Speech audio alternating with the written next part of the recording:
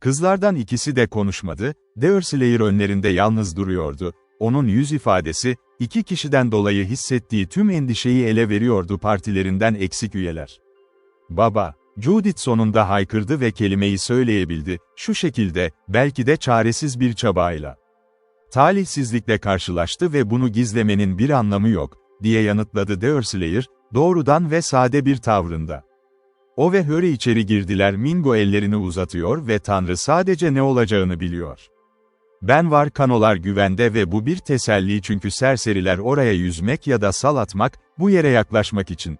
Gün batımında Chingachgook tarafından güçlendirilmiş, eğer onu bir kanoya bindirebilirsem ve o zaman, sanırım, ikimiz gemi ve kale için hesap verebiliriz, ta ki biraz garnizonlardaki subaylar bu savaş yolundan haber alır ve er ya da geç yardım aradığımız zaman durum böyle olmalı, eğer o bölgeden başka bir şey yok."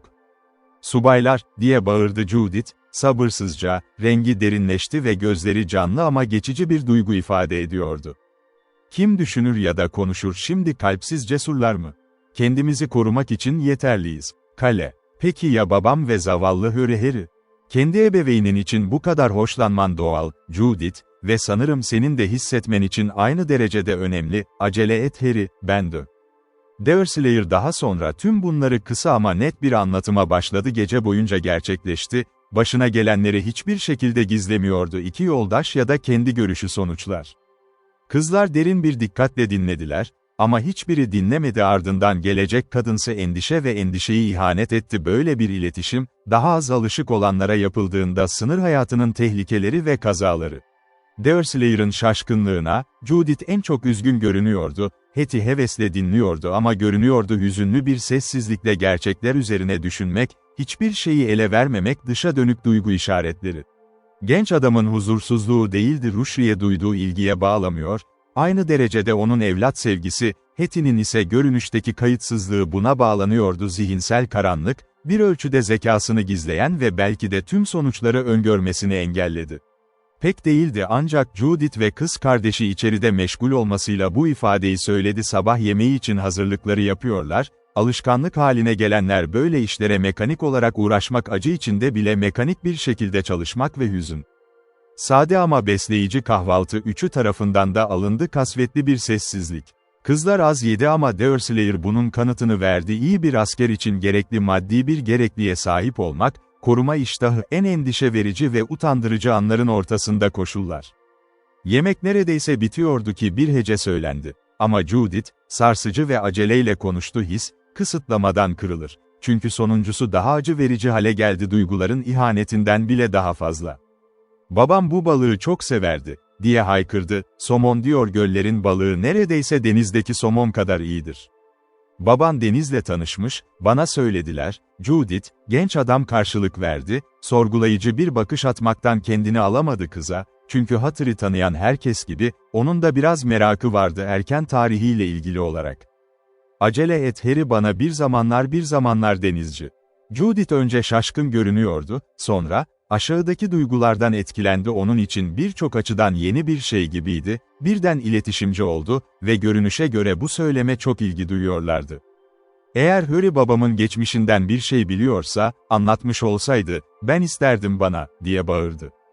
"Bazen ben de düşünüyorum, bir zamanlar denizciydi, sonra yine de sanırım değildi. Eğer o sandık açık olsaydı ya da konuşabilseydi, belki de tüm geçmişine girmemizi sağlar. Ama bağlamaları çok güçlü, sürü ipi gibi kırılacak." Deerslayer söz konusu sandığa döndü ve ilk kez dikkatle inceledi. Renk değiştirmiş olmasına rağmen ve çok kötü muamele gördü, bunun malzeme ve malzemelerden oluştuğunu gördü. İşçilik, şimdiye kadar sahip olduğu türden her şeyden çok üstündü görülmeden önce. Ahşap koyu, zengin ve bir zamanlar oldukça cilalıydı, ancak aldığı muamele yüzeyinde pek parlaklık bırakmıyordu ve çeşitli çizikler ve girintiler, sert çarpışmaları kanıtladı. Kendisinden daha sert maddelerle karşılaştı.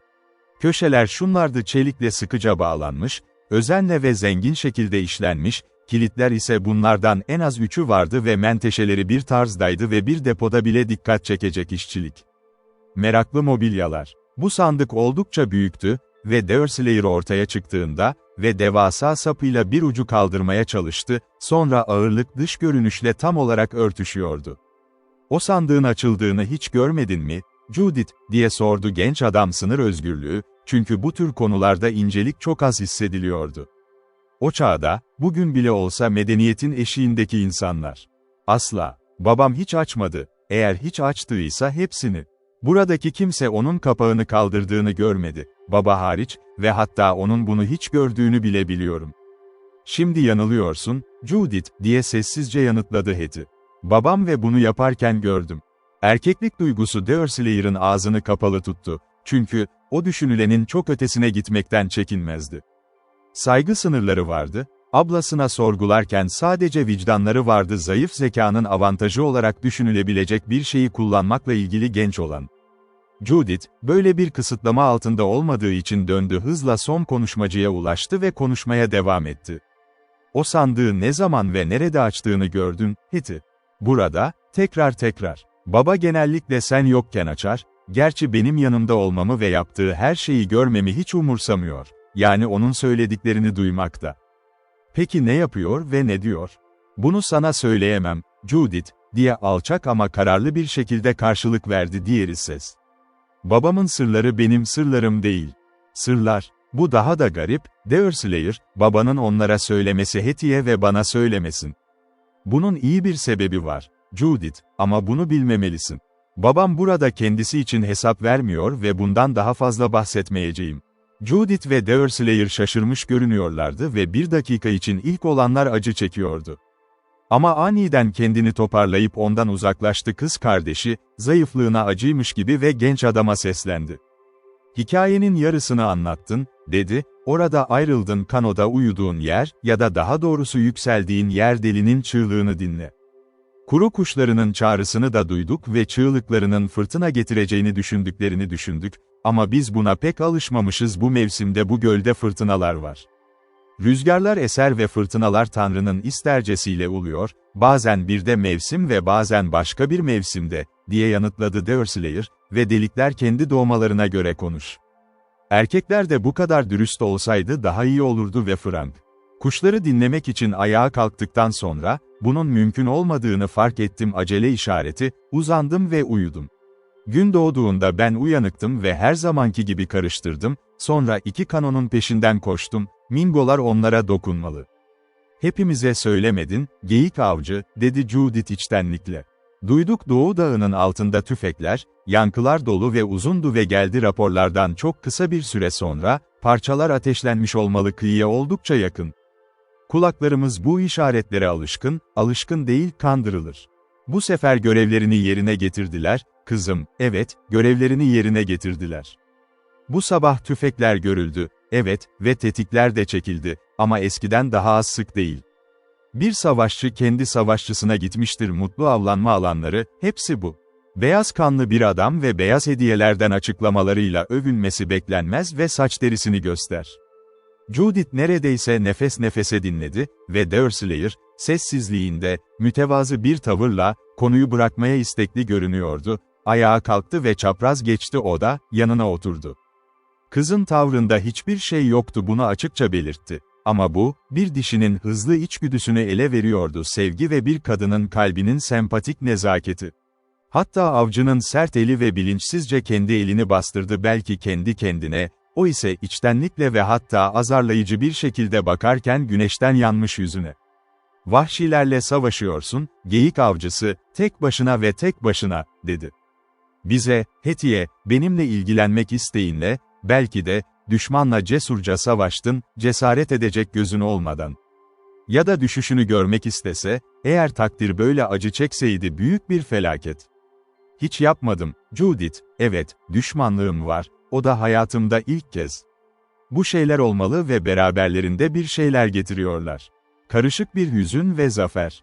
İnsan doğası savaşan bir doğasıdır, ben diyelim ki, tüm uluslar savaşta öldürür ve haklarımıza sadık kalmalıyız ve hediyeler. Henüz yapılanlar büyük bir mesele değil, ama yapılmalı. Chingachgook bu akşam kayaya gelecek, aramızda anlaşıldığı gibi, ve ben vahşilerin bildiği ya da biliyorlarsa onu bu işten uzaklaştırın, eğer onlar biliyorsa, dilekler ve tasarımlar, o zaman hepimiz savaş gibi bir şeye bakalım, öncelikle. Mingo'ya kaleye, ya da sandığı, ya da kendiniz de siz. Bu Chingachgook kim, nereden geliyor ve neden buraya mı geliyor?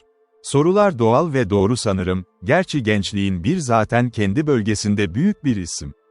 Chingachgook bir Mohican kanından, Delaware'lerle kullanım yoluyla ilişki kurmak, durum böyledir kabilesiyle birlikte, bu kabilesi uzun süredir dağılmıştı bizim rengimiz.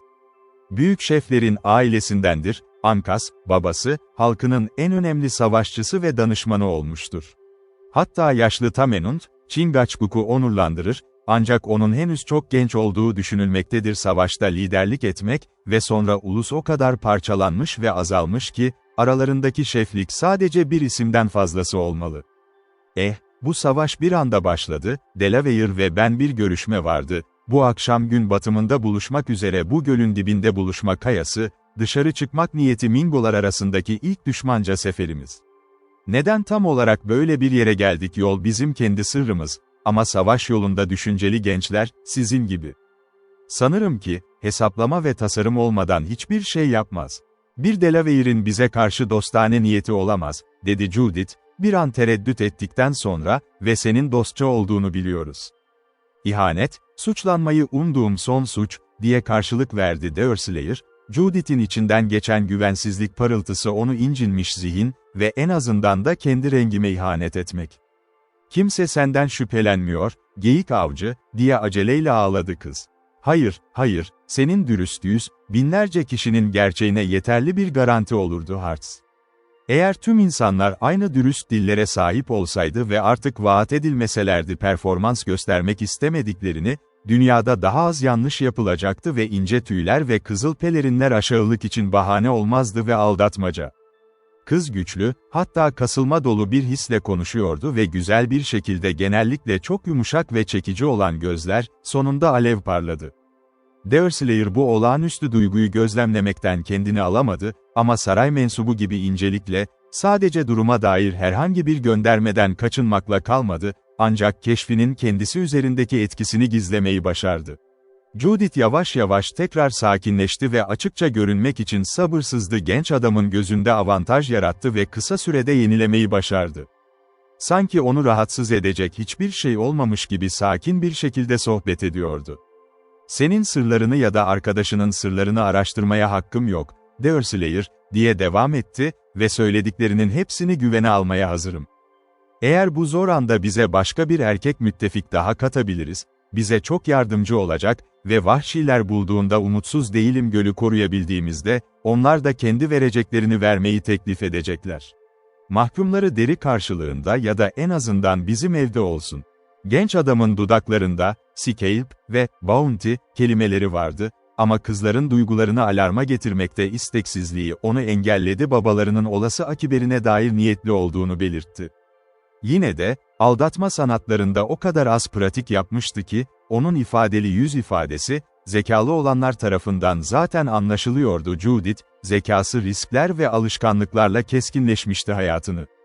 Ne demek istediğini anlıyorum, diye aceleyle devam etti ve senin ne demek istediğini derdi, ama bana, yani bize, zarar verme korkusu için, Hetty için babasını benim kadar çok seviyor. Ama bu, düşündüğümüz gibi değil Kızılderililer. Yaralanmamış bir mahkumun kafasını asla soparmazlar, onu almayı tercih ederler canlı kayboldu, tabii ki, işkence arzusu onlara hakim olmak. Babamın saç derisi için hiçbir şeyden korkmam, onun içinde çok az şey hayat. Gece bizi çalabilirlerse, muhtemelen hepimiz acı çekmeliyiz bu şekilde, ancak açık çatışmada esir alınan adamlar nadiren yaralanır, değil, en azından işkence zamanı gelene kadar. Bu gelenek, izin veriyorum, ve pratiklere uygun, ama, Judith, baban ve Harry'nin hangi ara verdiğini biliyor musun? Vahşiler. Evet, ve acımasız bir görevdi. Ama ne alacaksın? İnsanlar adam olacak ve bazıları altın ve gümüşleriyle gösteriş yapan, kralın kıyafetlerini taşıyanlar bile ceplerinde komisyon varsa, eşit zulümden suçsuz değildir.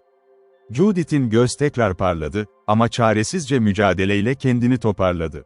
Erkeklerin yaptığı tüm yanlışları düşündüğümde ısınıyorum, diye ekledi, gülümsemeye kendini gösteriyordu, bu çabada sadece umursamaz bir şekilde başarılı oldu şey. Bütün bunlar saçma, yapılan oldu ve onarılamaz şikayetler. Ama Kızılderililer kan dökülmesini çok az düşünüyor ve insanları girişimlerinin cesareti için o kadar çok değerli bulurlar ki, mahkumlarının hangi işe geldiğini bilseler, daha olası olurdu onur, onları incitmekten daha fazla. Bir süreliğine, Judith, evet, buna bir süre izin veriyorum. Ama o his ne zaman ölürse, intikam aşkı gelir. Göstermeliyiz. Chingachgook ve ben, Rushri ve Hurry ile senin baba özgür. Çünkü Mingo bazı günler bu gölün etrafında dolaşacak, başarılarından en iyi şekilde yararlanmak için. Bu Delaware'e güvenilebileceğini mi düşünüyorsun, Deerslayer, diye sordu. Kız, düşünceli. Kendim elimden geldiğince çok şey yapabiliyorum. Beni şüphelenmiyorsun diyorsun, Judith. Sen, tekrar elini aldı ve kendi elini arasına bastırdı, bir daha az basit düşünenlerin kibirini uyandırabilecek bir sıcaklık ve kendi iyi niteliklerine daha çok takılmaya meyilli, şüphelenme eğilimi yüksek bir kardeş. Seni sadece bir gün tanıdım, geyik avcısı, ama bu uyandırdı bir yılın özgüveni. Ancak adınız bana yabancı değil, için garnizonların cüsurları sık sık verdiğiniz derslerden bahseder avda onlar ve hepsi senin dürüstlüğünü ilan ediyor. Hiç silahlı saldırıdan bahsediyorlar mı, kız, diye hevesle sordu, sonrasında ise, sessiz ama içten bir şekilde gülerek. Gerçekten var mı silahlı saldırıdan mı bahsediyorsun? Kendi hakkımda hiçbir şey duymak istemiyorum. Eğer öyle olsa bu zamana kadar bu noktada pek işe yaramıyor yetenekli ve emin olmak, ama memurlar kendi dine diyor, evet, kendi kendileri hakkında ne diyorlar? Silah dedikleri gibi, onların mesleği ve ama aralarında kullanmayı çok az bilen bazıları var. Umarım senin arkadaşın Chingachgook için böyle olmaz, senin gibi onu çağır, Hint adının İngilizcesi nedir? Büyük Sarpent, bilgeliği ve kurnazlığı nedeniyle böyle adlandırılmış, Ankas onun Raıl isim, tüm ailesi bir unvan alana kadar Ankas olarak anılıyor ki bu eylemlerle kurulmuş.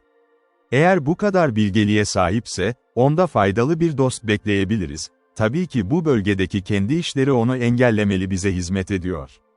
Sana onun sözlerini söylemekte büyük bir zarar görmüyorum. Hepsi ve ne kadar istersen bize yardım edecek yollar bulursan, seni ve Hetty'yi tüm olaya dahil edeceğim, sırrı kendi sırrın gibi saklayacağına güvenmek. Bilmelisin Chingachgook'un yakışıklı bir injin olduğu, çok bakıldığını, hayranlık duyulduğunu ailesi ve diğer nedenlerle kabilesindeki genç kadınlar tarafından kendisi hakkında bir hesap. Şimdi, bir şefin adında bir kızı var Vatava, İngilizce dilinde hist olarak interpretans edilmiştir, Delaware'ler arasında en nadir kız ve en çok aranan kız ve ulusun tüm genç savaşçıları tarafından eş arzulamaktadır. Chingachgook ve diğerleri Vatava ile Vatava'a ilgi duyuyordu ona ilgi duydu. Burada Deerslayer bir an duraksadı. Çünkü o hikayesinde Hetty hatır ayağa kalktı, yaklaştı ve dikkatle durdu dizinde, bir çocuk annesinin efsanelerini dinlemek için yaklaşırken. Evet, ona ilgi duyuyordu, o da ona hoşlanmış, diye devam etti Deerslayer, bir büyü atarak masum ve ilgili kıza dostane ve onaylayıcı bir bakış, ve durum böyle olduğunda ve tüm yaşlılar aynı fikirdeyse, bu genellikle olmaz genç çiftin ayrı kalması durumunda. Chingachgook taşıyamazdı böyle bir ödülü alıp onu çok isteyen aralarında düşmanlık yaratmadan. Kendisi de öyle. İngilizce olarak ona Sartın Briarthorn diyoruz. Ya da Yokom'un, Injin'de zorlandığı gibi, bunu en çok ciddiye aldı ve biz güvenmiyoruz sonrasında olanların hepsinde rol oynadığını. Vatava, 2 ay önce babası ve annesiyle balık tutmaya gitti. Batı derelerinde somon balığı var, bu bölgelerde herkes tarafından kabul edilir o balık en bol ve bu şekilde yok oldu. Çünkü birkaç hafta boyunca ondan haber alamadım, ama burada, 10 gün önce, bir Delaware ülkesinden geçen bir koşucu bize bir mesaj getirdi, Vatava'nın halkından çalındığını öğreniyoruz. Ama Briarthorn'un alaycılığıyla, ve şimdi olduğunu bilmiyorlardı. Onu evlat edinmiş ve genç biriyle evlenmesini isteyen INMY ile Mingo. Mesajda, grubun avlanıp yiyecek aramayı amaçladığı belirtildi. Bu bölgeye 1-2 ay boyunca geri döndükten sonra Kanada'ya geri döndü ve eğer bu bölgede bir koku bulabilirsek, bir şey belki ortaya çıkar, bu da kızı kurtarmamıza yol açar. Peki bu seni ne ilgilendiriyor, geyik avcı, diye sordu Judith, biraz endişeli. Beni şaşırtıyor, tıpkı bir dosta dokunan her şey gibi. Buradayım Chingachgook'un yardımcısı ve yardımcısı olarak, gençleri alabilirsek kız onu seviyor, neredeyse aynı zevk verecek kendi sevgilimi geri kazanmıştım. Peki o zaman sevgilin nerede, Deerslayer? Ormanda, Judith, ağaçların dallarından asılı duruyor, yumuşak bir yağmurda, açık çimlerin üzerindeki çiğde, bulutlar mavi gökyüzünde süzülüyor, ormanda şarkı söyleyen kuşlar, susuzluğumu giderdiğim tatlı kaynaklar ve diğer tüm görkemli yerlerde Tanrı'nın takdirinden gelen armağanlar. Demek istiyorsun, henüz benim cinsiyetimden birini sevmemişsin ama en çok seviyorsun senin hayaletlerin ve kendi yaşam tarzın. İşte bu, mesele bu. Ben beyazım, beyaz bir kalbim ve mantıklı olarak, kızıl tenli bir kızı sevemem, ki onun kızıl tenli olması gerekir kalbi ve hisleri. Hayır, hayır, o partikularlarda yeterince iyiyim ve umarım en azından bu savaş bitene kadar böyle kalmak. Zamanımı çok fazla buluyorum Chingachgook'un ilişkisine dahil oldu, kendi ilişkimden birini istemek için eller öncesine kadar bu yerleşmiş olsun. Sonunda seni kazanan kız, geyik avcısı, en azından dürüst bir kazanır kalp, hainlik ya da hile olmadan bir kalp ve bu bir zafer olacak cinsiyetinin çoğunun kıskanması gereken bir şey. Judith bunu söylerken, güzel yüzünde kin dolu bir kaş çatma vardı, ağzında acı bir gülümseme vardı ve bu ağıldan hiçbir sapma yoktu kaslar her şeyi yakışıklı yapmaktan başka bir şey yapabiliyordu.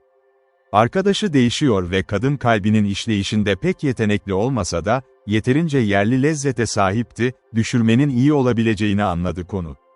Chingachgook'un beklendiği saat hala uzaktı, Deerslayer, savunmaların durumunu incelemek için yeterli zamanı vardı ve elinde olan ek düzenlemeleri yapmak ve anın aciliyeti bunu gerektiriyor gibiydi. Deneyim ve öngörülü hatır bu detaylarda yapılacak pek bir şey bırakmamıştı, yine de birkaç genç adama önlemler verildi, kendisinin sınır savaşı sanatını, gelenekler ve efsaneler aracılığıyla inceledi. Uzun süre yaşadığı insanlar, arasındaki mesafe kaleye ve kıyıdaki en yakın noktaya karşı herhangi bir yakalanmanı engelledi. Topraktan atılan tüfek mermilerinin konusu oldu. Ev içerideydi bir anlamda tüfek ateşi doğruydu ama nişan tamamen soru sordu ve Judith bile herhangi bir tehlikeye tamamen önem verdiğini iddia etti o kaynak. O halde, parti kaleye karşı güvendeydiler, ancak saldırganları bunun için bir yol bulamazsa ateş ya da fırtına, ya da bazı araçlarla taşıyın kızılderili kurnazlığı ve kızılderili ihaneti. İlk tehlike kaynağına karşı hatır bolca hazırlık yapmıştı ve binanın kendisi, kabuk çatısı hariç, çok yanıcı değildi. Zemin birkaç yerde batırıldı ve halatlarla dolu kovalar günlük kullanımda, böyle bir acil duruma hazır durumda. Kızlardan biri zamanı olmadığı sürece yakılan herhangi bir yangını kolayca söndürmek çok ilerleme kaydetti. Judith, babasının tüm sözlerini anlıyor gibi görünüyordu savunma planları ve önemsiz bir pay alacak ruhu olan onların idamını genç adama anlatan tüm bu detayları anlattı ve böylece araştırmalarını yaparken çok zaman ve emek tasarrufu sağladı. Gündüz çok az kişi yakalanacaktı.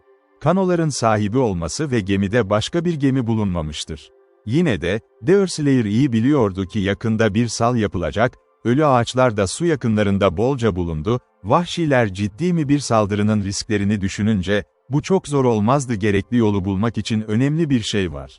Ünlü Amerikan baltası, bir araç bu yöntem açısından eşsiz ve o zamanlar çok geniş bilinmiyordu ve vahşiler, onun balta benzeri kullanımında pek ustaydılar yedek oyuncu, yine de, dereleri geçme konusunda yeterli deneyimleri vardı bu mod, eğer bir sal inşa edeceklerinden emin olmak içindi, saldırı risklerine maruz kalmayı makul bulurlar.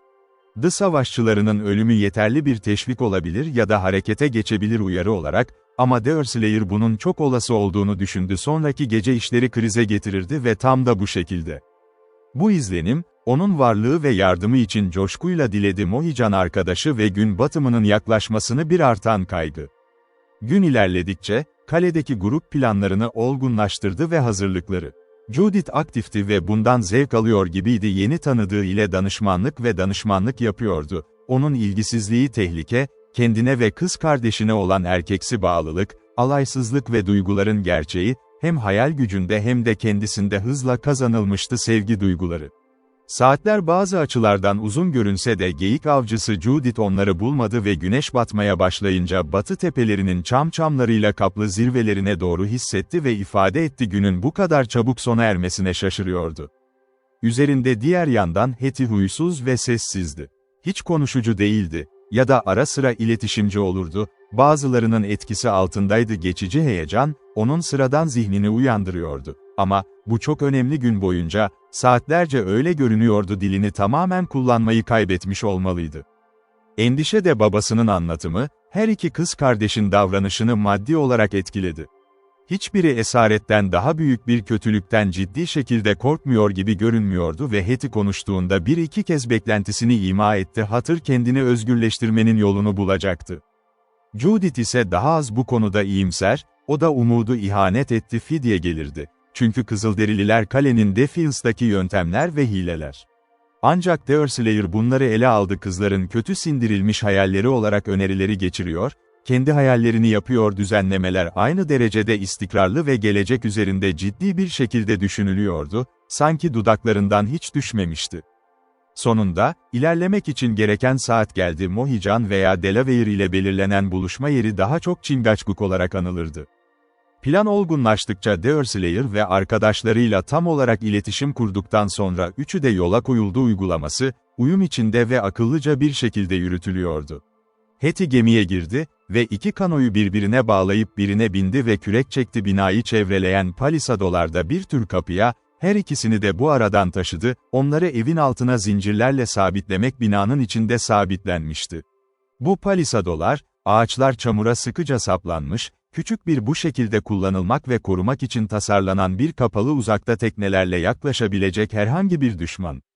Böylece kanolar yanaştı, bir ölçüde görünmez şekilde saklanmıştı ve kapı düzgün şekilde kapatılmıştı ve bağlıysa, onları çıkarmak kolay olmazdı, hatta onların görülme olayı.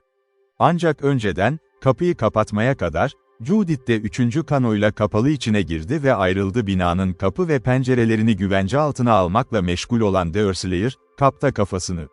Her şey devasa ve güçlüydü, küçük fidanlar da öyleydi. Bar olarak kullanıldığı için girmek 1-2 saat sürerdi bina. Deerslayer görevini bitirdiğinde, hatta saldıranlar balta dışında herhangi bir alet kullanmayı ve direnilmemeyi zorunlu kılmalarını engeller.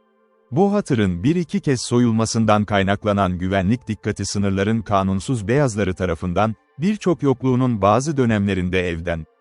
Her şey içeride hızlıca girer girmez, Deerslayer ortaya çıktı, bir tuzağa düştü ve oradan Judith'in kanosuna indi. Bu ne zaman işi bitirdikten sonra kapıyı devasa bir zımba ve sağlam asma kilitle bağladı. Hattie daha sonra kanoya alındı ve kano dışarı itildi. Palisado. Bir sonraki önlem kapıyı bağlamaktı ve anahtarlar gemiye taşındı. Üçü şimdi evden çıkarıldı, bu sadece şiddetle veya izlenen yolu takip ederek girilebilirdi genç adamın bırakmasıyla birlikte. Cam, dışarı çıkarılmıştı. Ön adım ve Deerslayer ardından tüm alanı dikkatlice inceledi, gölün kıyısında, kendi konumunun izin verdiği kadar. Geçimim değil bir şey görünüyordu, birkaç kuş hariç, ve sonuncusu bile uçuşuyordu ağaçların gölgesinde, sanki bir sıcakla karşılaşmak istemiyormuş gibi sıcak bir öğleden sonra. Özellikle en yakın noktaların hepsi herhangi bir sal hazırlanmadığından emin olmak için sıkı inceleme, sonuç her yerde aynı sakin yalnızlık tablosunu veriyordu. Birkaç tane sözler, duruma ait en büyük utancı açıklayacak partimizin için. Kendilerini dikkatli gözlerin gözlerine açıkladılar, düşmanlarının hareketleri yoğun bir perdeyle gizlenmişti orman. Hayal gücü ise sonunculara çok uygun olurdu, gerçekten içerdiğinden daha fazla savaşçı vardı, kendi zayıflıkları da olmalı, onlara bir bakış atabilecek herkes için açıktı. Hiçbir şey kıpırdamıyor, ne kadar şiddetli olursa olsun, diye bağırdı Deerslayer, sonunda camı indirdi ve gemiye girmeye hazırlandı. Serseriler yaparsa zihinlerinde yaramazlık barındırıyorlar, bunu göründürecek kadar kurnazlar, doğru, ormanda bir sal hazırlanıyor olabilir ama henüz hazırlanmadı, göle indirildi. Bırakmak üzere olduğumuzu tahmin edemiyorlar kaleyi ve eğer bilseler de, nereye niyetle yaklaştığımızı bilmeleri mümkün değil, gitmek. Bu o kadar doğru ki, geyik avcısı, diye karşılık verdi Judith, artık her şey hazır, biz hemen ilerleyebilir, cesurca ve takip edilme korkusu olmadan, zamanımızın gerisinde kalacağız. Hayır, hayır, mesele yönetilmeli, çünkü, vahşiler Chingachgook ve kaya kadar karanlık, gözleri ve bacakları var ve görecekler hangi yöne gideceğimizi ve bizi takip edeceğini gösterecek. Yapacağım ne kadar olsa, her türlü şekilde sıkı başı tutarak, onları şaşırtmaya çalışacak, önce bir çeyrekte, sonra başka bir çeyrekte, ta ki bacakları yorgun ve üzerimizden geçmekten yorulmuş. Gücünde olduğu kadarıyla, Deerslayer sözünü tutuyordu. Daha az bu konuşmadan 5 dakika sonra tüm parti gemi ve hareket halinde. Kuzeyden hafif bir esinti vardı ve cesurca yelkeni kaldırarak, genç adam hantal teknenin başını içeri koydu. Böyle bir yönertlik, cömert ama gerekli bir izin verdikten sonra esneklik, onu gölün birkaç mil aşağısında karaya çıkarırdı ve doğu tarafında. Geminin seyir yolu hiç hızlı olmadı, yüzeyde süzülürken onu içine sokmak zor değildi, hareket etmek ya da onu suyun üzerinde yaklaşık 3 veya saatte 4 mil. Kale ile kaya arasındaki mesafe 2 ligden biraz fazla. Bir Kızılderili'nin dakikliğini bilerek, Deerslayer hesaplarını yakından yapmıştı ve kendine bir buluşma noktasına ulaşmak için gereken zamandan çok fazla bir süre yok, gelişini geciktirmek ya da zorlamak için bir amaç, en uygun şekilde ortaya çıkabilirdi. Yelkeni kaldırdığında, güneş batı tepelerinin üzerindeydi, günün 2 saatinden biraz fazlasını vaat eden bir yükseklik ve birkaç tane dakikalar onu Scao'nun ilerlemesinin eşit olduğuna inandırdı beklentilerini.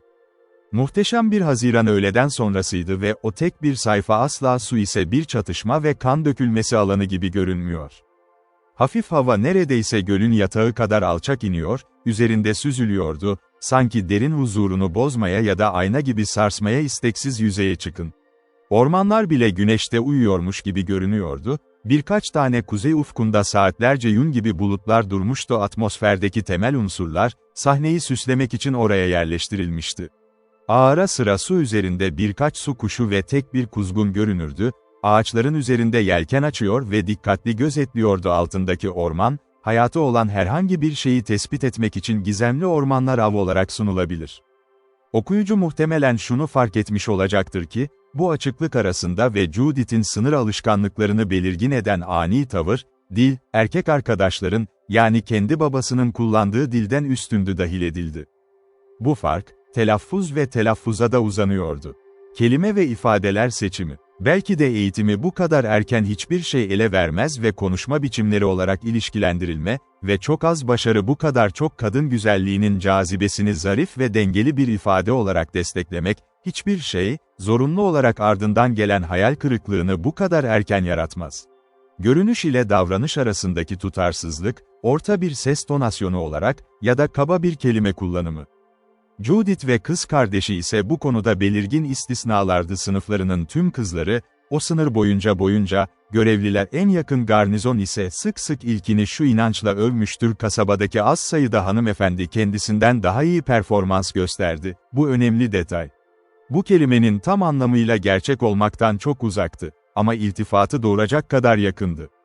Kızlar bu yetenek için annelerine borçluydular, çocuklukta, sonraki hiçbir çalışma veya emek sağlayacak bir avantaj hayatın erken dönemlerinden sonra ihmal edilirse, hiçbir dezavantajı olmadan. Kim annenin olduğunu ya da daha doğrusu hatırın bildiği bir şeydi.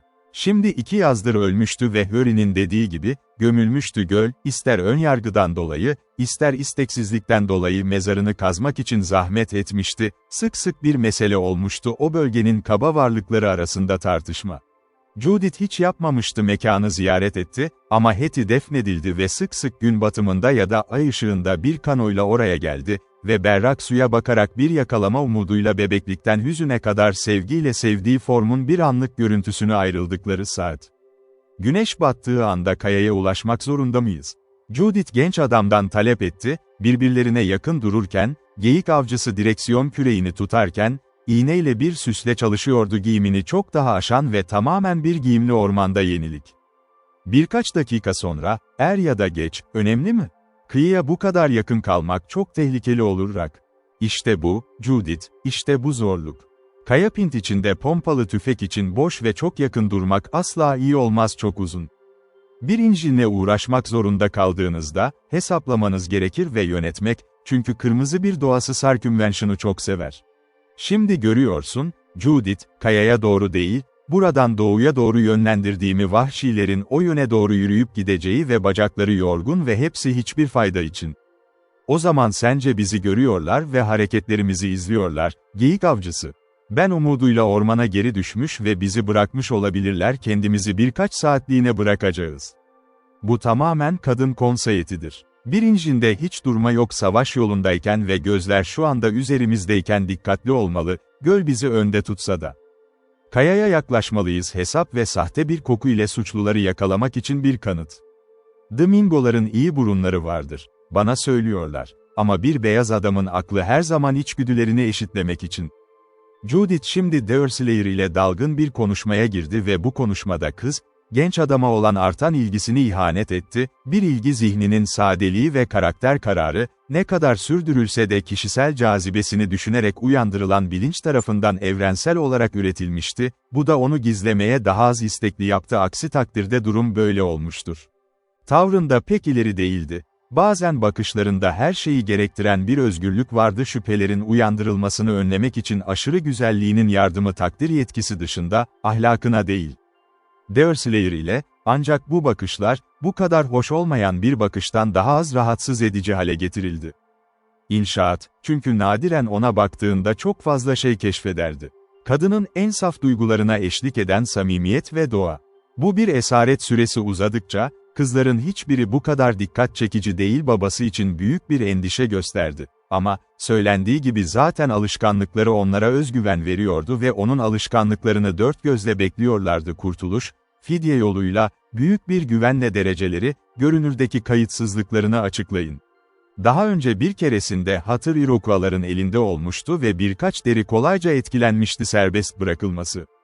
Ancak bu olay, kız kardeşlerin bilmediği bir şekilde, şu tarihte gerçekleşmişti: İngiltere ile Fransa arasında barış dönemi ve vahşilerin aşırılıklarını yapmaya teşvik edilmek yerine, farklı sömürge hükümetlerinin politikası. Judith konuşkan ve okşayan tavrındayken, Hetty kaldı düşünceli ve sessiz. Bir keresinde, gerçekten de, Dersleyer'a yaklaştı ve niyetlerini biraz yakından sorguladı, ayrıca amacını gerçekleştirme şekli hakkında, ama konuşma isteği daha ileri gitmedi. Basit soruları yanıtlandığı anda, ve hepsi en dolgun ve en nazik şekilde cevap verdi, o yerine çekildi ve kaba bir giysi üzerinde çalışmaya devam etti. Babasına doğru gidiyordu, bazen alçak bir hüzünlü bir hava mırıldanıyordu ve sık sık iç çekiyordu. Böylece zaman geçti ve güneş yeni başlamaya başladığında batı tepesini çevreleyen çam kökenlerinin arkasında parlayan bir parıltı gerçekten batmadan yaklaşık 20 dakika önce, gemi neredeyse en alçak seviyesindeydi, Hatır ve Hurry'nin esir alındığı nokta. Şiringil'e önce gölün bir tarafına, sonra diğer tarafına Dersleyer nesnesi hakkında belirsizlik yaratmak ve şüphesiz, vahşiler, hareketlerini kesinlikle izleyen kişiler, şu inanmaya devam ettiler: amacı, bu noktada veya yakınında onlarla iletişim kurmaktı ve bunu yapacaktı. Kazanç elde etmeye hazır olmak için bu yönde hızla ilerlemek koşullar. Bu hile iyi yönetildi, Körfez'in süpürülmesinden beri, gölün eğriliği ve araya giren alçak bataklık arazi, muhtemelen, eğer gerçekten geminin takipçilerinden önce kayaya ulaşmasına izin veriyorlardı, bu noktaya yakın bir noktada toplanan bir noktada, bir devreyi yapmak için zaman olabilir, oraya karayoluyla ulaşmak zorunda kalacak. Bu aldatmacayı desteklemek amacıyla, Dersleyer, en akıllıca batı kıyısına en yakın yerdeydi ve sonra Judith ve Hetty'nin eve ya kulübeye girip çömelmesine neden oldu. Kendini sıku çerçevesine gizlemek için aniden sonuncunun başını fırlattı ve yolunu en iyi şekilde kullanmaya başladı çıkışa doğru. Rüzgarın artmasıyla desteklenen ancak gemi bu planın tam başarısını vaat edecek kadar güçlüydü. Geminin yengeç gibi hareketi, dümmenin başını olduğu yönden çok farklı bir yöne bakıyor, gerçekten hareket ediyordu. Bu, okuyucunun yakında karşılaşacağımız olayları anlamasına yardımcı olabilir. Eğer sahnenin hızla çizilmiş bir resmine sahipse kaydedin, önüne koyulmuş gözleri tek bir manzarada. Gölün bir düzensiz şekilli bir havuz, esas olarak oval bir kontura sahip, ancak formalitesini hafifletmek ve kıyılarını süslemek için körfez ve uçlarla donatılmıştır. Bu güzel su tabakasının yüzeyi şimdi bir mücevher gibi parıldıyordu, içeride akşam güneşinin son ışınları ve tüm tepelerin batışı en zengin orman yeşilliğiyle örtülmüş, bir tür parlak gülümseme, sahip olduğumuz güzel çizgilerle en iyi şekilde tanımlanır, bu bölümün başında yer almaktadır. Bankalar olarak, birkaç istisna dışında, dağın hemen yükselmediği yerde bile aniden sudan yükseldi, manzarayı çevreleyen neredeyse kesintisiz bir yaprak sahili vardı, sakin göl, yamaçlıklardan çıkan ağaçlar, ışık, ta ki çoğu zaman uzun uzuvlarını uzatana kadar. Düz gövdeler, çizginin yaklaşık 40 ya da 50 feet ötesindedik. Bu durumlarda sadece ormanın devlerine atıfta bulunuruz, 100 ya da 150 feet yüksekliğinde çam ağaçları, Çünkü daha küçük büyümeler, çoğu alt dallarını dikleştirecek kadar eğikti suda. Gemisi şimdi aldığı konumda, kale bir uçun projeksiyonuyla gizlenmişti, gerçekten de gölün kuzey ucunda. Saygın bir dağ, orman giyimli ve yuvarlak, diğerleri gibi, o yönde görüşü sınırlıyordu. Hemen tüm fuar sahnesine yayılıyor, batı ucundan geçen derin bir körfez hariç, 1 milden fazla bir lavabo. Gölden suyun yapraklı alttan nasıl aktığı derenin kenarlarını kaplayan ağaçların kemerleri zaten ve ayrıca favori olan kayanın da olduğu söylenir o bölgedeki buluşma yeri ve şimdi Derslayer'ın olduğu yer arkadaşıyla buluşmayı bekliyordu. Bu çıkışın yakınında duruyordu ama pek iyi değildi kıyıdan uzaklıkta. Büyük, izole bir taştı ve üzerinde duruyordu. Gölün dibini, sular sığ aldığında orada kalmış gibi görünüyor çevresinden toprak, nehir boyunca kendilerine bir geçiş zorlayarak ve şeklini elementlerin etkisiyle almıştı, yüzyılların yavaş ilerlemesi. Bu kayanın yüksekliği zar zor 6 feet eşittir ve söylendiği gibi, şekli genellikle arı kovanlarına veya saman penisine verilir. İkincisi ise gerçekten sadece biçimi değil, boyutları hakkında da en iyi fikir. Durdu ve hala ayakta duruyor. Çünkü gerçek sahneleri yazıyoruz, 50 feet mesafede. Banka ve sadece 2 feet derinliğinde suda vardı yuvarlak zirvesinin doğru şekilde kullanıldığı mevsimler, gölle kaplıydı. Ağaçların çoğu o kadar ileri uzanıyordu ki kayayı kıyıyla harmanlayacak gibi, biraz uzaktan bakıldığında ve özellikle bir uzun çam ağacı onun üzerine sarkıp, bir soylu ve birçok orman reisinin bulunduğu bir koltuğun uygun bir örtü, bilinmeyen çağların uzun ardışıklığı, Amerika'nın ve tüm onun ayrı bir dünyada, gizemli bir yalnızlıkta, ayrı bir dünyada vardı. Aynı derecede tanıdık bir tarihe sahip olmayan, tarihçilere ait bir kökeni olmayan insanın ulaşabileceği bir şey. Kıyıdan yaklaşık 2 ya da 300 feet uzakta, Derslayer yelkenini inceledi. Sandıkı bulduğu anda grapnelini düşürdü doğrudan kayanın rüzgarına doğru bir çizgi çizerek sürükleniyordu. Önergesi Skov, ardından hareketle durduruldu esintiden. Bu iş tamamlanır yapılmaz Derslayer, hat ödemesi ve geminin kayaya inmesini bıraktı, hafif hava kadar hızlı rüzgar altına doğru itebilirdi. Tamamen yüzeyde süzülen bu kısa sürede etkilendi ve genç adam, ona geminin kıç kısmı istenen noktadan 15 ya da 18 feet mesafedeydi. Bu manevrayı gerçekleştirirken Derslayer hızlıca ilerlemişti. Çünkü hem izlendiğinden hem de takip edildiğinden hiç şüphe duymuyordu. Düşman olarak, hareketlerini dikkatini dağıttığını düşündü, görünür kendi belirsizliği vardı ve onların hiçbir yolu olamazdı kayanın hedefi olduğunu belirledi. Tabii ki gerçekten onlardan biri değilse mahkumlar ona ihanet etmişti, kendi başına öyle imkansız bir şans ki, onun umurunda değildi.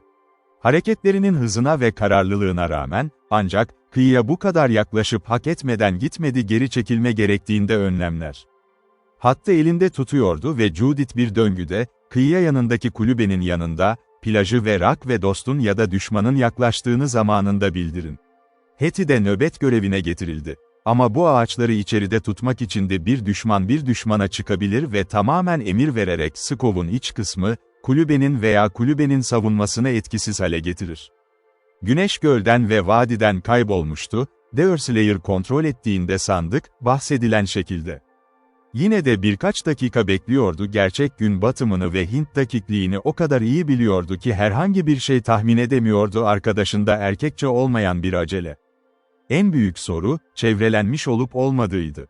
Düşmanları tarafından bilindiği gibi, onların zorluklarından kaçmıştı. Son 24 saatteki olaylar onun için bir sır olmalı ve kendisi gibi, Chingachgook'da henüz genç bir yoldaydı. Doğruydu, geldi vaat edilen gelinini tutan tarafla karşılaşmaya hazırlanıyordu, ama o karşılaştığı tehlikenin boyutunu ya da kesin olarak ne kadar olduğunu anlama imkanı yoktu dostlar ya da düşmanlar tarafından tutulan pozisyonlar. Kısaca, eğitimli bilge ve yorulmak bileliği bir Kızılderilinin durmaksızın temkinliliği, güvenebileceği tek şeydi, kaçınılmaz olarak karşılaştığı kritik riskler arasında. "Kaya boş mu, Judith?" diye sordu. Derslayer, kendi bulduğu anda geminin sürüklenmesini kontrol etti, cesaret almanın akılsızca olduğunu düşündü gereksiz yere kıyıya yakın. "Delaware'den herhangi bir şey görünebilir mi?" "Şef, hiçbir şey, geyik avcısı. Ne kaya, ne kıyı, ne ağaçlar ne de göl hiç insan formu taşımamıştı." "Yakın ol, Judith, yakın ol," Heti, bir tüfek bir merakla gider göz, çevik bir ayak ve çaresiz, ölümcül bir dil. O zaman yakın kal, ama aktif görünümlerini koruyun ve alartta ol. Bu beni kalbime kadar yas tutardı, ikinize de zarar vermediniz. Ve sen, geyik avcı, diye bağırdı Judith, yakışıklı yüzünü çevirerek döngüden, genç adama zarif ve minnettar bir bakış vermek için, yakın duruyorsun ve vahşilerin yakalanmaması için uygun özen göster seni bir anlık gördüm. Bir kurşun, sana da birimize kadar ölümcül olabilir ve senin hissettiğin darbe, hepimiz tarafından hissedilecek. Benden korkma, Judith, benden korkma, iyi kızım. Bakma bu taraftan, çok hoş ve yakışıklı görünsen de gözünü tut kayada, kıyıda ve... Deerslayer, kızın hafif bir ünlemiyle kesildi, o da aceleyle yaptığı jestlere itaat ettiği kadar, sözlerine hem itaat eder, hemen bakışlarını tekrar ters yöne çevirmişti. Ne değil, Judith, diye aceleyle sordu, hiç var mı? Görülmesi gereken bir şey, kayada bir adam var, boyasıyla bir kızılderili savaşçı ve silahlanmış. Şahin tüyünü nerede takılıyor, diye hevesle ekledi Deerslayer, ipi gevşetti, yere doğru sürüklenmeye hazırlandı buluşma yeri. Savaş kilidi mi hızlı mı, yoksa onu yukarıda mı taşıyor? Sol kulak. Dediğin gibi, sol kulağın üstünde, o da gülümsüyor ve mırıldanıyor, Mohican. Tanrı'ya şükürler olsun, sonunda Sarpent geldi, diye haykırdı genç adam, ipin ellerinden kayıp gitmesine izin verdi, ta ki bir ışık sıçrayışını duyana kadar, aracın diğer ucunda, hemen ipi kontrol etti ve tekrar çekin, amacının gerçekleştiğine dair güvence altında. Burada o anda kulübenin kapısı aceleyle açıldı ve, bir savaşçı, küçük odada hızla dolaşarak, Deerslayer'ın yanında durdu, basitçe, "Haf!" diye bağırarak. Bir sonraki anda, Judith ve Hetty çığlık attı ve hava 20 vahşi kişinin bağırışlarıyla doldu dallardan zıplıyor, kıyı boyunca aşağıya, bazıları gerçekten düşüyordu aceleyle suya doğru koştular. "Çek, geyik avcısı!" diye bağırdı Judith, kapıyı aceleyle kapatarak, Delaware'in az önce geçtiği geçitten bir ilerlemeyi engellemek girdi. "Çek, hayat ve ölüm için, göl vahşilerle dolu, peşimizden geçiyor." Genç adamlar, çünkü Chingachgook hemen arkadaşının yanına geldi yardım, ikinci bir teklife gerek yoktu ama kendilerini görevlerini, bu durumu ne kadar acil bulduklarını gösteren bir şekilde. Büyük zorluk, böylesine büyük bir grubun ataletini aniden aşmaktı. Mes, bir kez olsun hareket halinde, Skov'un suya sönmesini sağlamak kolaydı tüm gerekli hızla. "Çek, geyik avcısı, Allah aşkına!" diye bağırdı Judith, yine döngüye bakarken. Bu zavallılar, avlarını takip eden köpekler gibi suya koşuyor. Ah, Skov hareketleri! Ve şimdi, su derinleşiyor, en öncünün koltuk altlarına kadar, ama onlar öne uzanıyor ve sandıkı ele geçirecekler. Hafif bir çığlık ve ardından kızdan neşeyle bir kahkaha geldi, ilk peşlerinden gelenlerin çaresiz çabasıyla ortaya çıkmış, sonuncusu ise başarısızlık, artık oldukça harekete geçen Skov, ileriye doğru süzülerek derin su, düşmanlarının planlarını belirleyen bir hızla. Hiçbir şey, kulübenin konumu nedeniyle iki adam engellendi. Arkada olanları görünce kızlara sormak zorunda kaldılar kovalamacanın durumuna girdi. "Şimdi ne olacak, Judith, sonra ne olacak, Mingo hala takip ediyor mu, yoksa şimdilik onlardan vazgeçtik mi?" diye sordu Deerslayer, hissettiğinde ip, sanki Skog hızla ilerliyormuş gibi eğildi ve çığlık ve kızın kahkahası, neredeyse aynı nefesteydi. Kayboldular, biri, sonuncusu, sadece gömüyor kendini bankanın çalılıklarında kaybolmuş, orada, kayboldu ağaçların gölgeleri. "Arkadaşını aldın ve hepimiz güvendeyiz." İki adam şimdi büyük bir çaba daha gösterdi, gemiyi hızla yukarı çektiler kaba takıldı ve Skov biraz mesafeye ateş edip kaybedince yoluna doğru, çapayı tekrar bırakıyorlar. Sonra, ilk kez buluşmaları zamanı çabalarını durdurdular.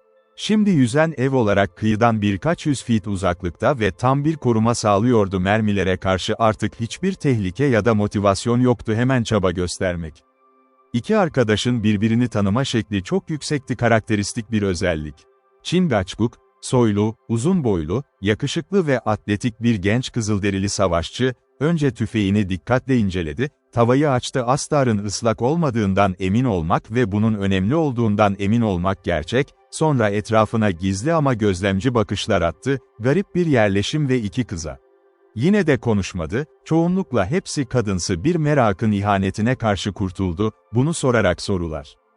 Judith ve Hetty, dedi Dersleyer, öğretilmemiş, doğal bir nezaketle, bu bahsettiğimi duyduğunuz Mohican reisi, Chingachgook olduğu gibi adı vardı, bu da büyük yılan anlamına gelir, bilgeliği ve ihtiyatından dolayı bu adı almıştır, ve kurnaz, en son kardeşim. Biliyorum, o olmalı, Şahin tüyünün sol kulağının üzerine, diğer savaşçıların çoğu onları takardı savaş kilidi. Dersleyer konuşmayı bıraktığında, içtenlikle güldü, belki daha çok heyecanlandı arkadaşını güvenle yanında bulmanın verdiği mutlulukla, altında koşullar çok zorlu, ki başına geçen herhangi bir kibirden hayali bir şekilde gösteren ve bu duygu patlamasını bir şekilde gösteriyordu pek dikkat çekici değildi. Çünkü neşesi hiçbir sesle eşlik edilmiyordu. Chingachgook hem İngilizceyi anlıyor hem de konuşuyor ama isteksizdi düşüncelerini bu kitapta iletmek için, tıpkı çoğu Kızılderili gibi ve ne zaman tanıştığı zaman Judith'in samimi el sıkışması ve Hetty'nin daha yumuşak selamı, şefe dönüşen nazik tavırla, arkasını döndü. Görünüşe göre beklemek için arkadaşının açıklamaya girmesi uygun olabilecek an gelecekteki niyetlerini ve o zamandan beri neler olduğunu anlatmak için ayrılıkları. Diğeri onun anlamını anladı ve kendi olduğunu keşfetti konuda mantık yürütme biçimi, kızlara hitap ederek. Bu rüzgar yakında tamamen kesinecek, şimdi güneş battı, dedi ve bu konuda kürek çekmeye gerek yok. Yarım saat içinde olacak, ya da öyle ya sakin bir şey olur, ya da hava güney kıyısından gelecek, kaleye dönüş yolculuğumuza başlayacağız. Bu arada, Delaware ile konuları konuşacağız ve her birimizin doğru fikirlerini alacağız diğer insanların bizim gitmemiz gereken yolu kavrayan fikirleri. Kimse bu öneriye karşı çıkmadı ve kızlar kulübeye çekilip akşam yemeğini hazırladılar, iki genç adam ise Skov'un başını tuttu ve konuşmaya başladı. Diyalog dildeydi Delaware'lerden. Ancak bu lehçe çok az anlaşıldığı için, hatta bilgili olanlar tarafından, sadece bu konuda değil, sonraki tüm durumlarda da bunu yapacağız yakından verilmesi gereken kısımları liberal olarak İngilizce, mümkün olduğunca deyimini ve kendine özgü özelliklerini korumak ilgili konuşmacılar, resimleri en fazla şekilde sunarak okuyucuların zihnine grafik formlar yansıtır. İlk olarak Derslayer'ın anlattığı detaylara girmeye gerek yoktur, onlar, zaten tanıdık olan gerçeklerin kısa bir anlatımını sundu sayfalarımızı okuyanlar. Ancak bu olayları anlatırken, iyi olabilir konuşmacının sadece taslaklara değindiğini söylemek gerekirse, özellikle karşılaşması ve zaferi hakkında hiçbir şey söylememek Iroquois'lara ve ikisi adına kendi çabalarına da katkı sağlıyor terk edilmiş genç kadınlar. Dersleyer sona erdiğinde, Delaware anlatı, karşılık olarak, duyarlı ve ciddi bir onurla konuşur. Onun anlatım hem açık hem de kısaydı, ayrıca herhangi bir olayla süslenmedi bu, doğrudan onun ayrılma tarihiyle ilgisi yoktu, halkının köylerini ve Susquehanna Vadisi'ne gelişini anlattı. Sonuncusuna ulaştığında, ki bu nokta sadece yarım mil güneydeydi kısa süre sonra bir iz buldu ve bu da ona olası durumu haber verdi düşmanların yakınlığı. Böyle bir olaya hazırlıklı olmak, sefer onu doğrudan grubun çevresine çağırdı bilinen Iroquois'lar bu keşfi şu şekilde değerlendirdi, şanslı, tersi değil ve her zamanki önlemleri alarak döndü hesap vermesini sağlamak. Önce nehri kaynağına kadar takip etmek ve belirleme kayanın konumunda başka bir izle karşılaştı ve aslında saatlerce düşmanlarının yanlarında süzülür, eşit derecede bir metresiyle tanışma ve bir saç derisi alma fırsatı ve belki de öyle en çok istediği hangisini sorguladı. Gölün yakınında kaldı ve ara sıra bir yere gidip bakabileceği bir yere gidiyordu yüzeyinde geçiyordu. Ark görülmüş ve izlenmişti, bir an göründü. Ama genç şef mutlaka cahildi bu cihazın istenen kavşağı gerçekleştirmesi için aracı olacağı arkadaşıyla birlikte. Hareketlerinin belirsizliği ve şüphesiz beyaz adamlar tarafından yönetildiği bu durum kısa sürede onu varsayımda bulunmaya yönlendirdi. Ama gerçek ve her zaman gemiye binmeye hazır olduğu uygun bir fırsat sunabilir. Güneş ufka yaklaşırken ormandan çıkar çıkmaz orada tatmin edildi sandıkın yattığını bulmakta, görünüşe göre onu karşılamaya hazır olduğunu gösteriyordu. Görünüş şekli ve bu işe girişi bilinmektedir. Chingachgook saatlerce düşmanlarını dikkatle izliyordu, Skov'a ulaştığında ani ve yakın takipleri de bir o kadar sorundu kendisi için de şaşırtıcı bir durum, arkadaşı için olduğu gibi. Sadece yapabiliyordu bunu, onların sayısından daha fazla olmasıyla açıklıyor ilk olarak varsayıldı ve varlığını engelleyen partileri sayesinde cahildi. Düzenli ve kalıcı kampları, Kelime tabii, daimi, tarafın ikamet hakkına uygulanabilir ve amacı muhtemelen birkaç hafta içinde dışarıda kal, çok da uzak değildi Hatır ve Harry'nin onların ellerine geçtiği ve sonuç olarak tabii, bir kaynağa yakın. Peki, Serpent, diye sordu Dersleyer, diğeri kısa ama konuşmasını bitirdiğinde coşkulu bir anlatı, her zaman Delaware dilinde konuşuyor, ki sadece okuyucunun rahatlığı için bu konuda konuşmacı, Serpent, bu Mingoları keşfederken, bize Captives'leri hakkında söyleyecek bir şeyiniz var mı? Bu gençlerin babası kadınlar ve bir diğerinin de, bir nebze varsayım ki, birinin sevgilisi, onlar. Chingachgook onları gördü. Yaşlı bir adam ve genç bir savaşçı, düşen baldıran ve uzun çam. Sen o kadar da dışarıda değilsin, Delaware, sen o kadar da dışarıda değilsin. Yaşlı Hatır bozunuyor, Sartınti, ama birçok katı blok oyulabilirdi sandığı henüz yok ve acele Harry, boy ve güç açısından ve güzelliği gitsin, ona insan ormanının gururu denebilir. Bunlar bağlanmış ya da işkence gören adamlar mı? Soruyorum, çünkü genç kadınlar, ki bilmekten memnun olurlardı. Öyle değil, geyik avcısı. Mingolar oyunlarını kapatmak için çok fazla. Bazıları izler, biraz uyuyor, biraz izci oldu, bazıları avlanıyor. Soluk yüzler işlenmiştir bugün kardeşler gibi, yarın kafalarını kaybedecekler. Evet, bu kırmızı natur ve buna teslim edilmeli. Judith ve Hetty, işte sana teselli edici haberler, Delaware bana ikisinin de olmadığını söylüyor baba ne de acele Harry acı çekiyor. Ama kaybı direniyor özgürlük, kendimiz kadar iyi durumdayız. Tabii ki kamp, aksi takdirde istediklerini yaparlar. Bunu duyduğuma sevindim, Dersleyer, diye karşılık verdi Judith, ve şimdi öyleyiz arkadaşınızla birlikte, bir şey bulacağımızdan şüphe etmiyorum. Mahkumları fidye için fırsat buldu. Kampta kadın varsa, ben gözlerine çarpacak kıyafetler olsun ve en kötü ihtimalle en kötüsünde, büyük sandığı açabiliriz, ki sanırım şefleri baştan çıkarabilecek şeyleri barındırdığı bulundu. Judith, dedi genç adam, ona gülümseyerek ve büyüyen belirsizliğe rağmen içten merak ifadesi. Kızın dikkatli bakışlarından kaçmadı, onu kendi güzelliğinden ayrılmak, mahkumları serbest bırakmak, bir kişi olsa bile kendi baban ol, diğeri ise yeminli talip ve sevgilin olsun. Kızın yüzündeki kızarıklık kısmen öfke ama daha fazlası nedeniyle belki de daha nazik ve yenilikçi bir histen, kaprisli zevk sapkınlığı, onu hızla daha hassas hale getiriyordu. Onu sorgulayan gençlerin iyi görüşü, diğerlerinden daha iyi kişi.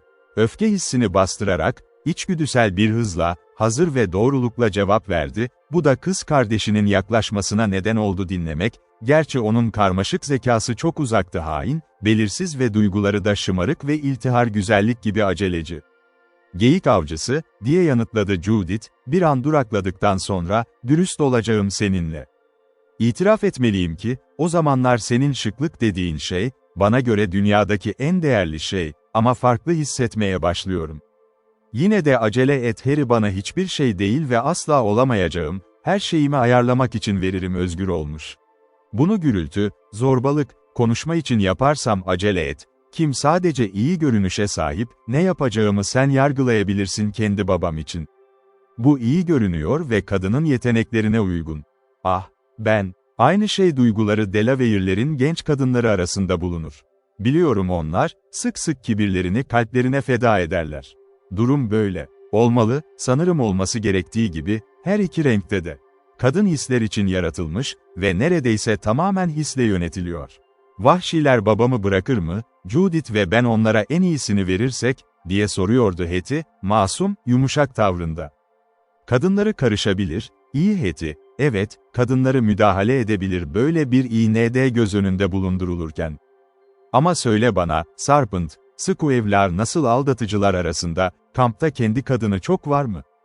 Delaware, Kızılderili ile birlikte olan her şeyi duydu ve anladı yerçekimi ve inceliği, yüzünü çevirmiş, dikkatsiz görünüyordu. Doğrudan ilgisi olmayan bir konuşma. Ancak bu nedenle arkadaşına sıradan ve duyarlı tavrıyla cevap verdi. 6, dedi, bir elinin tüm parmaklarını kaldırarak ve diğerinin baş parmağını, bunun dışında. Son sayı nişanlısını gösteriyordu, doğanın şiiri ve gerçeğiyle, elini koyarak onu tanımladığı kendi kalbine. Onu gördün mü, şef, onun hoş bir anlığına bir anlık gösterdin mi? Yüz ifadesi ya da kulağına yeterince yaklaşıp onun şarkısını söyleyecek kadar yaklaşmak duymayı sever. Hayır, Deurslayer, ağaçlar çok fazlaydı ve yapraklar onların üstünü örtmüştü, fırtınada gökyüzünü gizleyen bulut gibi dallar. Ama, ve genç Warrior, karanlık yüzünü arkadaşına çevirdi, içinde bir gülümseme vardı, güçlü görünümlü boyasını ve doğal olarak sert çizgilerini, insan duygularının parlak parıltısı. Chingachgook şu kahkahayı duydu, Watawa, ve bunu Iroquois kadınlarının kahkahalarından anlıyordu. O kulaklarında çırpıntı gibi geliyordu. Evet, bunun için bir aşık kulağına, tüm seslere de Delaware kulağına güven, ormanda hiç duyulmayanlar. Neden böyle olduğunu bilmiyorum Judith, ama genç erkekler ve gençlerle de aynı olabilir diyebilirim. Kadınlar da, ama her birine karşı iyi duygular beslediklerinde diğer tarafta, kahkahanın ya da konuşmanın ne kadar hoş olduğu harika diğer kişi. Konuşmaları dinleyen kasvetli savaşçılar gördüm ve genç kızların kahkahaları, sanki kilise müziğiymiş gibi, Albany'nin büyük caddesinde duran eski Hollanda kilisesi, orada birden fazla kez peltri ve avla oldu. Ve sen, geyik avcısı, dedi Judith hızlıca ve daha mantıklı bir şekilde. Genellikle hafif ve düşüncesiz tavrını işaretledi. Hiç yapmadın mı? Sevdiğin kızın kahkahasını dinlemenin ne kadar hoş olduğunu hissetmiş mi? Tanrım seni korusun kızım, kendi renklerim arasında asla yeterince yaşamadım onlara bir tür duygu atmak, hayır asla. Şunu söylemeye cesaret ediyorum, onlar doğaldır ve doğrudur, ama bana göre iç çekme kadar tatlı bir müzik yoktur. Ağaç tepelerindeki rüzgarın ve dolu bir derenin dalgalanması, parıltılı, saf orman suyu çeşmesi, tabii ki, gerçekten, devam etti. Düşünceli bir şekilde başını bir an eğdi, tabii ki gerçekten de, bir Sartın tazısının açık ağzı olur. Çünkü ben bir tazının izindeyken şişman bak. Unsart'ın köpekler için ise onların çığlıklarını pek umursamıyorum, bakın geyik görünmediğinde konuşma olasılıkları kadar yüksektir. Çünkü göründüğünde olduğu kadar. Judith yavaşça ve düşünceli bir şekilde uzaklaştı, sıradan bir kişi yoktu, hafif titrek iç çekişte hesaplayıcı bir koket, farkında olmadan kendisi dudaklarına yükseldi. Öte yandan Hetty dinledi saf ilgi, ama basit zihnine tek bir şey gibi geliyordu ki genç adam, ormanın melodisini kızların şarkılarına tercih etmeli, ya da masumiyet ve sevinç kahkahası bile vardı. Ancak artık pes etmeye alışkındı, çoğu şeyi kız kardeşine gönderdi. Kısa süre sonra Judith'i takip ederek kulübeye girdi, oturdu ve bir olayı ya da üzerine derin bir şekilde düşünmeye devam etti. Kararı ya da görüşü vardı, ki bu sadece kendisi için bir sırdı. Sol yalnız kalan, Deurslayer ve arkadaşı sohbetlerine devam etti. Genç solgun yüzlü avcı bu gölde uzun zamandır mı kaldı, diye sordu. Delaware, diğerinin önce konuşmasını nazikçe bekledikten sonra. Dün öğleden beri, Sarpent, ama bu yeterince uzun oldu, çok şey görür ve yapar. Kızılderili'nin yoldaşına taktığı bakış, o kadar keskin ki, gecenin toplanan karanlığını alay ediyormuş gibiydi. Çünkü diğeri gizlice ona karşılık verdi, iki siyah gözün parıldadığını gördü o, panterin topları ya da kaleme kurtunun topları gibi. O bu parlayan bakışın anlamını anladı ve kaçamak bir şekilde cevap verdi, hayal edilen, beyaz bir adamın hediyelerinin alçak gönüllülüğü en iyi olurdu. Tahmin ettiğin gibi, Sarpent, evet, biraz böyle bir şey. Düştüm düşmanlarla birlikte ve sanırım onları da bozdum diyebilirim. Kızılderili'den bir sevinç ve coşku haykırışları çıktı, sonra elini hevesle arkadaşının koluna koydu, orada olup olmadığını sordu. Herhangi bir saç derisi alındı. Bunu tüm Delaware kabilesinin karşısında koruyacağım. Yaşlı Tamenund ve kendi baban Büyük Ankas ve diğerleri de beyazdır hediyeler. Kafam kafamda, gördüğüm gibi Sarpent ve işte tek yapayı, bir tarafın tamamen Hristiyan ve beyaz. Hiçbir savaşçı düşmedi mi, geyik katil yeni adını yavaş olduğu için almadı görüş alan, yoksa tüfekle beceriksiz mi? Bu konuda, şef, akla daha yakınsın, dolayısıyla daha yakınsın haklı olmak. Bir Mingo düştü diyebilirim. Bir şef, diye şaşırtıcı bir öfkeyle talep etti. Hayır, bu bildiğimden ya da söyleyebileceğimden daha fazlası. O hem usta, hem de haindi ve güçlü kalpli, muhtemelen kendi eserleriyle yeterince popülerlik kazanmış olabilir. O rütbeye atları verilecek kişiler. Adam iyi değildi, ama gözü okulunu seninle birlikte almış biri için yeterince hızlı değildi, Delaware. Kardeşim ve arkadaşım cesedimi vurdu. Mingo'nun kollarımda öldüğünü görmek yersizdi. Gerçek hemen söylenebilir, Kırmızı hediyeli bir adamı sevmez, ben de kendi rengimden hediyeleri olan bir adamı sevmem. Tanrı bana zaferi verdi. Ay doğumumu unutarak onun takdirine karşı çıkamazdı ve natur beni beyaz yaptı, yaşayıp öleceğim. İyi, Deerslayer solgun yüzlü, elleri soluk yüzlü.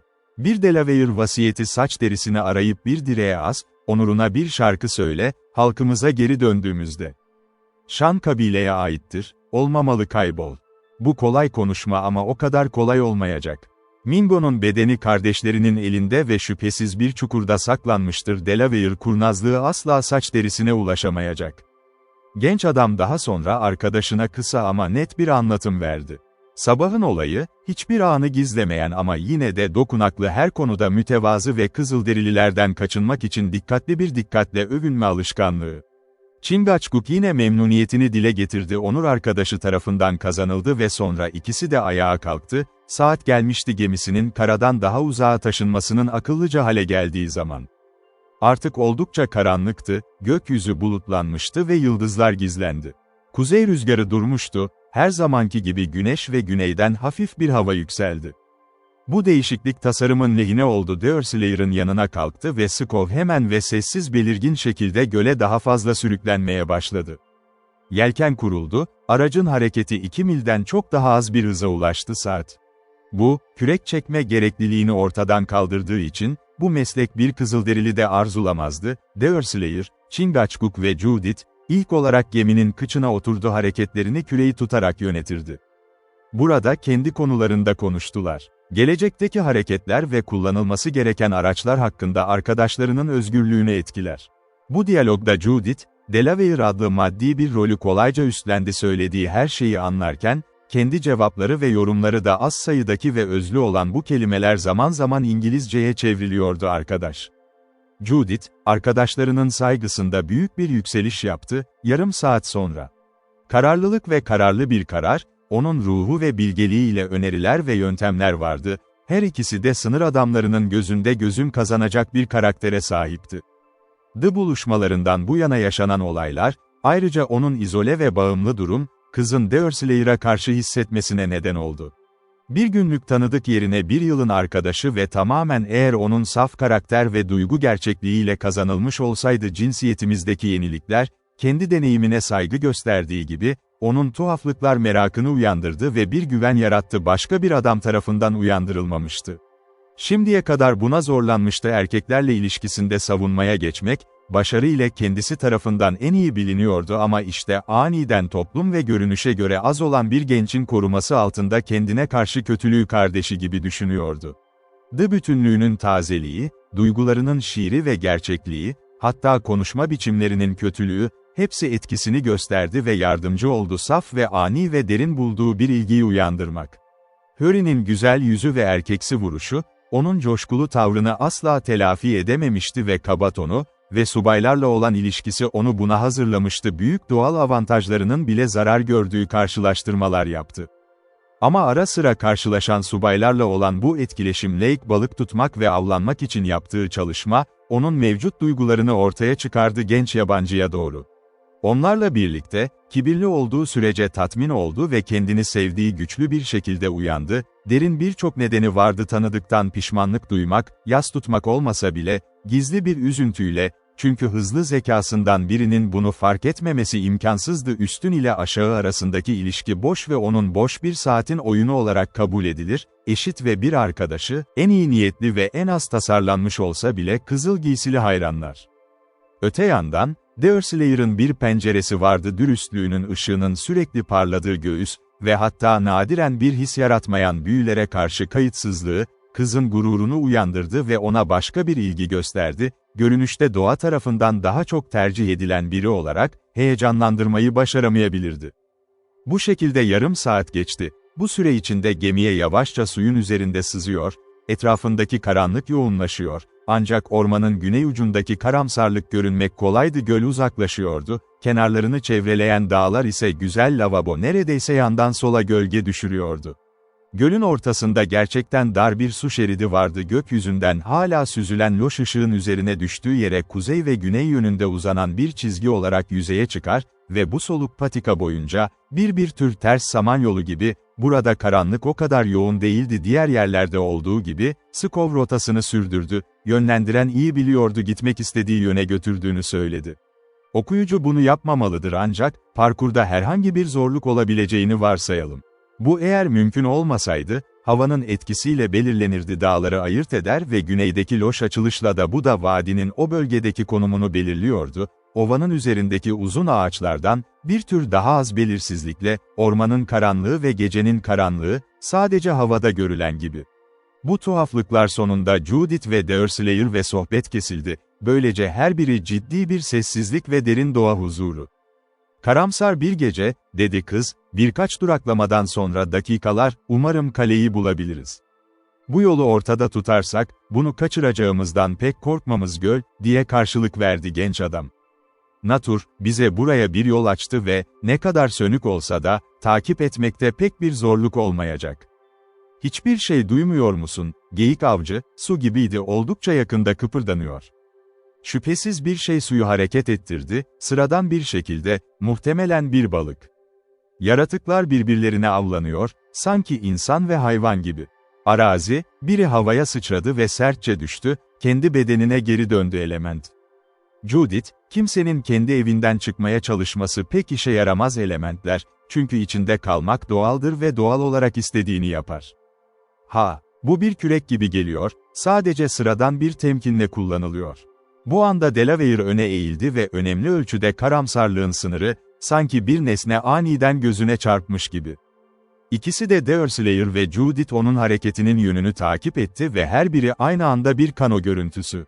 Bu şaşırtıcı anlık komşu ise kararsızdı ve daha az deneyimli gözler için belirsiz olabilirdi, ancak gemi içindekiler için bu nesne açıkça tek bir kano ve bir kano olarak görülüyordu, içinde birey, sonuncusu dik duruyor ve kürek çekiyordu. Kaç kişi yatıyor tabii ki alt kısmında gizlendiği bilinemezdi. Uçuş, kürekler, güçlü ve becerikli ellerle itilen bir kayıktan tamamen uygulanamazdı ve her biri tüfeğini beklerken aldı bir çatışma gibi. "Kürekçiyi kolayca indirebilirim," diye fısıldadı Deerslayer. "Ama yapacağız, önce ona selam ver ve ırnını sor." Sonra sesini yükselterek devam etti ciddi bir şekilde, "Dur. Yaklaşırsanız, ateş etmem gerekiyor, isteklerimin aksine, sonra Sart'ın ölümü gelecek. Kürek çekmeyi bırak ve cevap ver. Ateş et ve zavallı, savunmasız bir kızı öldür," dedi yumuşak, titreyen bir kadın ses. "Ve Tanrı seni asla affetmez. Yoluna git, Deerslayer, ve bırak, ben kendi işim olacak." "Hetty," diye haykırdı genç adam ve Judith bir nefesle, ve ilki kanoyu bıraktığı yere hemen fırladı çekmek. Gitmişti ve tüm olayı anlıyordu. Konuya gelince, kaçak olarak, tehditten korkarak kürek çekmeyi bıraktı ve loş bir şekilde kaldı görünür, insan formunun hayalet bir hattına benzeyen, üzerinde duruyordu. Su. Bir sonraki anda yelken indirildi, böylece gemisi kanonun yattığı yerden geçti.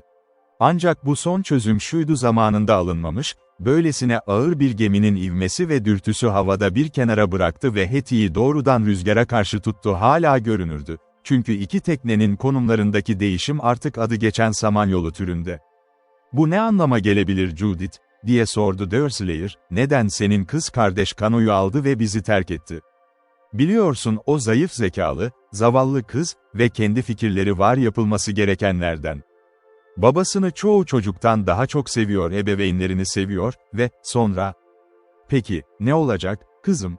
Bu zorlu bir an, gerçeğin olması gereken bir konuştu. Judith, kız kardeşini ihanet ettiği için cömert ve kadınsı bir pişmanlık duydu ve tekrar konuşmadan önce tereddüt etti. Ama bir kez daha Deerslayer tarafından teşvik edilen ve tüm partinin risklerinin farkındaydı Hetty'nin dikkatsizliği, artık kendini tutamadı. "O zaman, korkarım ki, zavallı, zayıf zırhlı Hetty tamamen görememiştir o yalan, yakışıklıların arkasına saklanmış tüm kibir, kaba ve aptallık, acele Harry'nin yüzü ve güzel formu. Uykusunda ondan bahsediyor ve bazen uyanık anlarındaki eğilimi ele verir. Judith, kız kardeşinin şimdi çılgın bir plana giriştiğini düşünüyorsun. Babasına ve Rushdie'ye hizmet eder, büyük ihtimalle onları da verecektir Mingoların Riptile'sı, kano ustalığı. Korkarım ki bu gerçek olacak, geyik avcısı. Zavallı Hetty vahşiyi alt etmek için yeterince kurnazlık değil. Tüm bunlar sırasında, bir ucunda Hetty şekli olan kano, hafifçe fark edilirdi, Ancak gemisinin daha büyük sürüklenmesi bunu gösteriyordu, her an, giderek daha az belirgin. Zamanın olmaması açıktı, kaybolmuş olmalı, yoksa tamamen yok olacağını. Tüfekler artık kenara bırakılmıştı, işe yaramaz olduğu için iki adam kürekleri ele geçirip Skov'un başını süpürdü, kanoya doğru dön. Judith, ofise alışkın, geminin diğer ucuna uçtu ve kendini olası bir yere yerleştirdi, dümen komutunu çağırdı. Hetty, bu hazırlıklar için alarmı aldı, ki bu hazırlıklar olabilir gürültü olmadan yapılamaz ve bir kuş gibi başladı, beklenmedik tehlikenin yaklaşmasıyla aniden katlanıyordu. Deverslayer ve arkadaşı, hissedenlerin enerjisiyle kürek çekerken, her siniri zorlamanın gerekliliği ve Hetty'nin gücü azaldı, kaçma isteğiyle kovalamaca hızla sona ererdi. Kaçağın yakalanması, kızın birkaç kısa olmasını sağlamamış olsaydı rotasında beklenmedik sapmalar. Bu dönüşler ona zaman kazandırdı ve aynı zamanda kano ve arkı yavaş yavaş içeri getirme etkisi de vardı, tepelerin gölgelerinin oluşturduğu daha derin karamsarlık. Ayrıca yavaş yavaş kaçak ile peşinden gelenler arasındaki mesafeyi artırdı, ta ki Judith arkadaşlarına kürek çekmeyi bırakmaları için seslendi, çünkü tamamen kaybetmişti kanoyu görmek. Bu utanç verici duyuru yapıldığında, Hetty aslında çok yakındı, kız kardeşinin söylediği her heceyi anlamaya çalışıyordu, gerçi kız kardeşi anlamıştı, koşulların izin verdiği kadar alçak konuşma önlemesini kullandı ve duyulmasını sağladı. Hetty aynı anda kürek çekmeyi bıraktı ve sonucu nefessiz bir sabırsızlıkla bekledi, aynı derecede geç çabaları ve iniş arzusu. Hemen ölü bir sessizlik göle düştü, bu sırada Ark'taki 3 kişi kanonun konumunu tespit etmek için farklı hisseder. Judith bir ses yakalamak umuduyla öne eğildi, kız kardeşinin kaçtığı yöne ihanet ediyor, 2 kişi ise yoldaşlar gözlerini mümkün olduğunca eşyanın seviyesine getirdiler.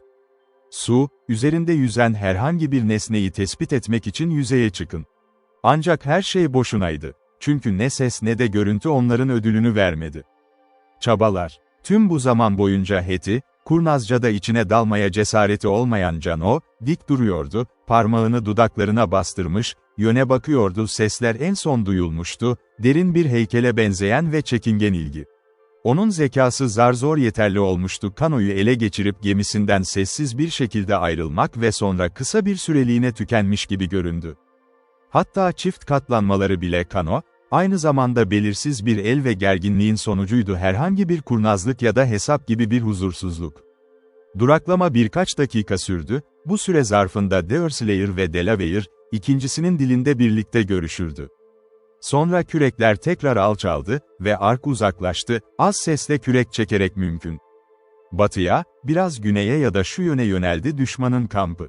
Çok uzak olmayan bir noktaya ulaşmıştı, kıyıdan ve belirsizliğin yoğun olduğu topraklara yakın, neredeyse bir saat bekliyordu Hetty'nin beklenen yaklaşımı, ki Hetty'nin en iyisini yapacağı düşünülüyordu, kendini serbest bıraktığına inanır düşünmez o noktaya ulaştı. Takip tehlikesi. Ancak bu küçük abluka başarısı ödüllendirilmedi, ne görünüş ne de ses kanonun geçişini gösteriyordu. Bu başarısızlıktan dolayı hayal kırıklığına uğramış ve kalenin düşman tarafından ele geçirilmeden önce ele geçirilmesi, Deverslayer şimdi kaleye doğru ilerledi, endişesiyle kanoları güvence altına alma konusundaki tüm öngörüsü bu yüzünden boşa çıkacaktı, zayıf zekalı Hetty'nin savunmasız ve endişe verici hareketleri. Korku, hem de hesap, Hetty'yi kürek çekmeyi bırakmaya zorlamıştı, o zaman peşinde koşanların hangi yönde ilerleyeceklerini bilmediğini fark etti. Gemi Ark kampın yakınına yanaşana kadar hareketsiz kaldı, önceki bölümde anlatıldığı gibi, kürek çekmeye devam ettiğinde ve temkinli hareketlerle batıya doğru ilerledi kıyı. Ancak peşinden gelenlerden kaçınmak için, haklı olarak şüphelenildiği için, yakında o kıyıda kendileri de kürek çekeceklerdi. Kano, o kadar kuzeye doğrulmuştu ki, onu bir noktaya indirebilecek kadar göle neredeyse 1 mil mesafede kendini göle itti. Priz, bu tamamen kaçma arzusunun sonucu da değildi. Çünkü, zayıf aklı olmasına rağmen, Hetty Hatır bu içgüdüden oldukça fazla sahipti. Bu tedbir, Tanrı'nın ziyaret ettiği kişileri çoğu zaman zarardan koruyor. Kanoların korunmasının öneminin gayet farkındaydı. Iroquois'ların eline düşmesi ve göle uzun zamandır aşinalık duyması bu büyük amacı en basit yöntemlerden birini önermişti, kendi amacıyla uyumlu hale getirilebilirdi. Bahsi geçen nokta, o tarafta sunulan ilk projeksiyondu, gölün, bir kano, güneyden gelen havayla sürüklenirse yüzer topraktan temiz ve büyük bir ihlal olmayacak yerlerde kaleye çarpabileceğini varsaymak olasılıkları, ikincisi ise yalan söylüyor üstünde, neredeyse rüzgarla doğrudan bir çizgide. İşte Heti'nin işi buydu niyetle karşılaştı ve çakıl noktasının ucuna, aşağıdaki yere indi. Kanoyu itmek amacıyla sarkan bir meşe ağacı kıyıdan, babasının yanına doğru sürüklenmek için yalıtımlı bir ev. O da biliyordu, ara sıra yüzen kütüklerden göl hakkında, kaleyi ve uzantılarını rüzgarı kaçırdı kano kuzeye ulaşmadan önce muhtemelen değişecektir gölün ucunda bir yer almış ve o Deerslayer sabah tekrar kazanacaktı. Şüphesiz içtenlikle süpürecekti suyun yüzeyi ve tüm ormanlık kıyıları camla örtülmüştü. Tüm bunlarda da Heti, herhangi bir mantık zincirine göre daha az yönetilmişti alışkanlıkları sayesinde, ikincisi genellikle insanın zihninin yerini sağlar varlıklar, çünkü onlar da alt sınıf hayvanlar için aynı şeyi yapar. Kız noktaya ulaşmak için oldukça uzun sürdü, mesafe ve karanlık da onu aynı şekilde tutuyordu, ama çakıl üzerine çıkmazdı sahilde kano üzerinde söylendiği şekilde sürüklenmeye hazırlandı. Onu itmeye çalışırken, alçak sesler duydu arkasındaki ağaçların arasına gelmek. Bu beklenmedik tehlikeye şaşırdım Heti, güvenliğe ulaşmak için kanoya atlamak üzereydi uçuşta, Judith'in melodik tonlarını tanıdığını düşündüğünde sesleri daha doğrudan yakalamak için öne eğilerek, görünüşe göre sudan gelmişti ve sonra sandıkın güneyden yaklaşıyor ve batı kıyısına çok yakın, mutlaka noktadan 20 yard içinde geçmesi için durduğu yerde. İşte, arzulayabileceği tek şey buydu. Kano göle itildi, geç kalan sakinini dar yolda yalnız bıraktı Strand. Bu özveriye eylemi gerçekleştirildiğinde, Heti emekli olmadı. Öne çıkan ağaçların ve çalıların yaprakları neredeyse gizlenmiş olurdu kişiliği, ışık olsaydı ama o belirsizlikte tamamen bu şekilde gölgelenmiş herhangi bir nesneyi birkaç mesafeden bulmak imkansızdı. Ayaklar. Uçuş da tamamen kolaydı, 20 adım etkili olurdu onu ormana göm. Bu yüzden yoğun bir şekilde izlemeye devam etti endişesi, dikkatini çekmek amacıyla gelen bir yöntemin sonucu diğerleri ise onun sesiyle kanoya gider, eğer geçmeden geçiyorlarsa gözlemliyordu. Ark yelkeninin altında yaklaştı, yine Deerslayer başta duruyordu, yanında Judith ve dümen başında Delaware vardı. Görünüşe göre aşağıdaki koyda kıyıya çok yaklaşmıştı, Heti'yi yakalama umudu, çünkü yaklaştıkça, genç adamın verdiği talimatları net duydu arkadaşını geride, noktayı netleştirmek için. Başını kıyıdan daha fazla kaldır, Delaware, dedi 3. Deerslayer güzel arkadaşının anlaması için İngilizce konuşuyordu sözler, başını kıyıdan çok uzakta koy. Burada embide olduk ve direği ağaçlardan uzak tutmak gerekiyor. Judith, orada bir kano var. Son sözler büyük bir ciddiyetle söylendi ve Deerslayer'ın eli tüfeğini kullanmıştı, onlar ağzından çıkmıştı. Ama gerçek hızlı zekaya sahip kızın aklına geldi ve hemen ona söyledi tekne, kız kardeşinin kaçtığı tekne olmalı. Skovu düz tut, Delaware, merminin uçtuğu kadar düz sür bir geyik gönderildiğinde, işte, bende var. Kano ele geçirildi ve hemen tekrar kenara sabitlendi. Ark, bir sonraki anda yelken indirildi ve geminin hareketi küreklerle tutuklandı. Heti, diye seslendi Judith, endişe, hatta sevgi kendini ele veriyordu tonları. Duyuyor musun, kardeşim, Allah aşkına, cevap ver ve sesini tekrar duymama izin ver. Heti, sevgili Heti, buradayım, Judith, burada, kıyıda, burada işe yaramaz beni takip et, ormanda saklanacağım. Ah, Heti, ne yapmıyorsun? Gece yarısına yaklaştığını hatırla ve orman vahşiler ve vahşi hayvanlarla dolu. İYSİ de zavallı yarı zekalı bir kıza zarar vermez, Judith. Tanrı da aynı şekilde beni, burada, sandıkta ya da kulübede olduğu gibi. Yardım edeceğim babası ve zavallı Harry, ki işkence görecek ve öldürülecek, tabii ki birisi onlara önem verilir. Hepimiz onlara değer veriyoruz ve yarın onlara bir ateşkes bayrağı göndermeyi düşünüyoruz, fidyelerini satın almak için. O zaman geri gel, kardeşim, daha iyisi olan bize güven senden daha çok kafa ve babamız için elimizden geleni yapacak kim? Biliyorum senin kafan benimkinden daha iyi, Judith, çünkü benimki çok zayıf, emin olun, ama babamın yanına gitmem gerekiyor ve zavallı acele. Sen ve Deerslayer kaleyi koruyun, abla, beni Tanrı'nın ellerine bırak. Tanrı hepimizle, Heti, kalede ya da kıyıda, baba ve onun iyiliğine güvenmemek günahtır. Sen karanlıkta hiçbir şey yapamaz, Ormanda yolunu kaybedecek ve yok olacaksın yiyecek eksikliği yüzünden. Tanrı, ona hizmet etmeye giden zavallı bir çocuğa böyle bir şey olmasına izin vermez baba, kız kardeş. Vahşileri bulmaya çalışmalıyım. Sadece bu gece için geri gel, sabah seni karaya çıkaracağız ve doğru gördüğünüz gibi yapmanızı bırakıyor. Sen öyle diyorsun, Judith, ve öyle düşünüyorsun, ama sen yapmazdın. Kalbin yumuşadığınızda havada tomahawklar ve saç derisi bıçakları görürsün. Ayrıca, Kızılderili şefine tüm isteklerimizi karşılayacak bir şey söyleyeceğim ve hemen ona söylemezsem unutacağımdan korkuyorum. Olacaksın babasını duyar duymaz bırakmasını sağla. Zavallı Hetty, vahşi bir vahşiye ne söyleyebilirsin ki, muhtemelen lanet amacını değiştir. Onu korkutacak ve babasını bırakacak şey, dedi saf fikirli kız, kesinlikle. Göreceksin, abla, göreceksin, nasıl yakında onu kendine getirecek, nazik bir çocuk gibi. Bana söyleyecek misin, Hetty, ne söylemeyi düşünüyorsun, diye sordu Dersleyer.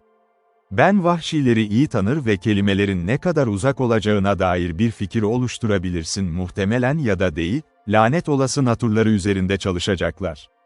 Eğer uygun değilse kırmızı tenli hediyeler için hiçbir işe yaramayacak, çünkü akıl hediyeler olarak adlandırılır, şu şekilde. İyi davranışta. Peki o zaman, diye yanıtladı Hetty, sesini alçak ve gizli bir tona indirerek, ton, gecenin sessizliği ve sandıkın yakınlığı için, bunu yapmasına izin verdi ve yine de duyulmalı, o zaman, Dersleyer, iyi ve dürüst bir genç adam gibi görünüyorsun sana söyleyeyim. Ay vahşilere tek kelime etmeyeceğim, yüz yüze gelmeden baş şefleri, istedikleri kadar sorsalar bana rahatsız etsinler hiçbirine cevap vermem, tabii ki beni kendi evlerine götürmelerini söylemek değilse. En bilge adam, o zaman, Dersleyer, ona Tanrı'nın affetmeyeceğini söyleyeceğim cinayet ve hırsızlıklar ve baba ile Harry kafa derisine giderse Iroquois'lardan ibaretle, iyiliği kötüye karşılık vermek zorundadır. Çünkü İncil böyle emreder. Aksi takdirde sonsuz cezaya girecek. Bunu duyduğunda ve hissettiğinde gerçek olmalı, hissetmeli, göndermesi ne kadar sürecek baba, Harry, ben de kalenin karşısındaki kıyıya, bize anlatıyorum üçü de huzur içinde kendi yolumuza gidecek. Son soru zaferle soruldu, sonra basit fikirli kız, asla şüphe etmediği izlenimiyle güldü denetçiler üzerinde proje yapmıştı. Dersleyer bu konuda şaşkınlıkla karşılaştı akıl zayıflığının kanıtıydı, ama Judith aniden aklına gelmişti bu vahşi projeye karşı koymanın bir yolunu buldu, onu doğuran duygular. Kapanışa ilan vermeden soru ya da kahkaha için, bu yüzden aceleyle kız kardeşine seslendi isim, bir anda sahip olduğu şeyin önemini fark eden biri olarak söyle. Ama çağrıya cevap verilmedi. Dalların çıtırtısı ve yaprakların hışırtısıyla, Hetty belli ki kıyıdan ayrıldı ve çoktan ormana gömüldü.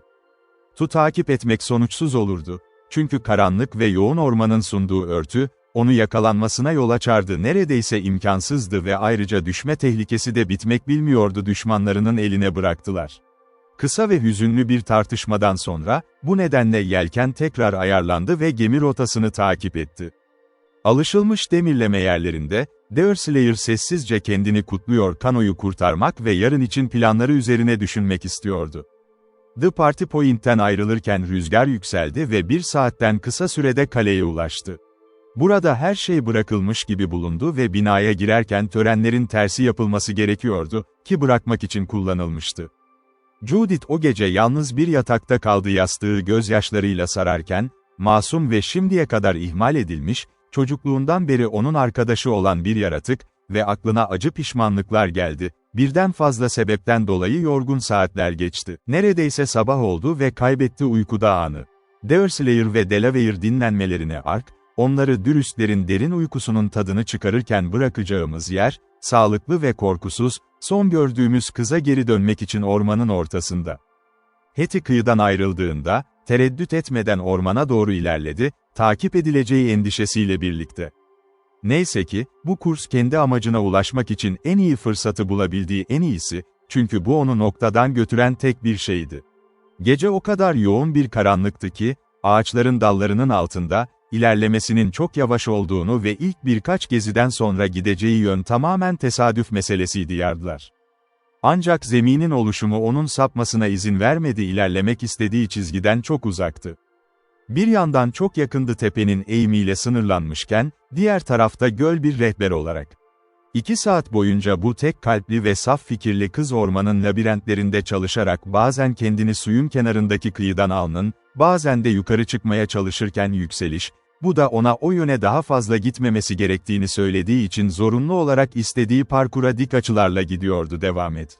Ayakları sık sık altından kayıyor ve birçok kez düşüyordu. Ama ona zarar verecek bir şey yoktu. Ancak bahsedilen dönemin sonunda, o kadar yorgun hale gelmişti ki daha fazla güç almak istiyordu. Geri kalan ise vazgeçilmez bir şekilde hazırlandı ve hazır bir yatak hazırlamaya başladı. Vahşi doğanın gereksiz korku sunmadığı birinin soğukluğu.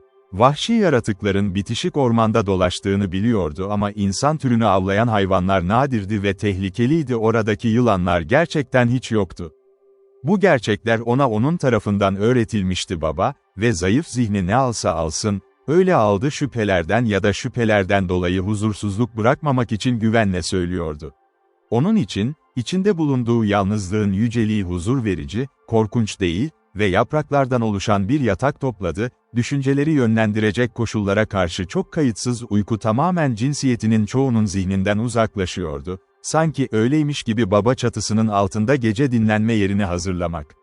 Hemen Hetty, onu koruyacak kadar kuru yaprak toplamıştı, yerin nemli yerlerinden bir kişi, mütevazı yığının yanında diz çöktü, derin bir bağlılık dolu bir tavrıyla kaldırdığı ellerini birleştirdi ve yumuşak, alçak ama duyulabilir bir ses Rabbin duasını tekrarladı.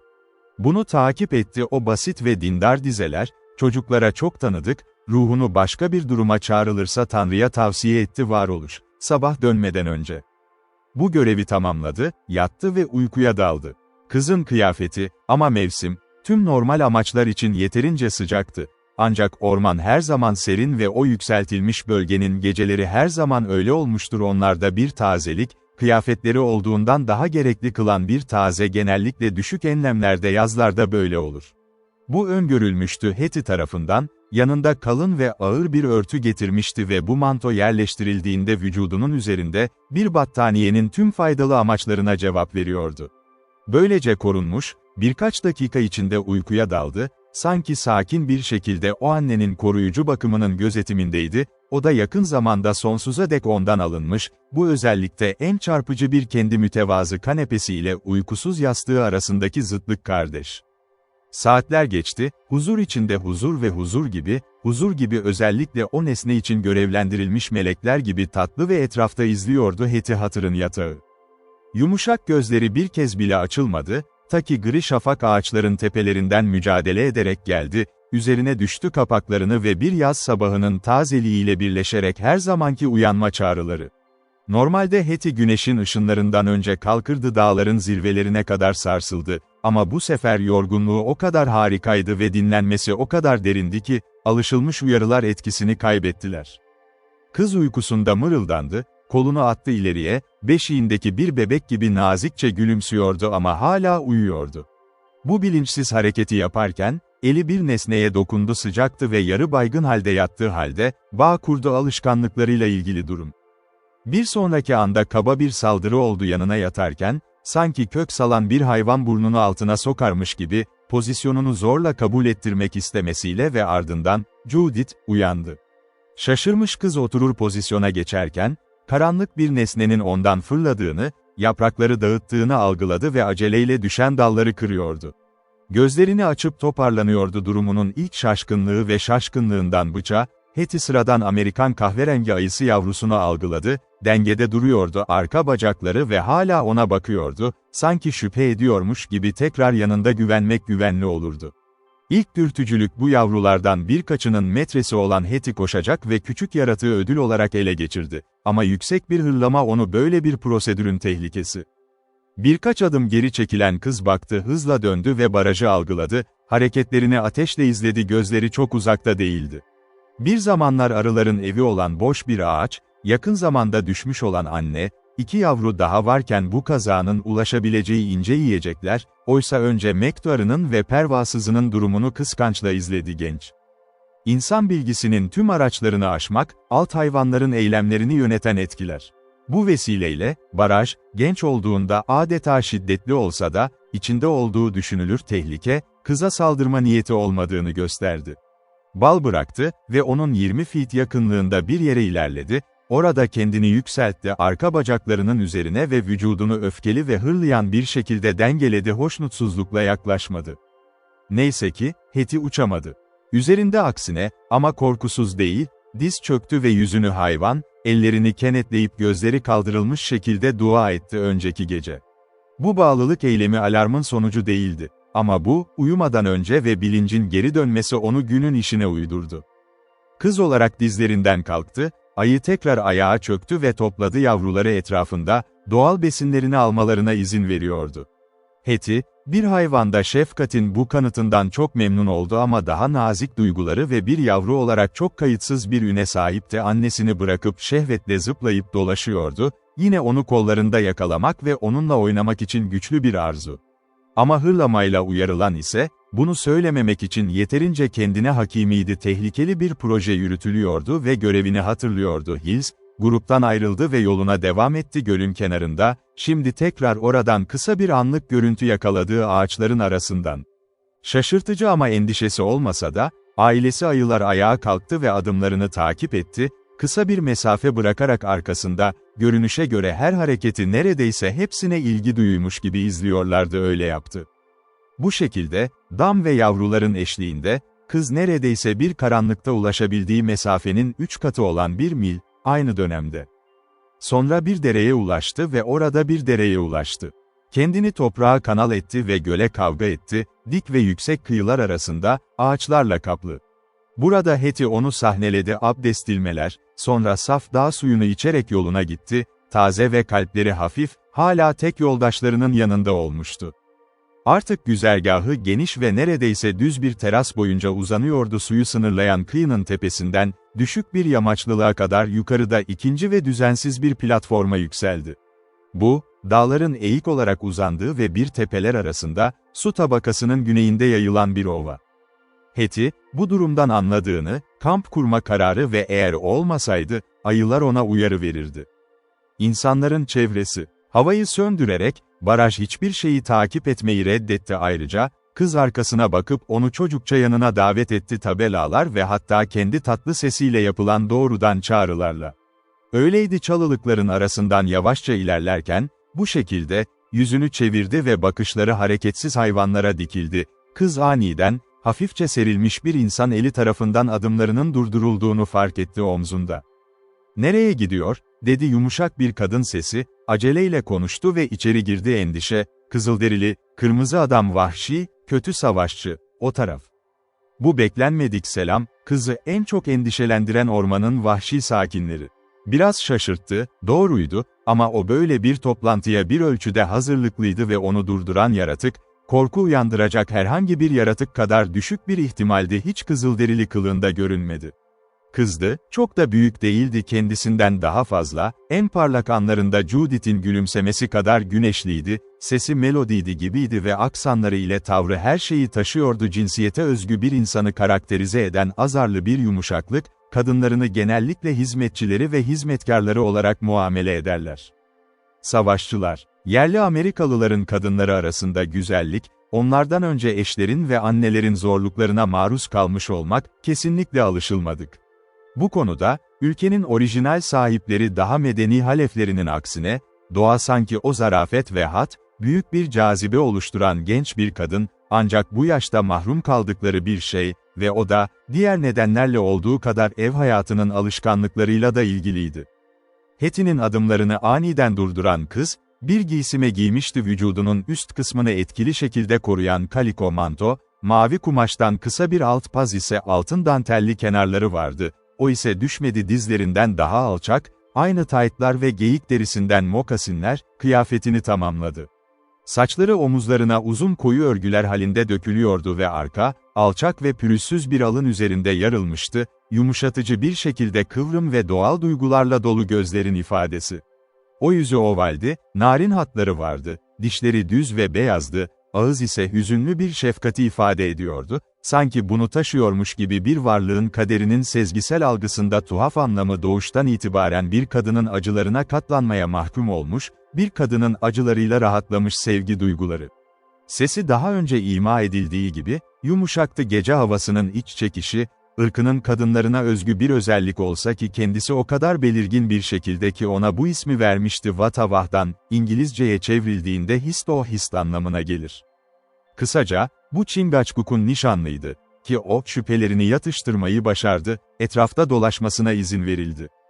Esirlerinin kampı. Bu hoşgörü kızıl adamın genel politikası, üstelik onun izini iyi biliyordu, uçuş durumunda kolayca takip edilebilirdi.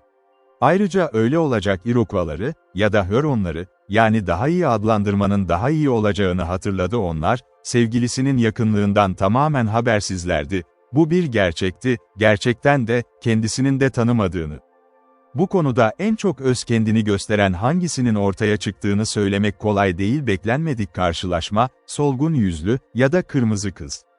Ama biraz da olsa şaşıran bir şekilde, Vatava konuşmaya en istekli ve çok daha istekli olan oldu, sonuçları öngörmede ve onları önlemenin yollarını bulmakta da etkili olurdu. Babası, çocukluğunda, savaşçı olarak sıkça çalışmıştı, koloni yetkililerine ve birkaç yıl boyunca yakın bir yerde yaşamış kalelerde, İngilizce dilini öğrenmişti ve konuşuyordu, bir Kızılderilinin alışılmış, kısaltılmış tarzında, ama akıcı bir şekilde halkının sıradan isteksizliğinden herhangi biri. "Nereye gidiyor?" diye tekrarladı Vatava, Hetty'nin gülümsemesini geri vererek, kendi nazik, kazanan tavrı, kötü savaşçı, iyi savaşçı, uzaklarda. "Adın ne?" diye sordu Hetty, çocuk sadeliğiyle. "Vahtava, ben Mingo, iyi Delaware, yengeyiz dostum değilim." Mingo zalim ve kan için kafa derisi gibi sevgi, Delaware onu seviyor, onur için. "Gelin burada, gözlerin olmadığı bir yerde." Vatava şimdi yoldaşını göle doğru götürdü, kıyıdan aşağı indi. Onların ve olası herhangi bir şeyin arasına sarkılmış ağaç ve çalıları yerleştirmek gözlemciler. Ve ikisi yan yana oturana kadar durmadı. Bir ucu aslında suya gömülü olan düşmüş bir kütük vardı. "Neden geldin?" diye hevesle sordu. "Sen neredesin?" "Gelmeye geldim." Hetty hikayesini kendi basit ve gerçeği seven tarzıyla anlattı. Babasının durumunu açıkladı ve hizmet etmek istediğini belirtti, onu ve mümkünse serbest bırakılmasını sağlamaya çalışıyordu. "Baban neden gece Mingo kampına geldi?" diye sordu Kızılderili kız, diğerinden ödünç alınmasa da, büyük ölçüde onun direkt yapısına katılan bir doğrudanlık samimiyet. Savaş zamanında biliyor ve o ne çocuk, sakal istemiyor, hayır Iroquois'ların tomahawk, bıçak ve tüfek taşıdığını söylemek istiyorlar. "Neden geldi gece saçımdan tutup Delaware kızını kafasını kesmeye çalışacak?" "Sen," dedi Hetty, dehşetten neredeyse mide bulandırarak, "seni yakaladı, yakaladı, yakaladı, yakaladı. Seni kafanı derisinden çıkarmaya çalıştı." "Neden hayır? Delaware saç derisi Mingo saç derisi kadar çok satılıyor." Vali söylemedi, fark. Solgun yüzden saç derisine kadar harika bir ting. "Hayır, onun yetenekleri, iyi olan Deerslayer her zaman bana söyler." "Peki geyik avcısını tanıyor musun?" dedi Hetty, sevinçle renklenerek ve sürpriz, şu anda pişmanlıklarını unuttu, bunun etkisiyle yeni bir his. "Ben de onu tanıyorum. Şimdi Ark'ta, Judith ve Delaware'den büyük yılan olarak adlandırılır. Cesur ve yakışıklı bir savaşçı bu Serpent'tı. Doğanın Kızılderili'ye verdiği zengin derin renklere rağmen güzellik, yanaklarında belirgin kan derinleşti, ta ki kızarıklık geçene kadar siyah gözlerinde yeni bir animasyon ve zeka. Parmağını içeri kaldırıyor, uyarı tavrıyla sesini düşürdü. Zaten çok yumuşak ve tatlı, neredeyse fısıltıya kadar, konuşmaya devam ederken.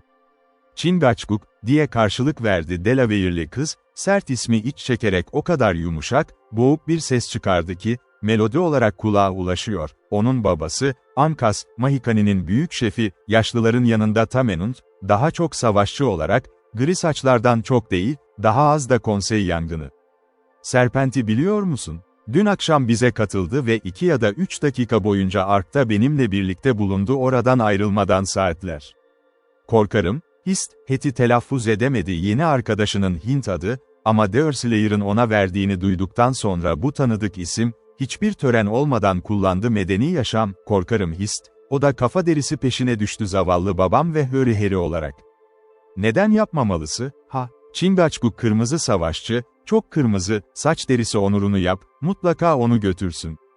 "O zaman," dedi Hetty içtenlikle, "o da diğerleri kadar kötü olacak."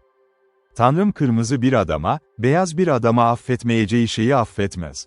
Gerçek değil, diye karşılık verdi Delaware'li kız, neredeyse bir sıcaklıkla tutkuya dönüştü. Doğru değil, söylüyorum. Manitou gülümseyerek memnun oldu genç savaşçı savaş yolundan döndüğünde, 10 kişiyle birlikte, 100 saç derisi direği üzerinde. Chingachgook babası kafa derisi aldı, büyük baba saç derisi alın, tüm eski şefler saç derisi alır, Chingachgook da o kadarını alır kendi taşıyabildiği kadar saç derisini kullanacak. O zaman, gece uykusu düşünmek için berbat olmalı. Kimse yapamaz zalim ol ve affedilmeyi um. Zalim yok, fazlası affedildi, diye karşılık verdi Watava, onu yere basarak küçük ayak taş ipliğin üzerinde ve başını sallayarak nasıl olduğunu göstermek için tamamen kadınsı bir his olarak, bir yönünde, daha iyi hale gelmişti başka bir yerde kadınsı bir his var. Sana söylüyorum, cesur yılan, eve gidiyor, bu sefer, 2 saç derisi. Ve bu onun işi mi, burada, gerçekten bu kadar mesafeyi mi geldi, dağları, vadileri, nehirleri ve gölleri aşarak, arkadaşını işkence etmek için yaratıklar ve bu kadar kötü bir şey yapacaklar? Bu soru, yarı alınmış Hintlinin artan öfkesini hemen yatıştırdı güzellik. Eğitimin önyargılarını tamamen alt etti ve tüm düşüncelerini daha nazik ve daha feminen bir kanala çevirdi. İlk başta, etrafına şüpheli baktı, sanki dinleyicilere güvenmiyormuş gibi, sonra dikkatli arkadaşının yüzüne özlemle baktı, sonrasında bu kız koketri ve kadınsı duyguların sergisi, onun sonuna eren yüzünü iki eliyle kapatıyor ve öyle bir gerginlikle gülüyordu ki ormanın melodisi olarak adlandırılabilir. Ancak yakında keşfedilme korkusu bu saf duygu gösterisine son verdi ve ellerini çekti, bu dürtüsel yaratık tekrar onun yüzüne özlemle baktı arkadaşı, yabancıya ne kadar güvenebileceğini soruyormuş gibi gizli. Hetty, kız kardeşinin olağanüstü güzelliğine dair iddia etmese de, birçok kişi onun yüz ifadesinin ikisi arasında en etkileyici olduğunu düşünüyordu. Her şeyi ifade ediyordu karakterinin gizlenmemiş samimiyetini ve tamamen özgürdü sık sık katılan hoş olmayan fiziksel eşlik zihinsel aptallık. Daha yakından gözlemlere alışkın biri olduğu doğrudur sıradan bir şekilde, zekasının zayıflığının kanıtlarını fark edebilirdi bazen boş gözlerinin diliyle ama bunlar bunun işaretiydi sempati çekici olduklarını tamamen kurnazlıktan ziyade çektiler, başka hiçbir şeyden ziyade hissetmek. İngilizce ve daha tanıdık olan his üzerindeki etkisi ismin çevrilisi olumlu oldu ve şu bir dürtüye boyun eğdi, şefkatiyle Hetty'yi kollarına doladı ve onu bir sesle kucakladı. O kadar doğal bir duygu taşıyordu ki sadece sıcaklığıyla eşit olabiliyordu. "İyi misin?" diye fısıldadı genç kızılderili, "İyisin, biliyorum, o Watava'nın bir arkadaşı, bir kız kardeşi, kimsenin kimsesi olmadığı zamandan böyleydi kalbini konuş." "Tarih arkadaşın, Tırat demiyor muyum?" "Hiç arkadaşım olmadı," diye yanıtladı Hetty, sıcak sarılmayı sahte samimiyet. "Bir kız kardeşim var ama arkadaşım yok. Judith beni seviyor ve Judith'i çok seviyorum. Ama bu doğal ve İncil'de öğretildiği gibi, ama bir arkadaşım olsun isterim. Tüm kalbimle senin arkadaşın olacağım, çünkü sesini, gülümsemeni ve düşünce tarzını her şeyinde seviyorum. Sadece saç derisi hariç, daha fazla onun hakkında bir şey yok, saç derisi hakkında daha fazla söz yok, diye sözünü kesti Hist, yatıştırıcı bir şekilde, sen solgun yüzlü, ben kızıl tenli, farklı şeyleri gündeme getiriyoruz moda. Deerslayer ve Chingachgook harika dost, aynı renkte değiller, tarih ve, adın ne, güzel solgun yüzlü. Bana Hetty deniyor, ama İncil'de adı yazdıklarında hep Esther olarak yaz. Bu ne demek, işe yaramıyor, zarar yok. İsim yazmaya hiç gerek yok, Moravyan Watava'yı büyütmeye çalıştı ama hayır izin vermiyor. Delaware için iyi değil kızın çok fazla şey bilmesi, bazen savaşçıdan daha fazlasını bilmesi, o harika yazık. Benim adım Watava, dilinde Hist yazan, ona Hist, ben dersiniz ona Hetty'dü. Bu ön hazırlıklar karşılıklı tatmin edici şekilde sonuçlandı, iki kız çeşitli umutları ve projeleri hakkında tartışmaya başladılar. Hetty onu yeni yaptı babası adına niyetlerini daha iyi bilen bir arkadaş ve bu işlere karışmaya en az bağımlı olan biri için Hist kendi duygularını ve beklentilerini ihanet etmiş kendi kabilesinin genç savaşçısıydı. Her iki tarafta da yeterince şey ortaya çıktı, ancak, her tarafın görüşlerine katlanılır bir bakış açısı kazandırmak için diğerleri, ancak yeterince zihinsel çekingenlikte kalmıştı, aşağıdaki sorular ve yanıtlar, röportajın geçerli olduğu kapalı. En hızlı zekaya sahip olan Hist, onunla ilk olan oldu sorgular. Kolunu Heti'nin beline kavuşturup onu büktü, başını oyunbazca diğerinin yüzüne bakacak şekilde başını kaldırdı ve gülerek, sanki anlamı görünüşünden çıkarılacakmış gibi, daha çok konuştu açıkça. Heti hem Brother hem de Fadem'i aldı. Dedi, neden konuşmak yok, Brother'ın ve Father'ın mı? Hiç kardeşim yok. Hist, bir zamanlar bir tane vardı, diyorlar ama o birçok kez öldü ve annemin yanında göle gömülü yatıyor. Hayır, Brother'ı var, genç bir savaşçı var, onu seviyorum, neredeyse Father, ha. Çok yakışıklı ve cesur görünüyordu, şef olmaya layık, eğer iyi ise öyle görünüyor. Bir erkeği babamı sevdiğim kadar sevmek kötü, bu yüzden çabalıyorum, yapmamalıyım, Hist, diye geri döndü vicdanlı Heti, nasıl yapacağını bilmeyen bir duyguyu gizler, kaçak kadar yalanlığa yaklaşarak, kadın utancı tarafından güçlü şekilde hata yapmaya teşvik edilse de, ama bazen kötülüğün üstüme geleceğini düşünüyorum, eğer acele bu kadar sık gelirse göl. Sana gerçeği söylemeliyim, sevgili Hist, çünkü sen bana soruyorsun ama ben ormanda düşüp ölmeliydi, bilseydi. Neden kendisi sormadı, cesur görünüyor, neden cesur değil konuşuyor? Genç savaşçı genç kıza sormalı, hayır genç kızı konuştur önce. Mingo kızları bunun için utanç. Bu, öfkeyle ve cömert sıcaklıkla söylendi, genç bir kadın ruh, cinsiyetine yapılan bir istila olarak gördüğü şeyi hissetmeye yatkın olurdu, en değerli ayrıcalık. Basit fikirliler üzerinde pek etkisi yoktu. Ama ayrıca sadece aklı Heti, doğası gereği kadınsı olmasına rağmen dürtülerini duyduğunda, kalbinin işleyişine çok daha canlı kalmıştı, sözleşmenin hassasiyetini koruduğu herhangi bir kullanım, cinsiyeti. Ne soracaksın, diye sordu şaşkın kız, aniden ısrarladı ve bu da kanıtlandı, korkularının ne kadar tamamen uyandırılmıştı. Bana sor, onu da seviyor muyum kendi babam gibi ben? Ah, umarım bana böyle bir soru sormaz, çünkü cevap vermem gerekirdi, bu beni öldürürdü. Hayır, hayır, öldürme yok, neredeyse, diye karşılık verdi diğeri, kendi isteğine rağmen gülerek. Kızarma getir, utanç da gelsin, ama uzun süre kalmadı, sonra her zamankinden daha mutlu hissederim. Genç savaşçı genç kıza kârı yapmak istediğini söylemeli, yoksa asla onun içinde yaşayamaz vayvem. Acele et, benimle evlenmek istemiyorsun, kimse benimle evlenmek istemez, Hist. Nasıl bilebilirsin? Herkes seninle evlenmek istiyor ve sonunda dil kalbin ne hissettiğini söyler. Neden kimse seninle evlenmek istemiyor? Tam zeki değilim, diyorlar. Babam bana sık sık şöyle der ve öyle Judith, bazen, sinirlendiğinde, ama onlara o kadar da aldırmamalıyım, ben de anne gibi davrandım. Bunu bir kez söyledi ve sonra kalbi sanki ağladı. Mola, ve bu yüzden, tam zekaya sahip olmadığımı biliyorum. Hist, nazik, basit kıza bir dakika boyunca baktı, konuşurken, sonra gerçek bir anda zihninde belirdi genç Hintli hizmetçi. Acıma, saygı ve şefkat mücadele ediyor gibiydi göğsünde, birlikte durdu ve sonra aniden kalktı, bir dilek işareti etti, kampa yanında olmasını söyledi, çok uzak değil. Bu beklenmedik değişiklik, önlemlerden kaynaklanan önlemler, Hist daha önce kullanma arzusunu ortaya koymuştu, görüldü, arkadaşının kimliğinin açık bir şekilde ortaya çıktığı, hiçbir Kızılderilinin büyük ruhun bir varlığa zarar vermeyeceğine dair mükemmel bir inanç en güçlü savunması olan aklını elinden alarak silahsızlaştırmıştı. Bu konuda saygı, neredeyse tüm basit uluslar birbirine benziyor, görünür insan doğasına saygı duyduğu bir hissiyle kendiliğinden sunmak, kendi sabırlarıyla koruma sağlanmıştır ve bu koruma takdir tanrısının anlaşılmaz bilgeliği. Vatava, gerçekten de birçok kişinin bunu bildiğini biliyordu, zihinsel ınbecile ve deli kabileleri bir tür içinde tutuluyordu. Dini saygı, bu eğitimsiz sakinlerden aldığı orman saygısı ve onuru, bunun bir takınma ve ihmal yerine şanslarını daha gösterişli ve sofistike olanlarla buluşmaları için buluşmalarını sağladı. Heti, yeni arkadaşına endişe ya da isteksizlik olmadan eşlik etti. O kampa ulaşma isteği vardı ve motivasyonları nedeniyle hiç hissetmedi, sonuçlar için arkadaşının kendisinden daha fazla endişe ediyordu, şimdi ise sonuncusu solgun yüzüm korumasının karakteri hakkında bilgi aldı, Maiden yanında taşındı. Yine de, kıyı boyunca yavaşça ilerlerken çalılıklarla dolanmış, Heti konuşmasına devam etti, diğerinin hemen sorgulama görevini üstlendiği zihninin karakterini anladığı anda düştü.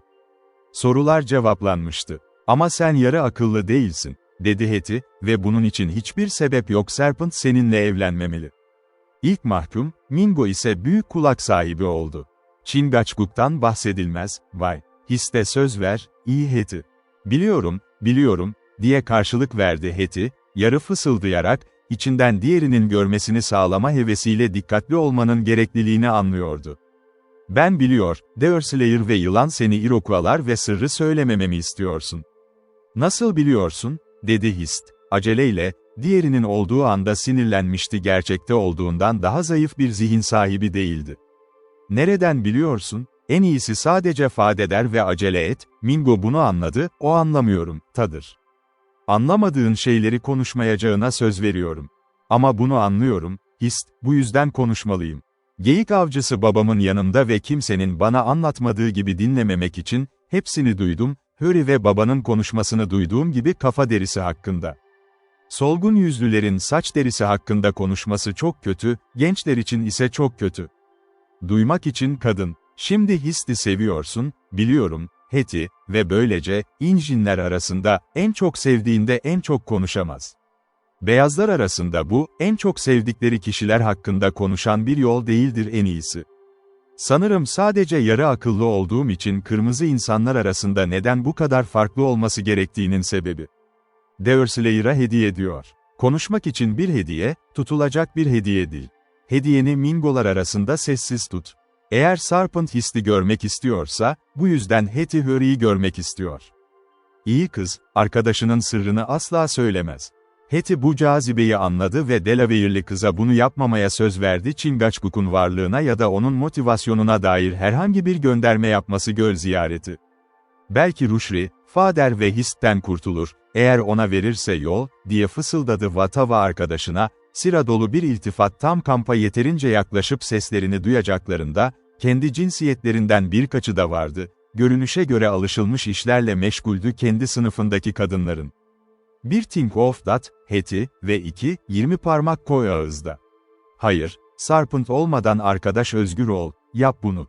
Daha iyi bir çözüm benimsenemezdi, sessizliği sağlamak ve Heti'nin takdir edeceği bir takdir edişi, şimdi aklına sunulan şeyden daha fazla. Çünkü babasının ve genç sınır adamının özgürlüğü büyük hedefti. Macerasının kendisiyle hizmetleriyle bağlantısını hissetti. Delaware'den ve masum bir kahkaha ile başını salladı ve aynı bastırılmış tavrı, onun isteklerine uygun bir ilgiyle vaat edildi arkadaş. Bu şekilde güvence altına alınan Hist, daha fazla beklemedi, hemen ve açıkça esirlerinin kampına yol açtı. Hist'in zorunlu olarak ait olduğu partinin öyle bir parti olmadığı düzenli olarak savaş yolunda bulunmak, kadınların varlığından açıkça görülüyordu. Öyleydi avlanıp balık tutan bir kabileden küçük bir parça. İngiliz sınırları, burada çatışmaların başlamasıyla bulunduğu ve kış ile ilkbaharı katı bir şekilde yaşarken geçirdikten sonra düşmanlarının mülkü olarak, önünde düşmanca bir darbe indirmeyi seçti, sonunda emekli oldu. Manevrada derin Hint bilgeliği de vardı, bu da onları düşmanlarının topraklarına o kadar götürmüştü. Ne zaman Runner geldi ve aralık arasında çatışmaların patlak verdiğini duyurdu İngilizce ve Fransızca, bu mücadele kesinlikle hepsini beraberinde getirecekti. Savaşan tarafların etkisi altında yaşayan kabileler, bu Iroquois'ların özel bir grubu Oneida kıyılarına konuşlandırıldı, kendi sınırlarına bundan yaklaşık 50 mil daha yakın bir göl. Hikayemizin sahnesi bu. Kanada'ya doğrudan bir hat halinde kaçmak, onları doğrudan bir takipin tehlikeleri ve şefler evlenmeye karar vermişti, artık bir bölgeye daha derinlemesine nüfuz etmek, tehlikeli bir şekilde geri çekilme umuduyla peşlerinden gelenler, onları takip etmek yerine. Kadınların varlığı bu numarayı başlatmıştı, zayıf olanların gücü parti üyelerinin kaçma çabasına karşı eşit olmadığı savaşçıların peşinde. Okuyucu, Amerikan vahşi doğası, o erken günde, bunun hatta bir kabile bile aylarca keşfedilmemiş kalabilirdi. Bazı bölümleri, düşmanla karşılaşma tehlikesi de her zamanki bir şey değildi, önlemler gözlemleniyor, ormanda da yüksekte olduğu kadar büyük aktif savaş zamanında denizler. Kamp geçici olduğu için göze sadece bir bivakın kaba koruması, biraz da hafifletildi. Bu tür dahiyane yöntemler bu kişilerin hazır olmasını sağladı, benzer sahneler arasında hayatlarını kaybettiler. Bir yangın vardı, canlı bir meşe köklerine karşı yanmış, tüm parti için yeterliydi, hava çok ılımandı, sadece yemek pişirme için kullanılıyordu. Bu çekim merkezinin etrafında 15 ya da 20 kadar dağılmış kişi vardı. Alçak kulübeler ya da belki daha iyi bir kelime daha iyi olurdu ki kulübeler, gece farklı sahipleri sürünerek gelirdi ve onlarda fırtınanın gereklilikleri. Bu küçük kulübeler ağaç dallarından yapılmış, biraz yaratıcılık ve üstlerinde eskiden kabuklu bir şekilde kabuklar vardı, devrilmiş ağaçlardan soyulmuş, her bakire ormanda bu tür bir orman vardır yüzlerce, çürümenin her aşamasında. Neredeyse hiç mobilyaları yoktu. En basit mutfak gereçleri ateşin yanında duruyordu, birkaç tane kulübelerin içinde veya çevresinde giysi parçaları, tüfekler, boynuzlar vardı ve keseler ağaçlara yaslanıyor ya da alt kısımdan asılı olarak asılmıştı, dallar ve 2 ya da 3 geyiğin leşleri sertleşerek aynı doğal karmaşa. Kamp yoğun bir ormanın ortasında olduğundan, göz onu alamıyordu, bir bakışta töllü kıyafeti vardı ama kulübe ardı kasvetli bir görüntü, biri etrafına nesneler ararken bakıyordu. Yoktu, yangın böyle değerlendirilmezse, açık bir alan yok, bu kaba köyün sahipleri toplanabilirdi ama her şey karanlıktı, gizliydi ve sahipleri gibi kurnazdı. Birkaç çocuk kulübeden kulübeye dolaşıyordu, spota biraz ev hayatının havası ve bastırılmış bir hava katıyor, kahkahalar ve kadınların alçak sesleri ara sıra derinlere sızıyordu kasvetli ormanın sessizliği. Erkekler ise ya yediler, uyudular ya da kollarını inceledi.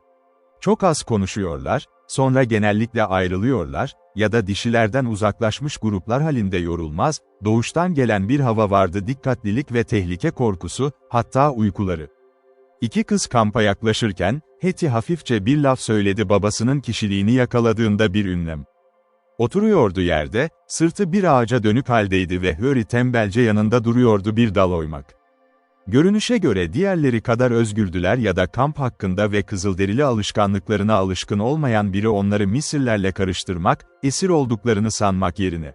Watava yeni arkadaşını oldukça yakınlarına götürdü ve sonra mütevazı bir şekilde geri çekildi, kendi varlığı duygularını kısıtlamayabilirdi. Ama Hetty okşamalara veya dışa doğru gösterilere yeterince aşina değildi, sevgi, herhangi bir duygu patlamasına kapılmak.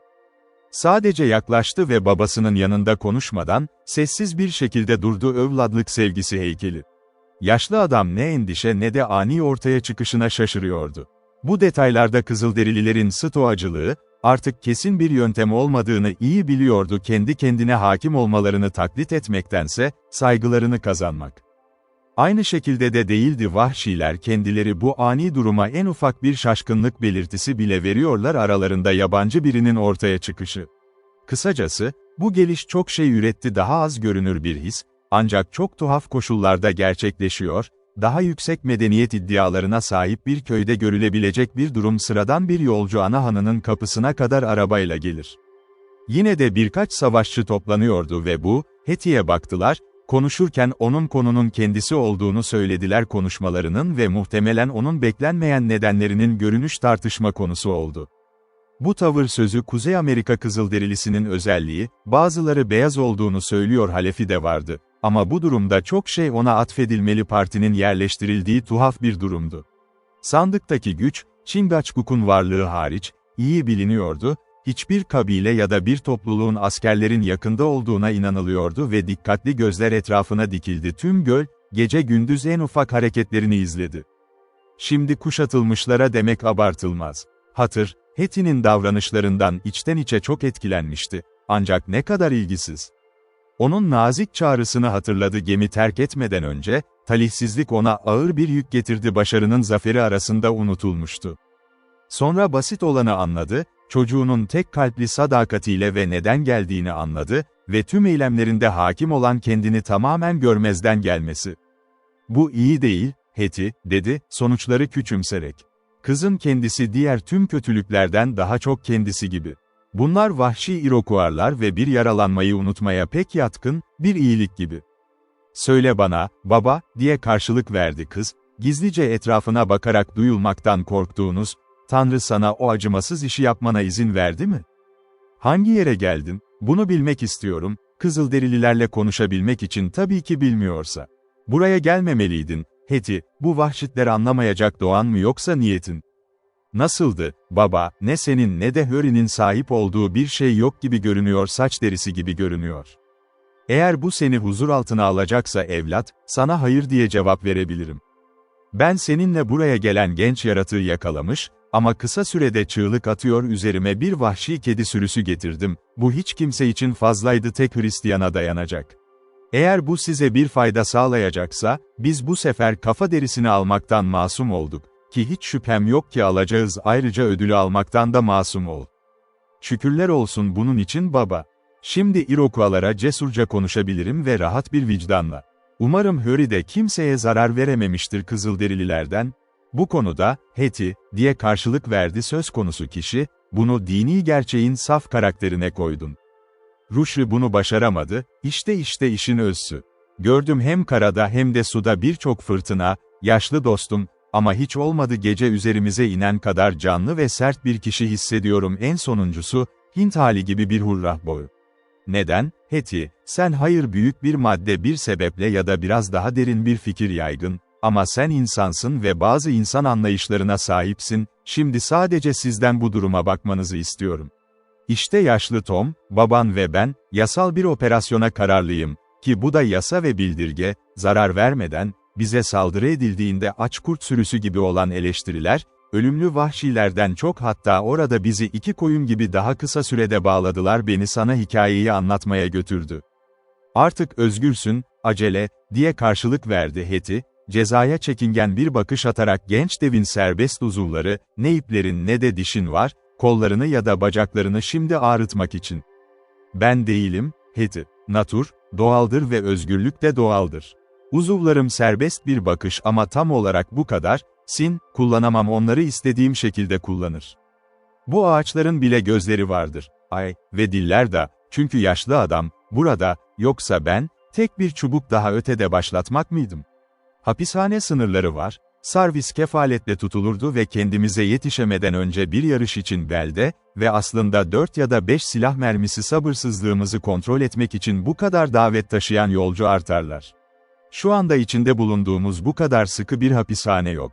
Çünkü ben 2 ya da 3 kişilik çeşitleri denedim ve onların annelerini biliyorum hem de onları yapan adamlar, Takedown sıradaki olmak okula girmek, katlanmak için, tüm bu uydurmalara girmek.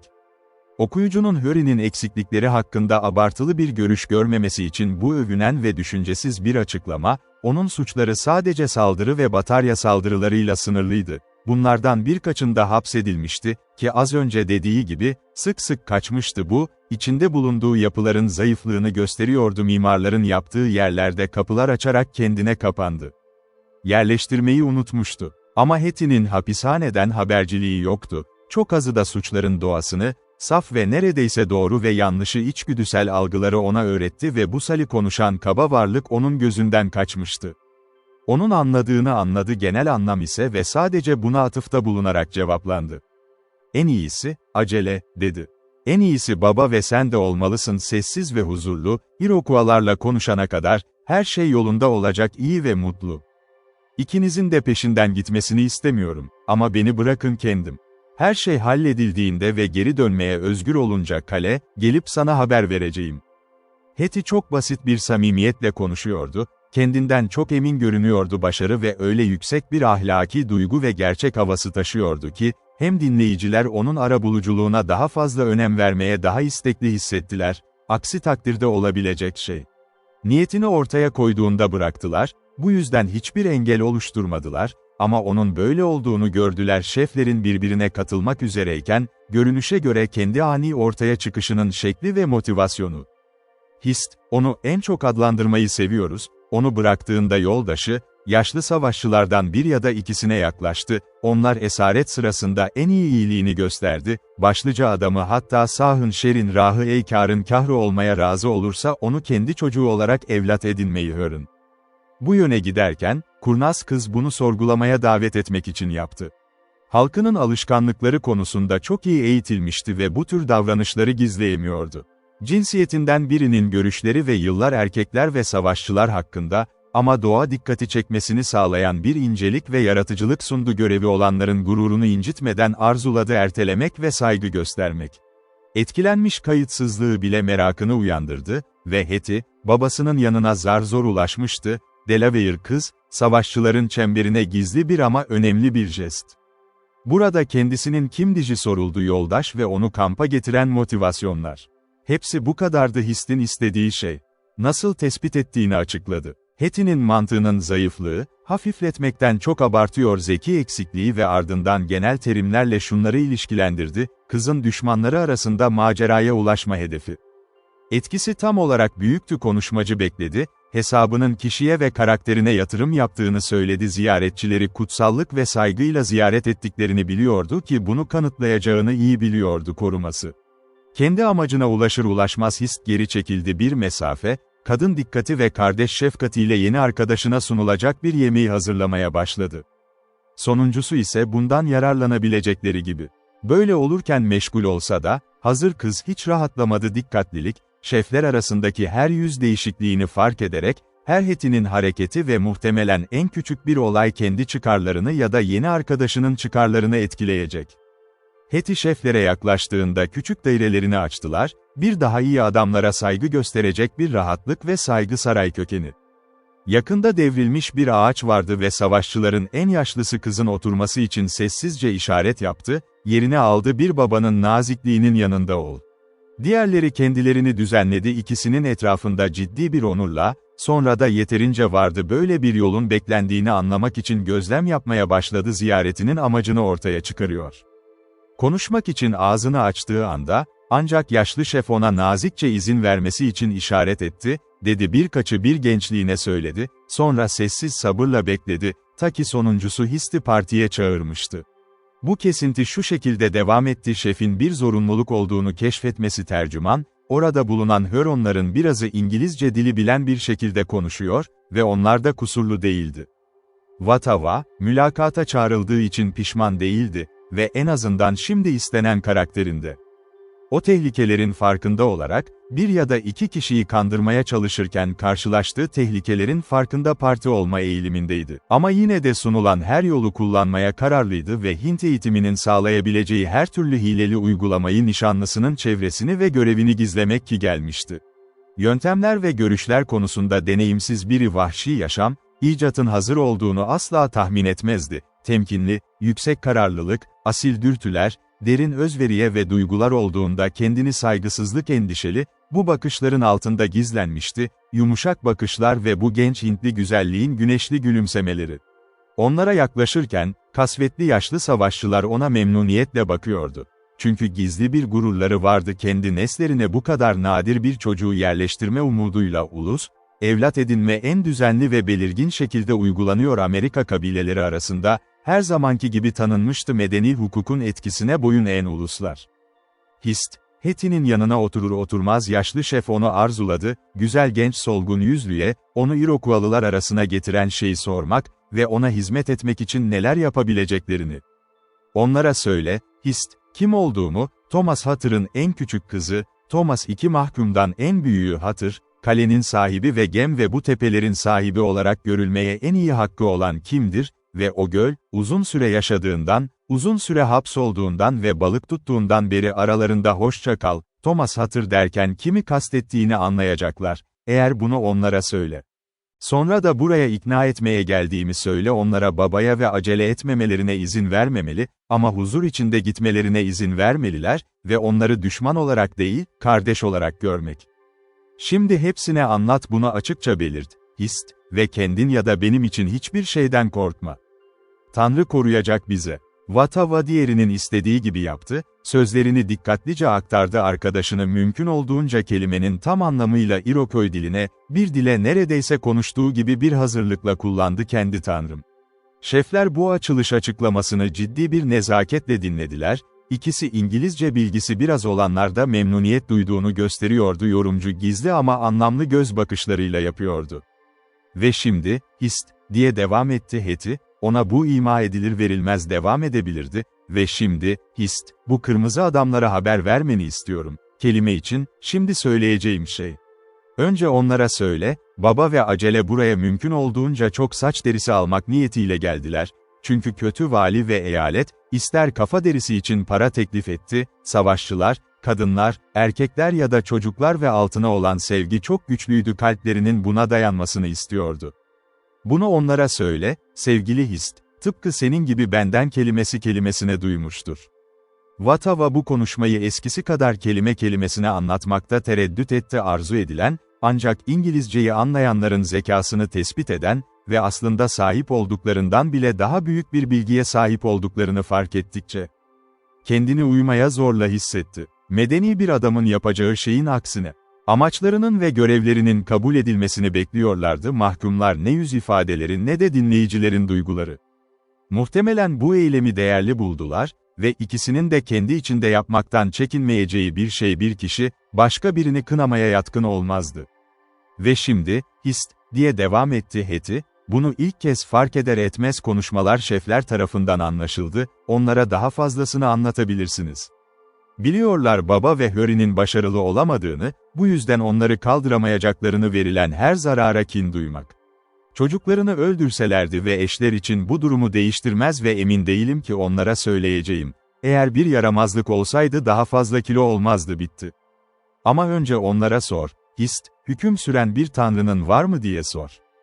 Tüm dünyanın üzerinde ve yaşayan herkesin başı ve hükümdarıdır. Bırakın onlar olsun kırmızı, beyaz mı ya da ne renkleri olabilir. Vatava bu soruya biraz şaşırmış gibi görünüyordu. Çünkü büyük ruh, bir Hint kızının zihninden nadiren uzun süre kaybolur. O soruyu olabildiğince kelimesine sordum ve bir mezar aldım, olumlu cevap ver. Bu doğru, diye devam etti Hetty, ve görevim artık hafif olacak. Bu Tanrımız dediğiniz büyük ruh, bir kitap yazdırdı, bir İncil deriz ve bu kitapta tüm emirleri yer almıştır ve kutsal iradesi ve zevki ve tüm insanların uyması gereken kurallar, yaşamak, düşünceleri nasıl yöneteceğini, dilekleri ve vasiyet. İşte bu kutsal kitaplardan biri ve şunu söylemelisin şefler, kutsal sayfalarından onlara okuyacağım şeyi. Hetty bitirirken, küçük bir İngilizce İncil'i saygıyla açtı, kaba kaliko kabuğu, hacmi dışsal bir şekilde ele almakta bir Romalistin dini bir kalıntıya göstermeye meyilli olacağı saygı. Kendisi yavaş yavaş görevine devam ettikçe, Grim Warriors her hareketi, perçinlenmiş gözler ve küçük cildi görünce hafifçe bir iki kişiden şaşkınlık ifadesi kaçtı. Ama Hetty onu uzattı zaferle onlara doğru, sanki bu manzaranın bir görünür bir mucize ve sonra, ne şaşkınlığı ne de Kızılderililerin stoacılığına karşı utanç duyarak, hevesle yeni modeline yöneldi arkadaşım, konuşmayı yenilemek için. Bu kutsal cilt, hist, dedi ve bu sözler ve dizeler ve bölümler, hepsi Tanrı'dan gelmiştir. Neden büyük ruh İncil'e de kitap göndermiyor, diye sordu hist. Tamamen sofistike olmayan bir zihnin direkt yapısı. Neden, diye yanıtladı Hetty, beklenmedik bir soru karşısında biraz şaşkınlıkla. Neden, biliyorsun ki Kızılderililer okumayı bilmiyor. Hist bu açıklamadan memnun değilse, yeterince önemli bir nokta olarak bastırılabilir. Sadece vücudunu bükerek, içeri duyduklarının gerçeğini nazikçe itiraf ederek, sabırla oturdu, solgun yüzlü meraklının daha fazla argümanını bekliyordu.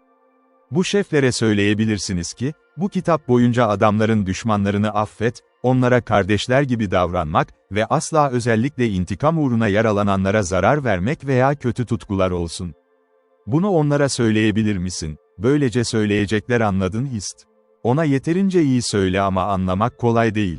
O zaman tarih Hetty'nin fikirlerini elinden geldiğince iyi şekilde dikkatli Kızılderililer, sözlerini şaşkınlıkla duyan günümüzün Amerikalısı, şu öneride ihanet etmeye yatkın olurdu, büyük modern ama kararsız insan, kamuoyu hükümdarı, yanılıyorum.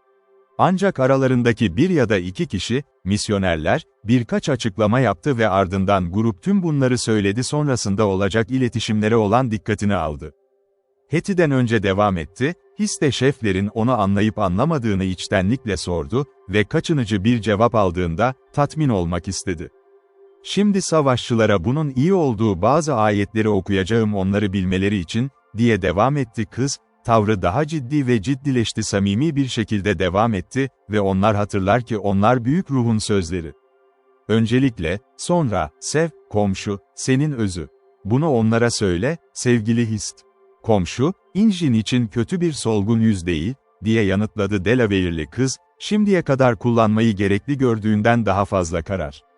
Komşu Iroquois'lar için Iroquois, Mohican için Mohican, soluk yüz için soluk yüz. Şefe başka bir şey söylemeye gerek yok. Unuttun, hist, bunlar büyük ruhun ve şeflerin sözleri. Onlara ve başkalarına itaat etmelidir.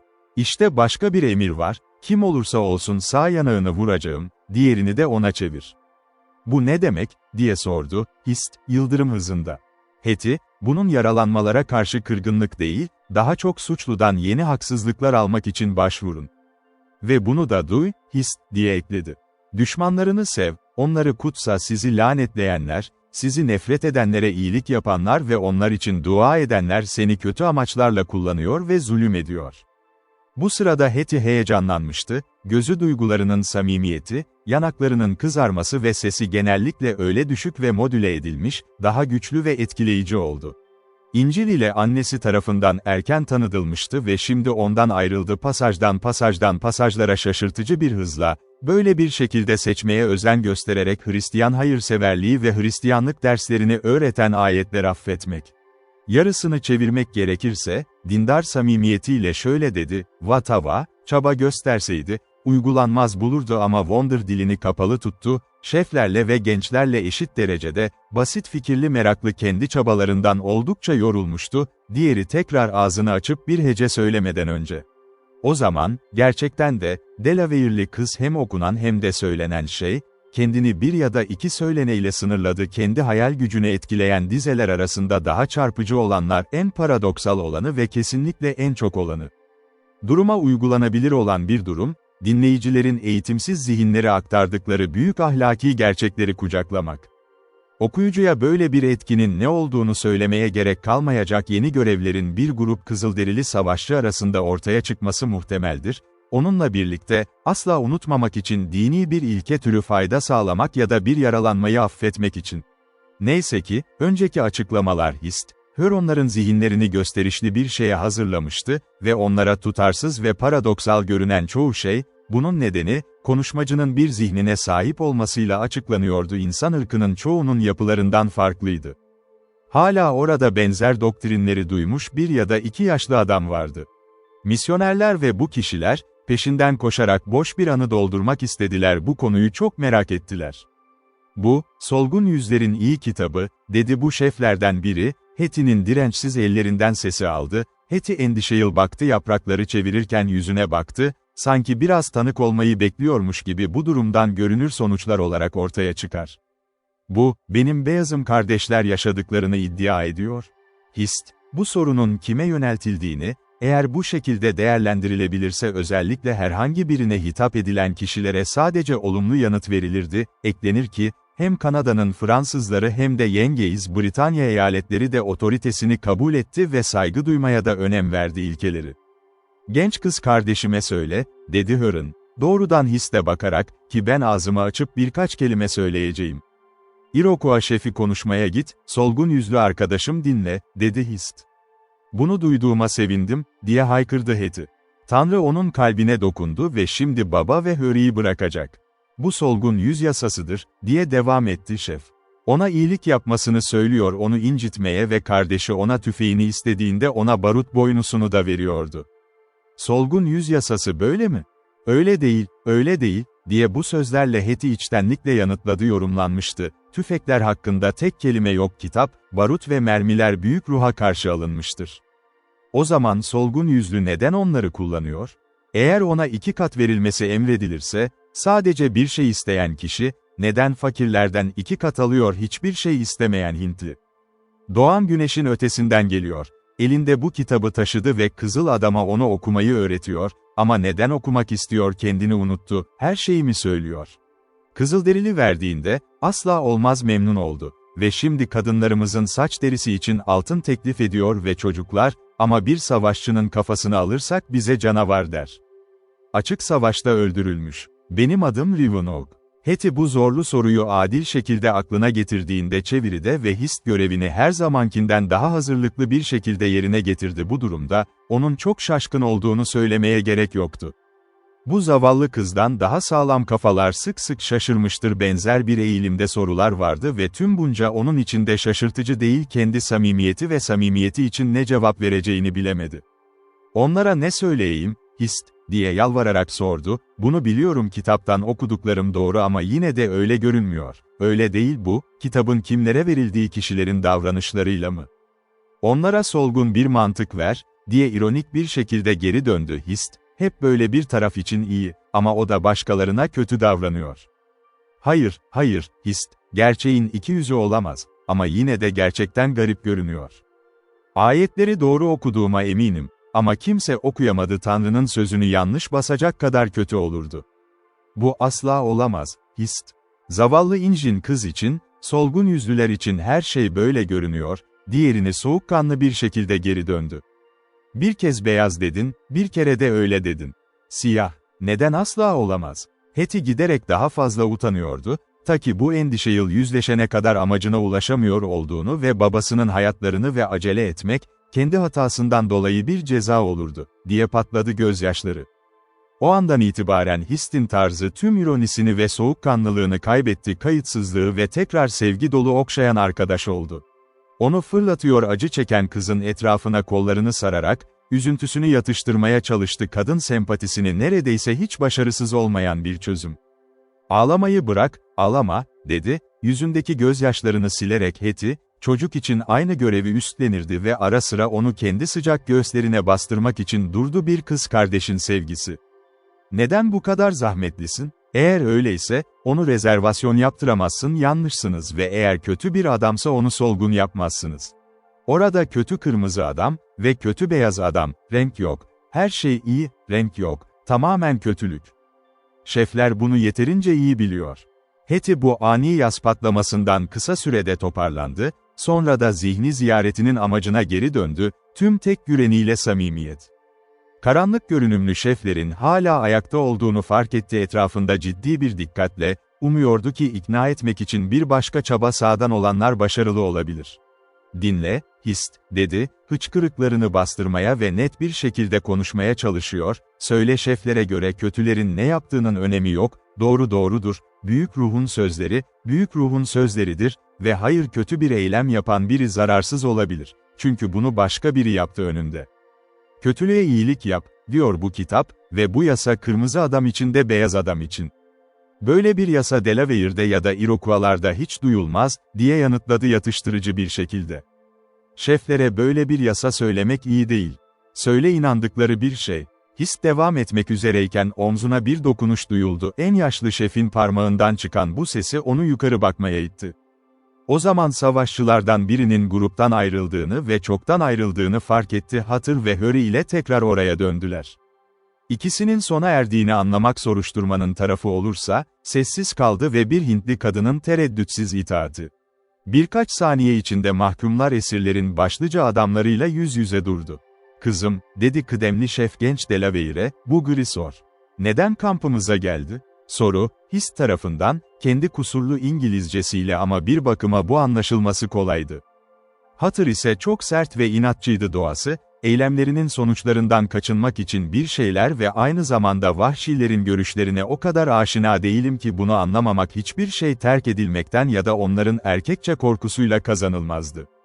Öfke. Bu nedenle, tereddüt etmeden, amacını açıkladı, iniş yapmıştı, sadece hükümetin Provins ise kafa derisi için yüksek teklif vermişti.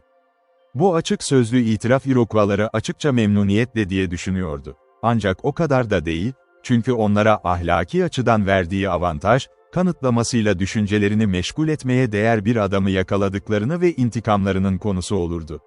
Hurry, sorgulandığında itiraf etti, gerçeği biliyordu. Ama gizlenmeye daha yatkın olurdu, daha sert bir yoldaş, koşullar onun benimsendiğini gayet iyi kabul etti. Ama o kadar incelikliydi ki bu tereddütlerin işe yaramayacağını fark etti, o anda ve bir açıklığı taklit ederek zorunluluğun bir hakkını gösterdi. Hatır için bu, kayıtsızlık alışkanlıklarının doğumuydu, her zaman acımasız ve kişisel olarak pervasız bir tavrıyla hareket ediyordu sonuçlar. Şefler sorularının yanıtlarını alır almaz sessizce uzaklaştı, mesela çözüldüğünü düşünen adamlar gibi, hepsi Heti'nin dogmaları, şiddet eğitimi almış varlıklara atılır bebeklikten erkekliğe. Heti ve Hist artık Hatır ile yalnız kalmışlardı ve acele edin, hareketlerine görünür bir kısıtlama uygulanmıyordu. Gerçi 4 kişi de dikkatle ve durmaksızın izleniyordu. Olarak erkeklere saygı göstermek, onların ele geçirilmesini engellemek için özen gösterilmesi gerekiyordu. Etrafta dağınık duran tüfekler, kendi tüfekleri de dahil ve orada dikkatli olmanın tüm açık gösterileri sona erdi. Ama onlar, ki öyleydi, Hint antrenmanlarında deneyimli, mesafenin ne kadar büyük olduğunu çok iyi biliyordu. Görünüş ve gerçeklik arasında, bu görünüşün aldatıcısı olmak dikkatsizlik. İkisi de kaçış yollarını durmaksızın düşünse de, ve bu da bir şekilde, her biri denemenin boşuna olduğunun farkındaydı. Derinlemesine yerleştirilmemiş ve hemen uygulanmamış herhangi bir proje. Kampta yeterince kalmışlardı ve yeterince kalmışlardı. Hissinde bir tür esir olduğunu fark etmiş olmuştu ve, durumu varsayarak, Hatır onun yanında daha açık konuştu. Aksi takdirde akıllıca bulabileceği kadar, bu da Harry'i onun örneğinden eşit derecede korumasız kalsın. Bu işe gelmen için seni suçlamam, Hetty, ki bu iyiydi, çok akıllıca planlanmamış olsa da niyetli, diye başladı baba, oturup kızının yanında durup elini tuttu, bir sevgi göstergesi. Bu kaba varlık bu özel çocuğa kendini göstermeye alışkındı.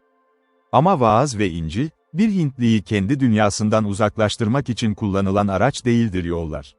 Dersleyer herhangi bir mesaj gönderdi mi, yoksa onun herhangi bir planı var mı? Bizi kurtarmayı düşünüyor? Ah, işte işin özü bu, diye ekledi Hawluk. Bize yardım edebilirsen, kızım, yarım mil özgürlüğe ya da kısa bir çeyreğe iyi bir başlangıç için geri kalanını cevapla. Belki yaşlı adam biraz daha fazlasını ister, ama tüm itirazları karşılayacak boyum ve yaşlarımdan biri. Hetty endişeli görünüyordu, gözlerini birinden diğerine çevirdi ama pervasız Harry sorusuna verecek bir cevabı yoktu. Baba, dedi, ne Dersleyer ne de Judith benim geldiğimi bilmiyordu, ta ki sandıktan ayrılmıştım. Iroquois'ların bir sal yapıp denemesinden korkuyorlar. Kulübeye gitmek, onu savunmayı düşünmek ve kendine gelmek değil, sana yardım ederim. Hayır, hayır, hayır, dedi Hist aceleyle, ama alçak bir sesle ve yüzünü yere doğru eğik halde, onlardan gizlenmek için onları izlediğini bildiği ve konuştuğu gerçeği. Hayır, hayır, hayır, Dersleyer farklı bir adam. Kendini savunmayı istemiyordu, arkadaşı tehlikedeyken. Yardım edin birbirlerini ve hepsi kulübeye gidiyor. Kulağa hoş geliyor. Yaşlı Tom, dedi Harry, göz kırpıp gülerek, ama alçak sesle konuşmak için tedbir kullandı. Hazır bir zeki Squev ver bana, bir kardeşlik için ve bir Iroquois'a karşı çıkmayacağım ama sanırım şeytana meydan okuyor. Yüksek sesle konuşmaz, dedi Hist. Bazı Iroquois'ların yengeyiz dili var, hepsi yengeyiz kulağı. Sende bir dost mu var, genç kadın, diye sordu Hatır artan bir sesle konferansa ilgi. Eğer öyleyse, sağlam bir ödül hesaplayabilirsin ve eğer mümkünse seni kendi kabilene göndermekten daha kolay bir şey olmayacak, bir kez adil olarak seni kaleye götürür. Bize sandıkı ve kanolarla ve gölü kontrol edebiliriz, tüm vahşilere rağmen Kanadalar. Kaleden sadece topçu bizi koyar, eğer koyarsak geri dön. Karaya gelip kafa derisi almak için mi geldin, diye karşılık verdi Hist, soğuk bir ironiyle kız cinsiyetinde alışık olduğunuzdan daha uzman görünüyordu. Ay, bu bir hataydı. Ama pek bir faydası yok ağıtlar ve daha da az, genç kadın, kısa ilişkilerde. Baba, dedi Hetty, Judith büyük sandığı kırmayı düşünüyor, özgürlüğünü satın alabilecek bir şey bulma umudu vahşiler. Bu gerçeği duyunca Hatır'ın üzerinde karanlık bir ifade belirdi ve memnuniyetsizliğini yeterince anlaşılır hale getirecek şekilde mırıldandı. Göğüs açılmadan ne olacak, diye sordu. Hayat eski göğüsten daha tatlıdır, saç derisi eski göğüsten daha tatlı. Eğer yoksa, Dartır'a onu kırmasını söyle, Vatava hayır kaçmasına yardım et. Ne istediğinizi bilmiyorsunuz, siz sadece aptal kızlarsınız ve en akıllıca yol, çünkü ikiniz de anladığınız şeylerden bahsetmelisiniz ama hiçbir şeyden bahsetmelisiniz, başka bir şey. Vahşilerin bu soğuk ihmalini pek sevmiyorum, acele et, bu bir kanıt, ciddi bir şey düşündüklerini ve bir şey yapacaksak, biz yakında yapmalıyım. Bu genç kadına güvenebilir miyiz, sence mi? Dinle, dedi Hist hızlıca ve samimiyetle, duyguları çok endişeliydi. Vatava numara Iroquois, hepsi Delaware'in üzerinde, Delaware kalbi kazandı, Delaware hissi. O aynı zamanda mahkum. Bir mahkumun mememesine yardım ediyor. Daha fazla konuşmanın faydası yok, şimdi. Dartır, Fader ile kal, Vatava, gel ve arkadaşı gör, hepsi sağa bak, o zaman ne yaptığını anlat. Bu, alçak bir sesle ama belirgin ve bir şekilde söylendi. İzlenim. Söylendiği anda kız ayağa kalktı ve gruptan ayrıldı, oturduğu kulübeye doğru sakin bir şekilde yürür, sanki başka çaresi yokmuş gibi solgun yüzler arasında neler geçebileceğine ilgi duymak. Kalenin ve sandığın sakinlerini uykuya gömülmüş bıraktık. Bir kez, ya da gece boyunca 2 kez, doğru, Deerslayer ya da Delaware, ayağa kalktı ve sakin göle baktı, hepsi güvende bulduğunda, her biri paletine döndü ve kolayca mahrum bırakılmayan bir adam gibi uyudu doğal dinlenmesinin bir kısmını. Şafak ilk işaretlerinde ilkiler yükseldi. Ancak gün için kişisel düzenlemelerini yaptı, gerçi onun yoldaşı, geceleri ne sakin ne de huzursuz geçmemişti. Geç kalmış, battaniyesinde güneş oldukça doğana kadar devam etmişti. Judith, o sabah, erken saatlerde olağandan daha geçti. Gece ona ne dinlenmek ne de uyku getirmek imkanı vermişti. Ama öncesinde güneş doğu tepelerinin üzerinden kendini göstermişti, bunlar da yukarıda ve yürüyerdeydi, o bölgedeki geç kalanlar bile nadiren paletlerinde kalırlar. Büyük aydınlamanın görünüşü. Chingachgook düzenleme işindeydi orman tuvaleti, Deerslayer Ark'ın kulübesine girip fırlattığında ona hatıra ait birkaç kaba ama hafif yaz giysisi. Judith bana bunları sizin için verdi, şef, dedi sonuncusu ve ceket ve pantolonu Kızılderili'nin ayaklarına at, çünkü bu çok uzun tüm ihtiyat ve temkinli, savaş kıyafeti ve boyanızda görünmek için. Yıkana yanaklarından çıkan tüm o ateşli çizgiler, bu giysileri giy ve buraya bir şapka, ne olursa olsun, size korkunç bir medeniyet türü verecek misyonerlerin dediği gibi, uygarlık. Unutma ki hist yakında ve kız için yaptıklarımız, başkaları için yaparken yapılmalıdır. Yeteneklerin ve doğal kıyafetlerin giymesi gerektiğini biliyorum. Tabii ki onlar kırmızı adam tarzında kesilip taşınır, ancak zorunluluktan büyük bir vartuğ oluştururlar ve bunları hemen giy, boğazında biraz kalksalar bile. Chingachgook, yani yılan, giysilere güçlü bir tiksintiyle baktı, ama kılık değiştirmenin faydasını, hatta mutlak gerekliliğini gördü. Iroquois'lılar kalede veya çevresinde kırmızı bir adam bulurlarsa, belki, hatta onları daha dikkatli tutun ve şüphelerini bir şekilde ele verin dişi esir yönünde. Her şey bir şeyden daha iyiydi başarısızlık, nişanlısına ve farklı bir şekilde davrandıktan sonra kıyafetleri yuvarlak daireler, onları ciddi bir ironiyle inceliyor, onları kendine alt eden bir şekilde çekmeyi ve başka türlü etkileri genç bir vahşi kişinin uzuvlarını zorlamaya karşı isteksizliğini ortaya koyması medeni yaşamın alışılmış araçları, şef talimatlara boyun eğdi yoldaşının yanına geldi ve sonunda gözün görebildiği kadar öne çıktı, sadece renkli kırmızı bir adam. Bu sonuncusundan pek bir şey yoktu ancak tuhaflık, kıyıdan uzaklık ve gözlük eksikliği çok yakından incelemeyi engelledi ve Deerslayer, kendisi ise daha parlak ve taze tonlu, güneşin yanmış bir yüzü vardı. Mohican arkadaşının tonundan neredeyse az kırmızı. The Delaware'in yeni kıyafetiyle garipliği arkadaşının gülümsemesine neden oldu o gün birden fazla kez yaptı, ama bunların hiçbirini kullanmaktan dikkatle kaçındı böyle bir yerde beyaz erkekler arasında söylenen şakalar bir reisin alışkanlıkları, ilk savaşçı onuru, bir savaşçının ilk günlerinde yol ve yerleştirildikleri koşulların ciddiyeti sezonu bu kadar neşelendirmek için birleşiyorlar. Üç adalıların sabah yemeğindeki buluşması, eğer kullanabilirizse terim, sessiz, ciddi ve düşünceliydi. Judith görünüşüyle şunu gösteriyordu o huzursuz bir gece geçirmişti, iki adam ise önceki geleceği vardı onlarla, görünmeyen ve bilinmeyen olaylarıyla birlikte. Birkaç nezaket sözü geçti kahvaltı sırasında Deerslayer ile kız arasında, ama durumlarına bir gönderme yapıldı. Sonunda kalbi dolu ve yeni duyguları onu daha fazla duygulara yönlendiriyor olağandan daha nazik ve nazik, konuyu tanıttı ve bu bir şekilde düşüncelerinin ne kadarını meşgul ettiğini göstermek için, son uykusuz gece. Korkunç olurdu, Deerslayer, diye bağırdı kız aniden, babam ve Hetty ciddi bir şey olursa. Burada sessizce kalamayacağız ve bazılarını düşünmeden Iroquois'ların ellerine bırakmak onlara hizmet etme araçları. Judith, onları ve başını belada olan herkesi korumaya hazırım, bunu yapma şekli ayarlanabilir mi?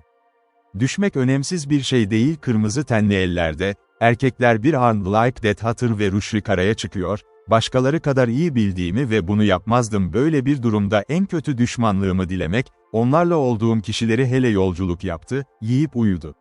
İstediğiniz herhangi bir planınız var mı Serpent ve benim bunu gerçekleştirmek için görevimiz var mı?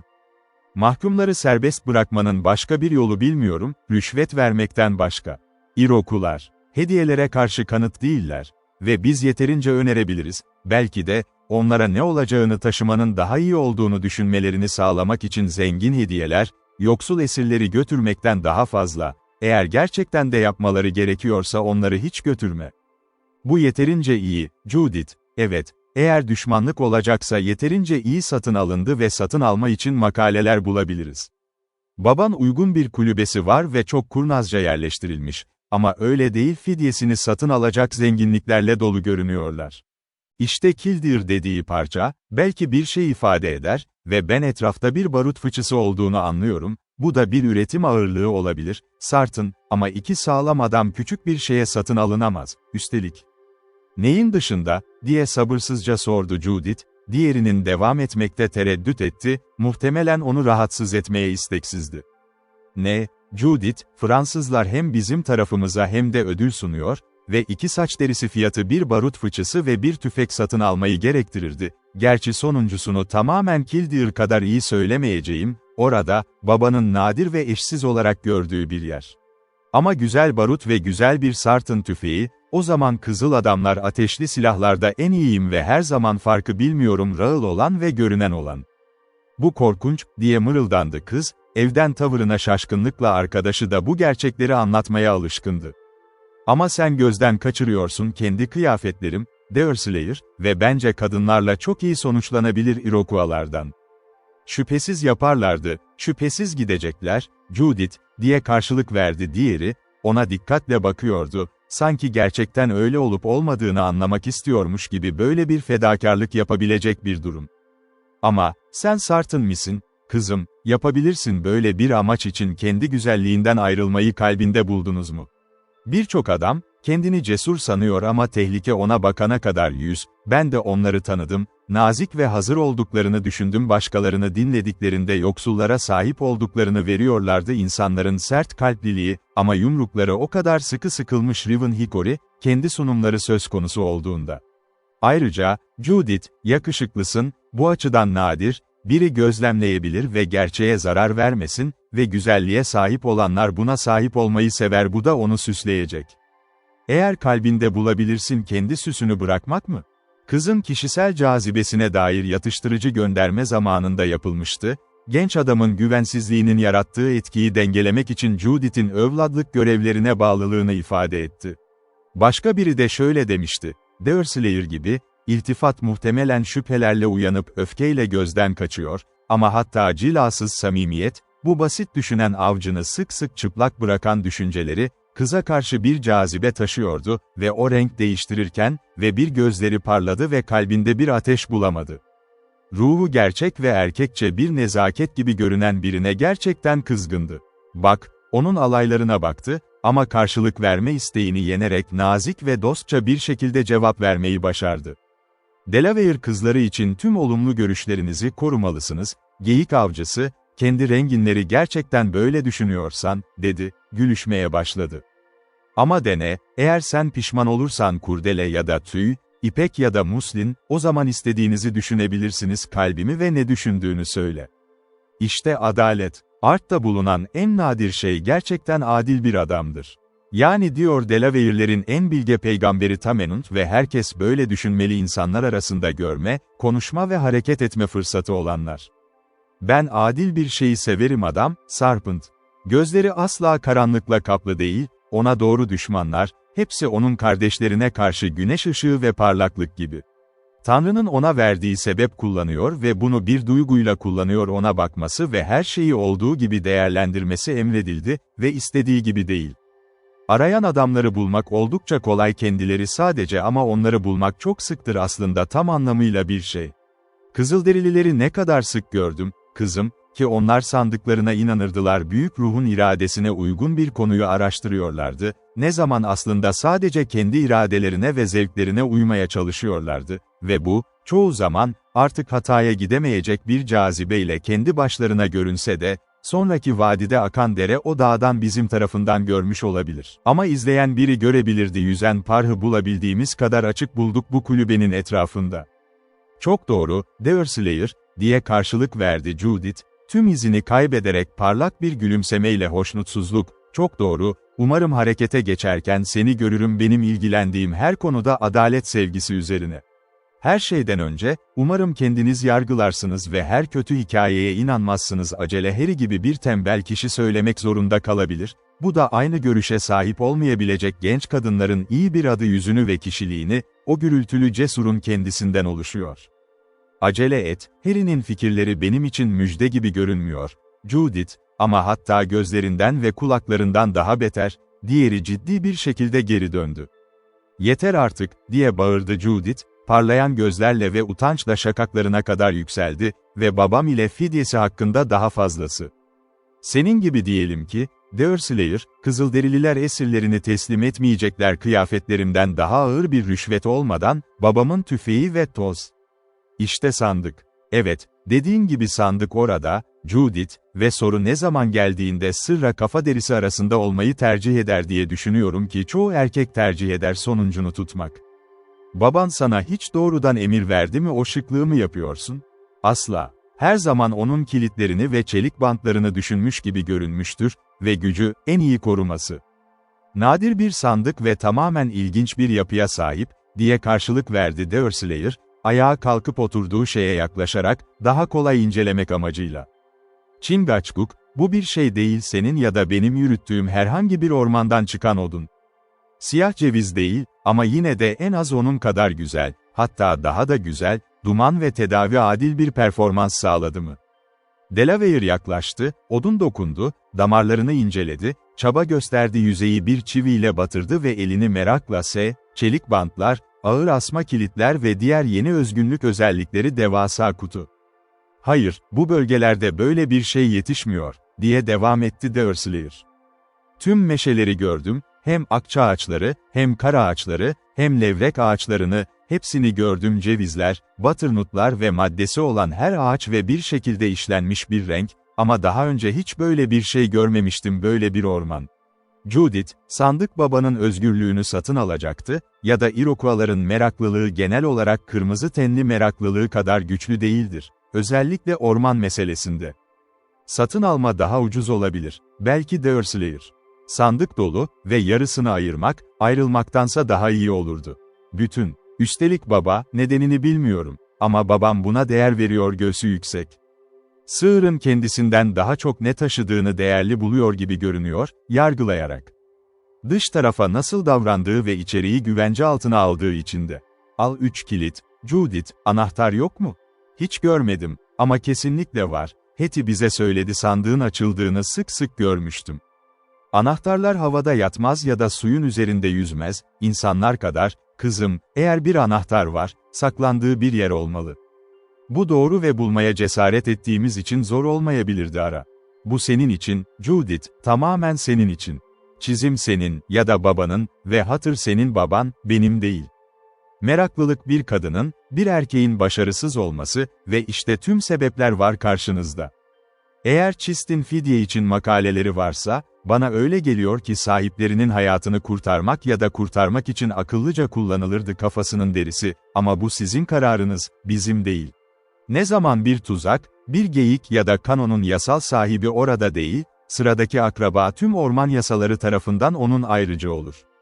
Bu nedenle biz Chist'in açılıp açılmayacağını sana bırakıyorum. Umarım babamın hayatı çökerken tereddüt edebileceğime inanmazsınız tehlike, geyik avcısı. Neden? Bu neredeyse azarlama ve yas tutmak gibi. Öyle yaşlı Tom'un senin sahip olduklarında hata bulabileceğini öngörmek mantıklı değil kendini bir kez daha kulübesinde gördüğünde bitmiş, ama hiçbir şey yok erkeklerin kendi iyilikleri için yapılanlarla anlaşmazlık yaşaması alışılmadık, ayın bile onun olmasından farklı görüneceğini söylemeye cesaret edin. Şimdi var, diğer taraftan bakabilir miyiz? Deurslayer, anahtarı bulabilirsek, sana açma yetkisini vereceğim. Sandık ve babanızın sandığı gibi şeyleri ondan almak fidye. Önce anahtarı bul, kızım, geri kalanını sonra konuşuruz. Serpent, sinek gibi gözlerin var ve nadiren ortaya çıkan bir yargın var, bize yardımcı olabilir misin yüzen Tom'un bir Chist'in anahtarını nerede saklayacağını hesaplarken bu kadar özel olarak gördüğünü mü? Delaware, doğrudan bu konuşmaya katılmamıştı sandığı bıraktığında, sandığı çekmeye devam etmişti. Dikkatini çekin ve anahtarın muhtemel olduğu yeri ona bakın böyle koşullar altında gizlenmek için kullanılmalı. Judith ve Deurslayer gibi boş durmadan, üçü de kısa sürede endişeli ve coşkulu bir arayış. Çünkü arzulanan anahtarın gerçekleşmeyeceği kesindi. Ortak çekmecelerden veya dolaplardan herhangi birinde bulunan, birkaç tane vardı binada kimse oraya bakmadı. Ama herkes sorularını onlara dahiyane saklanma yerleri gibi gelen ve daha olası olan yerler böyle bir amaç için kullanılmak için. Bu şekilde dış oda uykuya girdiklerinde detaylı ama sonuçsuz bir şekilde incelendi hatırın dairesi. Bu kaba binanın bu kısmı daha iyi döşenmişti yapının geri kalanına göre daha önce özellikle sahibinin vefat eden eşine hizmet vermeye adanmıştı. Ancak Judith tüm anahtarlara sahip olduğu için kısa sürede anahtar olmadan karıştırıldı istenen anahtarı ortaya çıkarıyor. Şimdi kızların yatak odasına girdiler. Chingachgook hemen makaleler ile odanın Judith'in olarak adlandırılabilecek tarafının düzeni ve daha doğru şekilde Hetty'ye ait olan şey. Hafif bir ünlem çıktı ve her yöne işaret ederek alçak bir sesle bunu ima etti, arkadaşıyla Delaware dilinde konuşuyordu. "Düşündüğüm gibi, Serpent," diye yanıtladı Dersleyer, "her zaman onun sözlerini İngilizceye çevirin, mümkün olduğunca tuhaf olanı koruyarak adamın ifadeleri ve tavrı, herkesin görebileceği gibi tam da böyle ve hepsi naturda kurulmuş. Bir kız kardeş şık kıyafetleri çok sever, bazıları ise aşırı söyler, diğeri ise iyilik ve gerçeği Tanrı'nın yarattığı kadar mütevazı ve alçak gönüllü. Yine de, nihayetinde, Judith'in yetenekleri var, Hetty'nin de onu olduğunu söylemeye cesaret ediyorum başarısızlıklar. Ve, zayıf zihin, çistin açıldığını gördü mü, diye sordu Chingachgook, bakışlarında merak vardı. Sartın, bunu kendi dudaklarından duydum ve bu konuda, oldun. Görünüşe göre babası onun takdir yetkisini yanlış vermiyor, ama en büyük darterini yapıyor. O zaman anahtar sadece yabani gülden mi gizleniyor, çünkü Chingachgook öyle yapmıştı arkadaşıyla özel konuşmasında Judith'e cesurca isim vermeye başladı. İşte bu, işte mesele bu. Birine güveniyor, diğerine güvenmiyor. Kırmızı ve beyaz var, Serpent, tüm kabileler ve uluslar aynı fikirde bazılarına güvenmek, bazılarına güvenmemek. Karaktere bağlı ve yargı. Vahşi gülün bulması pek olası olmayan bir anahtarı nereye koyabilir, kaba kıyafetler arasında olduğu gibi. Dersleyer başladı ve arkadaşına hayranlıkla döndü, yüzünün her çizgisine, sessiz ama içten bir şekilde güldü varsayımın yaratıcılığı ve hazırlığı nedeniyle. Adın çok iyi verilmiş, Serpent, evet, çok iyi verilmiş. Tabii ki yeter, bir şık kişinin bu kadar az sarç yapma olasılığı nereden olur ki, fakir Hetty'nin kıyafetleri kadar kaba ve şık giysiler arasında. Cesaret ediyorum mesela Judith'in narin parmakları bir parça kumaşa bu kadar sert ve o petticoat kadar güzel, ilk tanıştığı andan beri memurlar. Ama kim bilir, anahtarın da aynı şekilde olması muhtemel olabilir pek, diğer yerlerde olduğu gibi. Giysisini indir, Delaware, ve bize izin ver bir peygamber olup olmadığını gör. Chingachgook istediğini yaptı ama anahtar yoktu bulundu. Görünüşe göre boş kaba bir cep, bitişik çiğnede asılı duruyordu ve bu bir sonraki inceleme yapıldı. Bu sırada Judith'in dikkati o yöne seslendi, o da aceleyle ve dili gibi konuştu gereksiz sorunlardan kaçınmak için. "Bunlar sadece zavallı Hetty'nin kıyafetleri, sevgili sade kız," dedi. "Aradığımız hiçbir şey orada olmayacak." Sözler, konuşmacının yakışıklı ağzından zar zor çıkmıştı ki Chingachgook cebinden istediği anahtarı çıkardı. Judith çok hızlı davrandı neden bu kadar basit ve basit bir saklanma yerini anlamamak için endişe exposed kullanılmıştı. Kan yüzüne doldu, aynı şekilde belki de utanç gibi bir kin ve dudağını ısırdı, ama sessizliğe devam etti. Dersleyer ve arkadaşı şimdi ne gülümsemeyen ne de en ufak bir bakışla bile ihanet eden yerli zarif insanlardı bu zekisinin niyetlerini ve yaratıcılığını ne kadar tamamen anladığını yasa bir yapı. Anahtarı Kızılderili'den alan ilk kişi öncülük etti bitişik odaya girdi ve kilide taktığında sağ alet aslında bulunmuştu. Her biri 3 asma kilit vardı ancak bu tek anahtarla kolayca açılıyordu. Dersleyer görevden alındı hepsi, dişleri gevşetti, kapağı biraz kaldırarak emin oldular gevşek oldu, sonra sandığından birkaç adım geri çekildi, işaret işareti yaptı arkadaşını takip edecekti. "Bu bir aile hiçbiri, Judith," dedi ve aileyi tutmak gibi bir şey sırlar. "Serpent ve ben arka gireceğiz ve kanolara bakacağız ve kürekler, kendin incelebiliyorsun ve öğrenebilirsin. Fidye olarak kazandıracak herhangi bir şeyin olup olmadığı, makaleler arasında. İşin bitince bizi ara, hepimiz arayacağız birlikte mecliste oturup maddelerin valiyesine dokunun." "Dur, geyik avcısı," diye bağırdı kız, geri çekilmek üzereyken.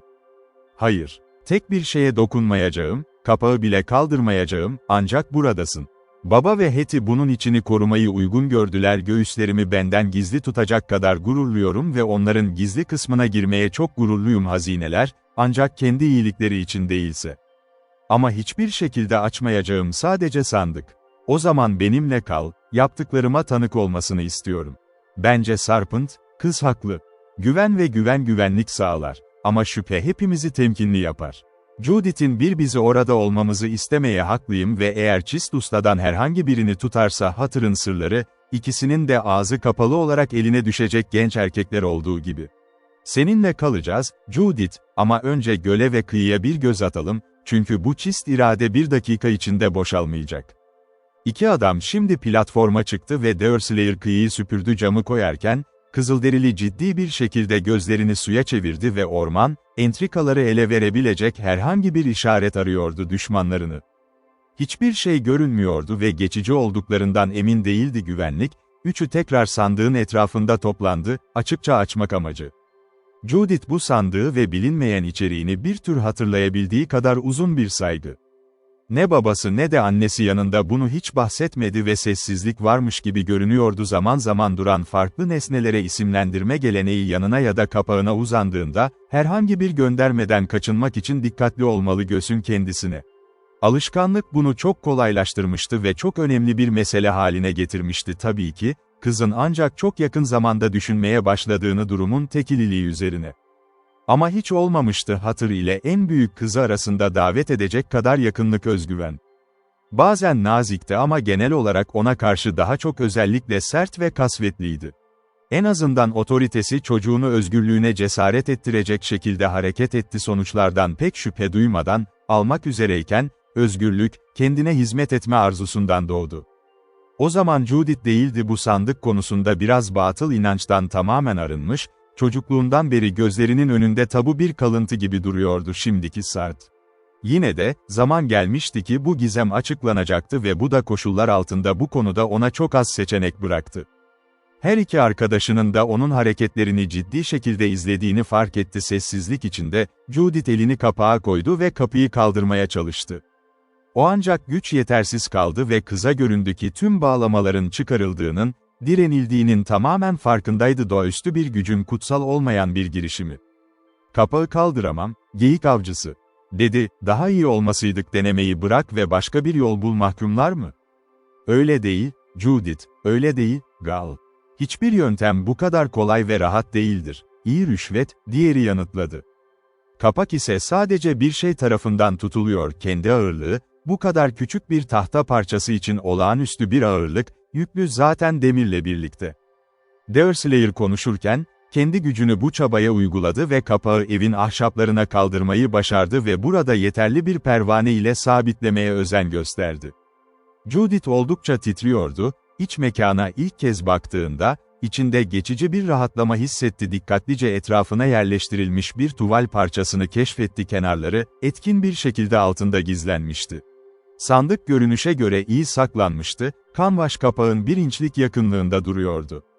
"İşte tam bir yük," dedi Deerslayer, düzenlemeyi göze alarak, "ve biz ihtiyaçlarımız vardı, rahat bir şekilde işe gidiyoruz."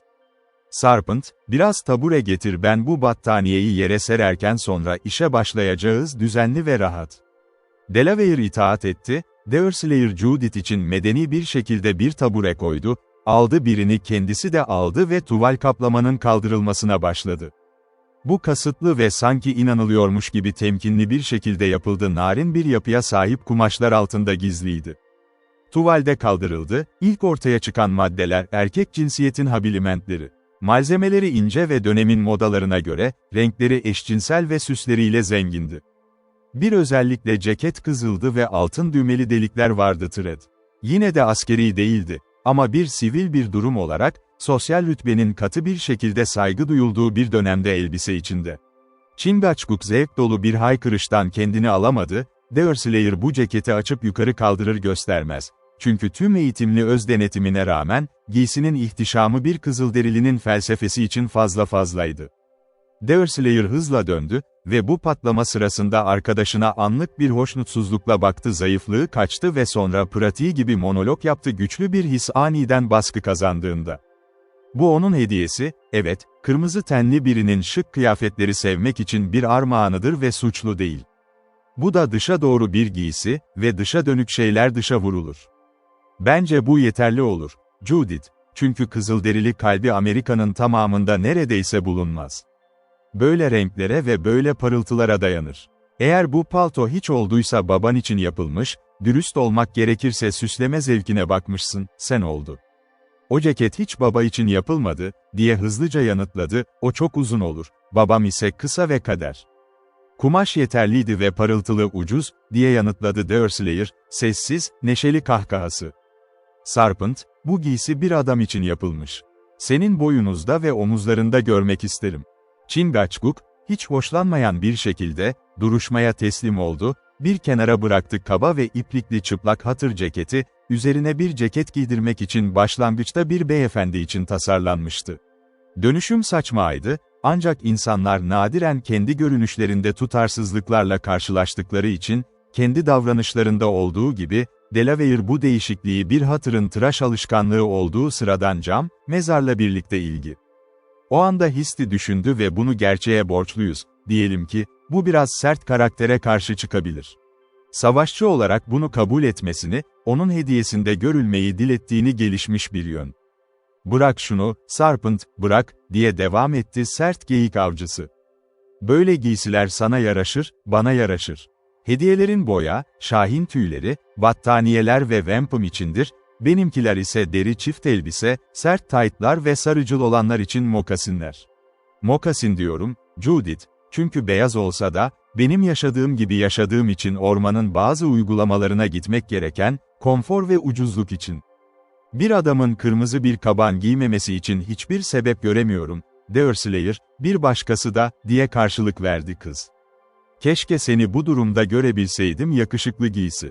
Beni bir lorda yakışan bir ceketle gör, pekala, Judith, beklersen, o gün, beni mantık ve hafızanın ötesinde görene kadar bekleyeceksin. Hayır, hayır, kız, yeteneklerim benim armağanlarımdır ve onlarda yaşayıp öleceğim, ama asla getirmesem de başka bir geyiği yakalar, ya da başka bir somonu mızrakla savurardı. Ne yaptım ki sana, beni böyle gösterişli bir ceketle görmek ister misin, Judith? Çünkü bence Dersleyer, sahte dilli ve sahte kalpli garnizonların genç cesur kahramanları yalnız görünmemelidir tüyler gibi görünüyor. Ama gerçeğin ve dürüstlüğün onurlandırılması gereken iddiaları vardır ve yücelt. Ve ne yüceltme, okuyucu şunu belirtmiş olacaktır, Dersleyer sözlüğünü çok eleştirel incelememişti ve ne bana, Judith, bezar ve kızıllanmak bir yüce olurdu Quebec'ten hediyelerini yeni getiren bir Mingo şefi gibi mi? Hayır, hayır, ben benim halimde, eğer olmazsa, daha iyi olamam. Paltoyu üzerine koy, battaniye, Sarpent ve çiste daha fazla bakalım. Cazip giysi, kesinlikle hatır için hiç tasarlanmamış bir giysi, kenara bırakıldı ve soruşturma devam etti. Erkek kıyafetleri, hepsi kalite olarak örtüştü, kısa sürede tükendi ve sonra kadın olarak başarılıydı.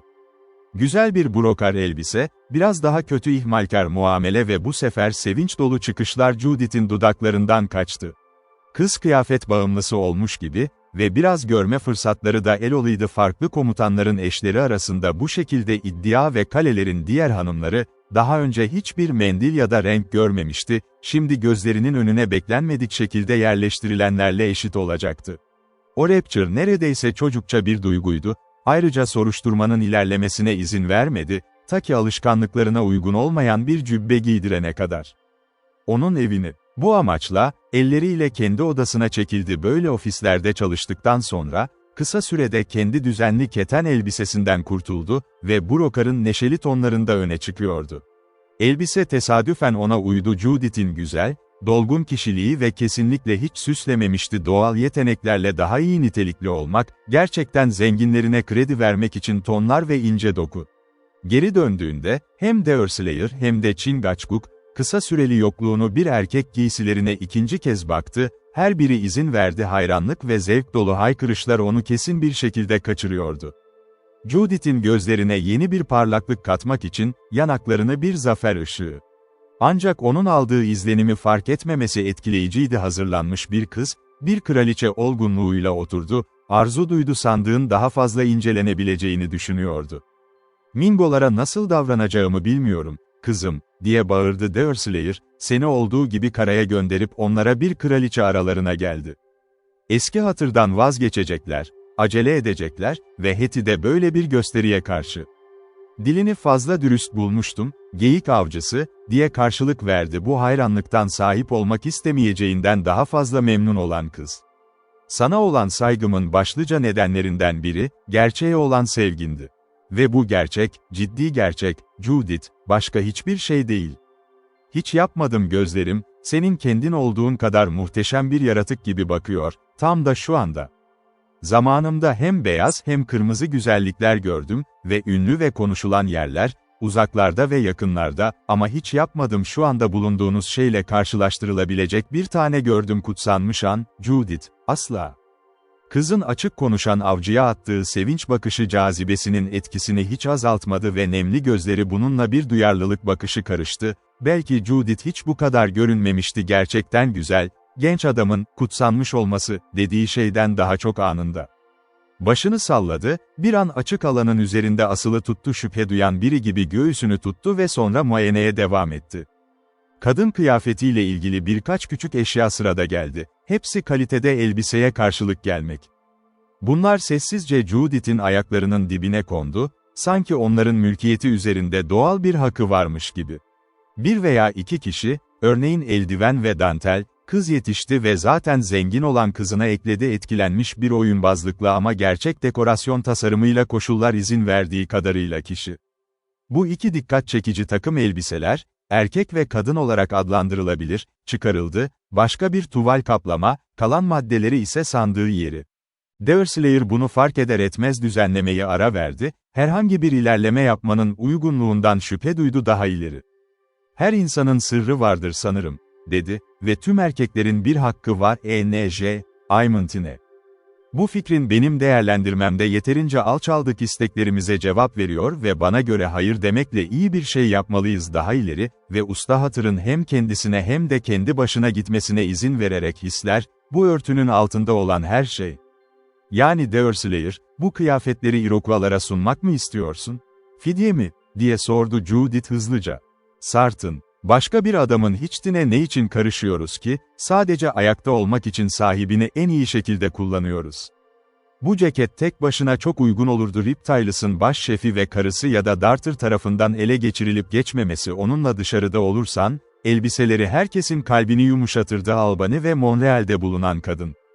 Bizim o iki maddeden daha büyük bir ticaret stoku istiyor.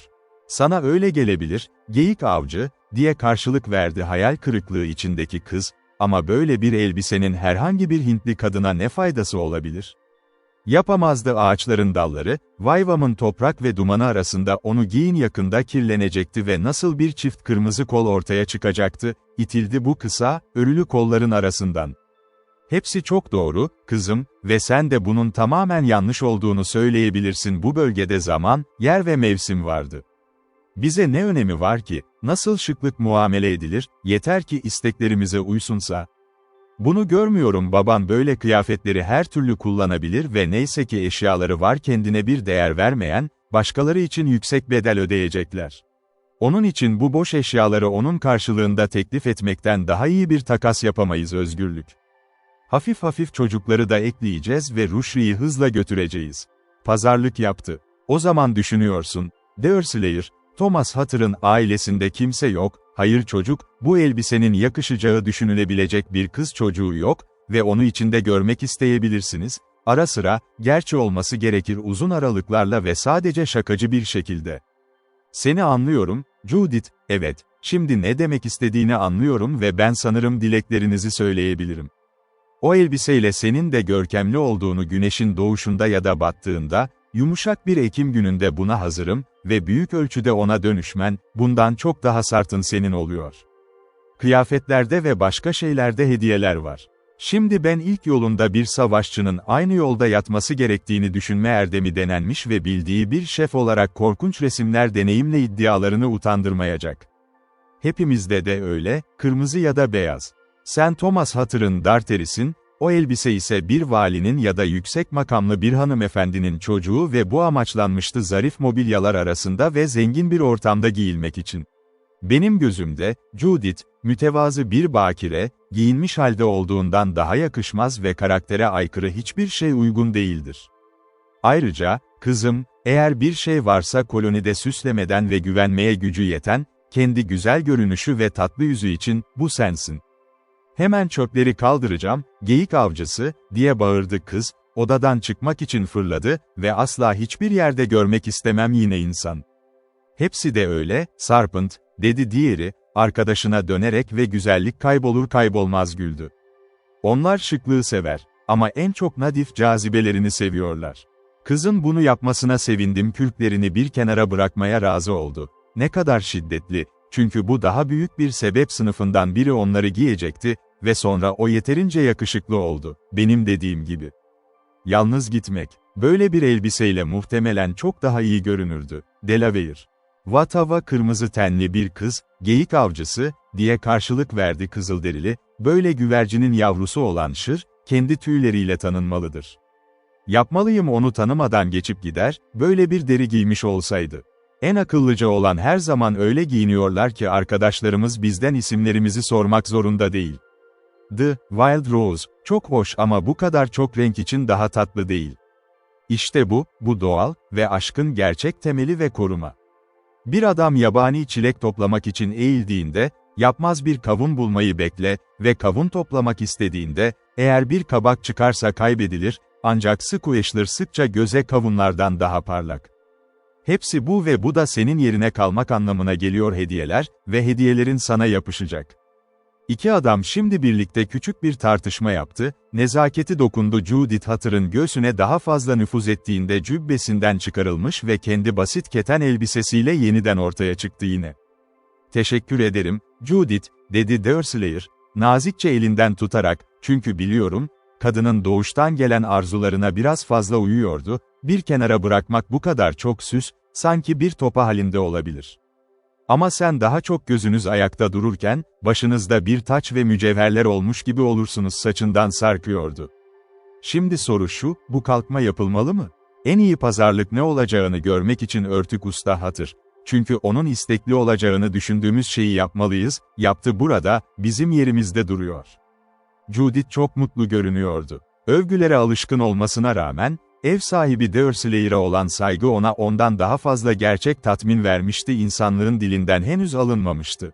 Şartlar değildi, bu hayranlık ifade edilmişti. Çünkü yeterince basittiler, öyle güçlü bir izlenim bıraktı ki, ne de yenilikleri, ne de sıcaklıkları, tavrı ve genellikle değer veren o özelliklerden hiçbiri övgü, ama konuşmacının sarsılmaz gerçeği, sözlerini taşıyan yani doğrudan dinleyicinin kalbine.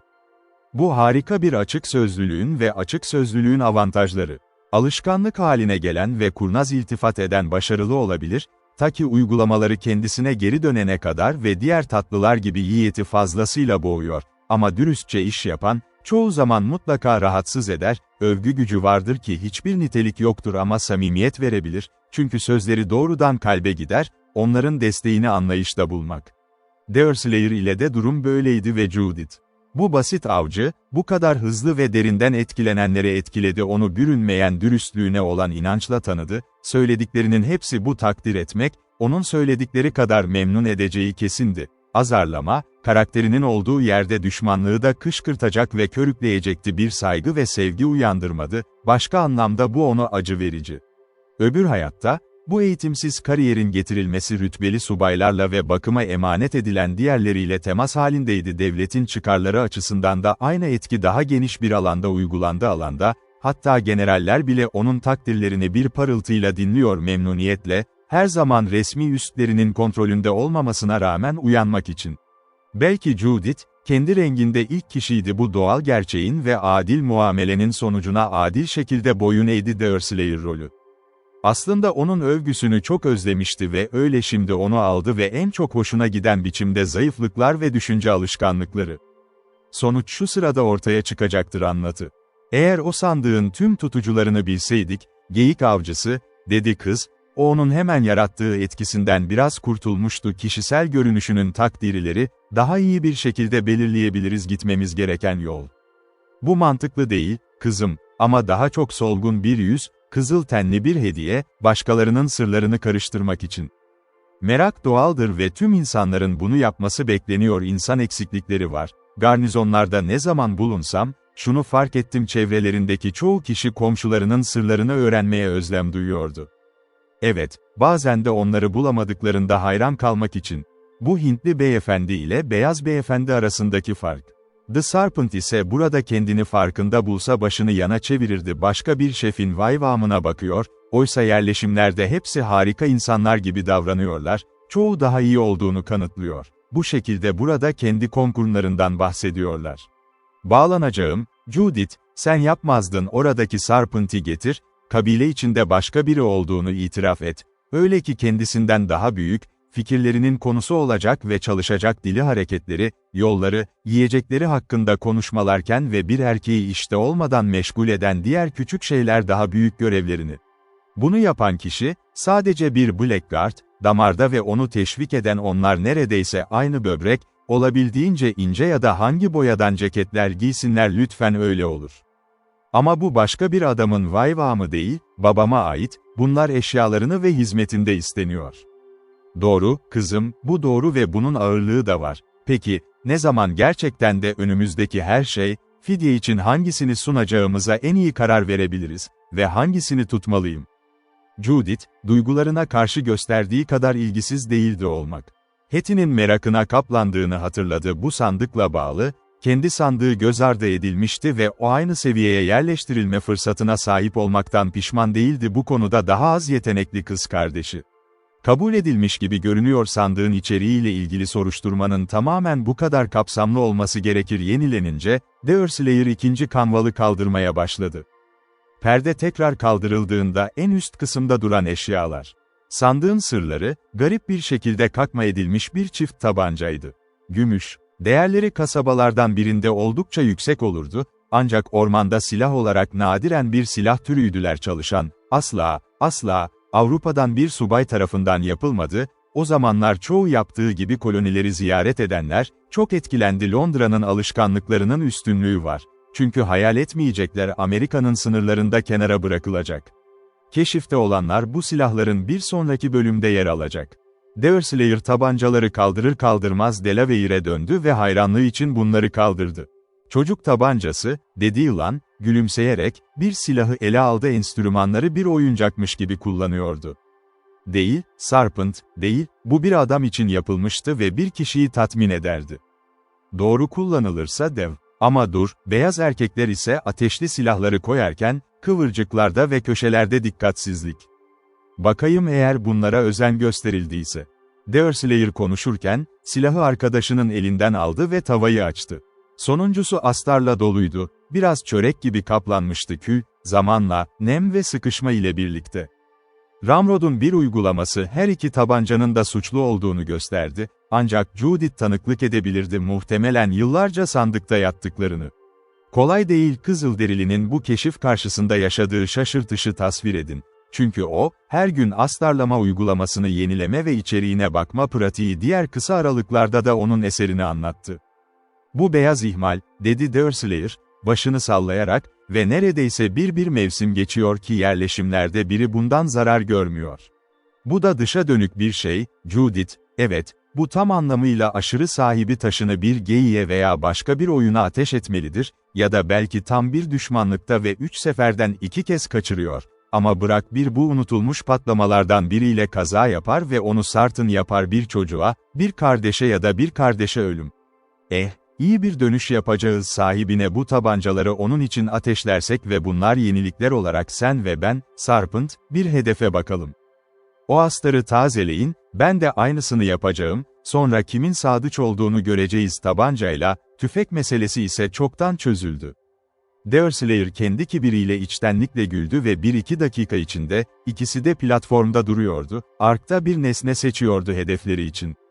Judith merakla onların yanına çekildi. Geri çekil, kızım, biraz geri çekil, bu bizler uzun zamandır yüklü, dedi Deerslayer, ve deşarj sırasında bir kaza olabilir. O zaman onları kovmayacaksın. İkisini de Delaware'e verin, ya da olurdu ateş etmeden boşaltmak daha iyi olurdu. Bu daha önce kullanılan bir şeydir ve bazıları der ki, erkeklikten artık, ama ben böyle saçma bir doktrine uymama. Onları kovmalıyız, Judith, evet, mecburdur ateşle, ancak öngörüyorum ki hiçbiri için büyük bir sebep olmayacak yeteneğiyle övünüyor. Judith ise çoğunlukla büyük kişisel ruha ve alışkanlıklarına sahip bir kızdı, üzerine çökebilecek korkuyu hissetmesini engelledi. Ateşli silahların raporunda seks. Birçok tüfek ateşlemişti ve hatta uygun koşullarda bir geyiği öldürdüğü bile biliniyordu çaba. Bu yüzden teslim oldu, biraz geri çekilerek Deerslayer, Kızılderili'ye platformun önünü kendisine verdi. Chingachgook silahı birkaç kez kaldırdı, onu sabitlemeye çalıştı, iki elini kullanarak, tavrını garip bir tavrından bir diğeri daha da fazla ve sonunda bir tür umutsuz kayıtsızlık, gerçekte hiçbir hedef bulamadan. Hepsini, sonuç olarak, düğümü vurmak yerine hedef için seçilmişti, gemiyi tamamen kaçırdı, mermi atlaması suyun boyunca, elle atılan bir taş gibi. "Aferin, Serpent, aferin," diye bağırdı Deerslayer sessiz sevinçle gülerek, "göle vurdun ve bu bir bazı adamlar için açıklama. Biliyorum ve söylediğim kadar, burada, Judith, senin kısa filmin için Weapons kızıl tenli hediyelere ait değil. Vurdun göl ve bu sadece havaya vurmaktan daha iyi. Şimdi, geri çekilin ve beyaz hediyelerin beyaz bir weaponla neler yapabileceğine bakalım. Tabanca bir silah değildir tüfek ama renktir. Deerslayer'ın hedefi hem hızlı hem de istikrarlıydı ve raporda takip etti, silah kalkır kalkmaz neredeyse hemen başladı. Tabanca hala ateş altında duruyordu, olduğu gibi adlandırıldı ve parçaları 12 yöne uçtu, bazıları üzerine düştü kalenin çatısında, diğerleri sandıkta ve biri suda. Judith çığlık attı ve iki adam endişeli kıza döndüğünde o kız da ölüm kadar solgun, her uzuvu titriyordu. O yaralı, evet, zavallı kız yaralı, Serpent, ama bir tane orada dururken bunu öngöremiyordu. Onu bir oturtucuya götüreceğiz ve onun için bilgi ve becerimizin karşılayabileceği en iyisini yapmalıyız. Judith kendini bir koltuğa yaslanmasına izin verdi, bir ağzı yutuldu, Delaware'in ona bir kabakta sunduğu su ve şiddetli bir sarsıntı krizi, ince bedenini sarsacak gibi görünüyordu, gözyaşlarına boğuldu. "Acı katlanmalı, zavallı Judith, evet, katlanmak zorunda," dedi Deerslayer, yatıştırıcı bir şekilde, "ama ağlamamanı istemekten çok uzak, için ağlamak genellikle galiş duygularını hafifler. Nerede zarar görebilir, Serpent? Ay ne kan izi, ne de deri ya da giyside yırtık yok. Yaralanmadım, geyik avcısı," diye kekelerken kız gözyaşları arasında. "Gerçekten korku, başka bir şey değil, size temin ederim ve Tanrı'ya şükür. Kimse, ben bulundu, kaza nedeniyle zarar gördü.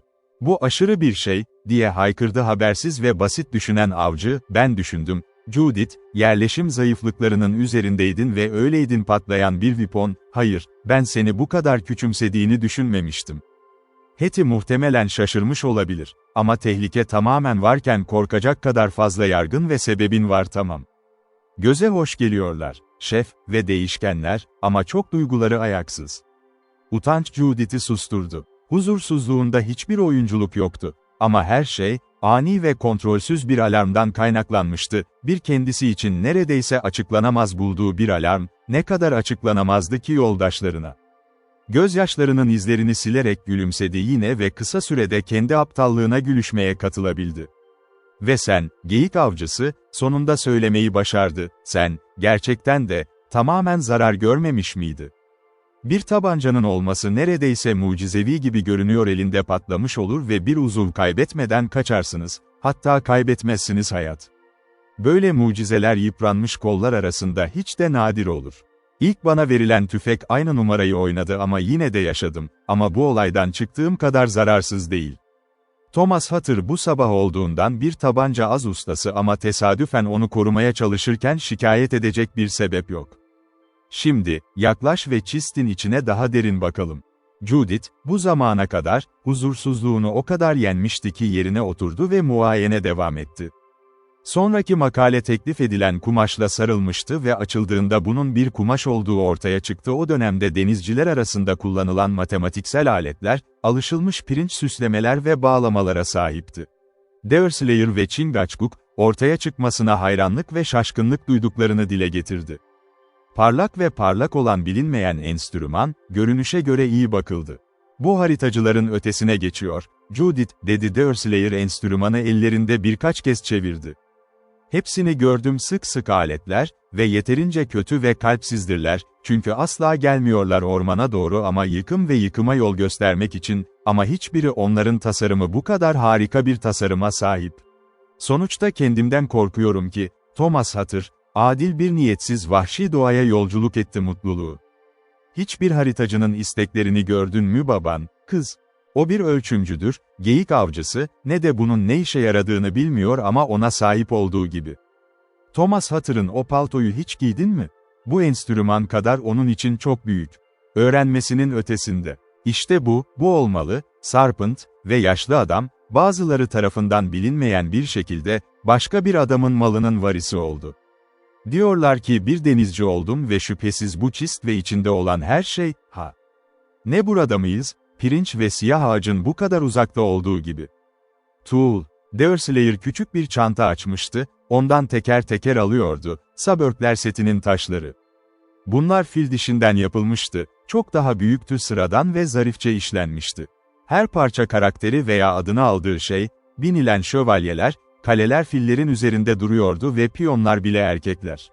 Set tamamlanmamıştı ve birkaç çatlak kötü kullanımı ele veriyordu. Ama geriye kalan her şey dikkatlice yerleştirilmiş ve korunmuştu. Judith bile bu yeni nesneler gözlerinin önüne getirildiğinde hayranlığını ifade etti ve Chingachgook, hayranlık ve sevinçle Hint onurunu neredeyse unuttu. İkincisi her parçayı aldı ve yorulmadan inceledi, tatmin oldu, kıza daha zekice ve çarpıcı olanı gösterdi, işçiliğin bazı bölümleri. Ama filler ona en büyüğünü verdi, memnun oldum. Parmaklarını üzerinden geçirirken, "Hüs," diye söyledi, gövdeleri, kulakları ve kuyrukları çok belirgin görünüyordu, o da bunu yapmaktan vazgeçmiyordu. Piyonlara dikkat edin, onlar okçu olarak silahlanmıştı. Bu sergi sürdü birkaç dakika, bu süre içinde Judith ve Kızılderili tüm kendilerine kaptırma için. Deerslayer sessiz, düşünceli ve hatta kasvetli oturuyordu, gözleri iki başrol oyuncunun her hareketini takip ederek, eserlerin her yeni özelliği sergiye sunulurken ortaya çıkardı. Değil bir zevk niteliği, dudaklarından tek bir kınama sözü bile çıktı.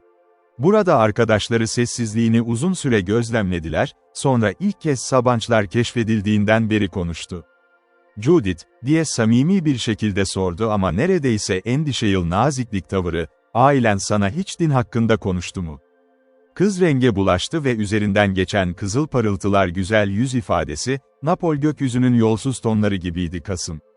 Deerslayer ona gerçeğe o kadar güçlü bir tadı vermişti ki, cevabında tereddüt etmediğini, basit ve samimiyetle cevap verdiğini. "Annem sık sık yapardı," dedi, "babam asla. Bunun benim için annem dualarımız ve görevlerimiz hakkında konuşmak için üzülüyor ama babam böyle konularda, ne ölümünden önce ne de sonrasında hiç ağzını açmadı. İnanabiliyorum, inanabileceğim. Tanrısı yok, öyle bir tanrı yok tanrı, beyaz tenli bir adama ibadet ediliyor, hatta kırmızı tenli biri olarak. Onlar her şey put." Judith irkildi ve bir an için ciddi şekilde incinmiş gibiydi. Sonra o düşündü ve sonunda güldü. "Ve sen düşünüyorsun, Deerslayer, bu fil dişi oyuncaklar babamın tanrıları mı?"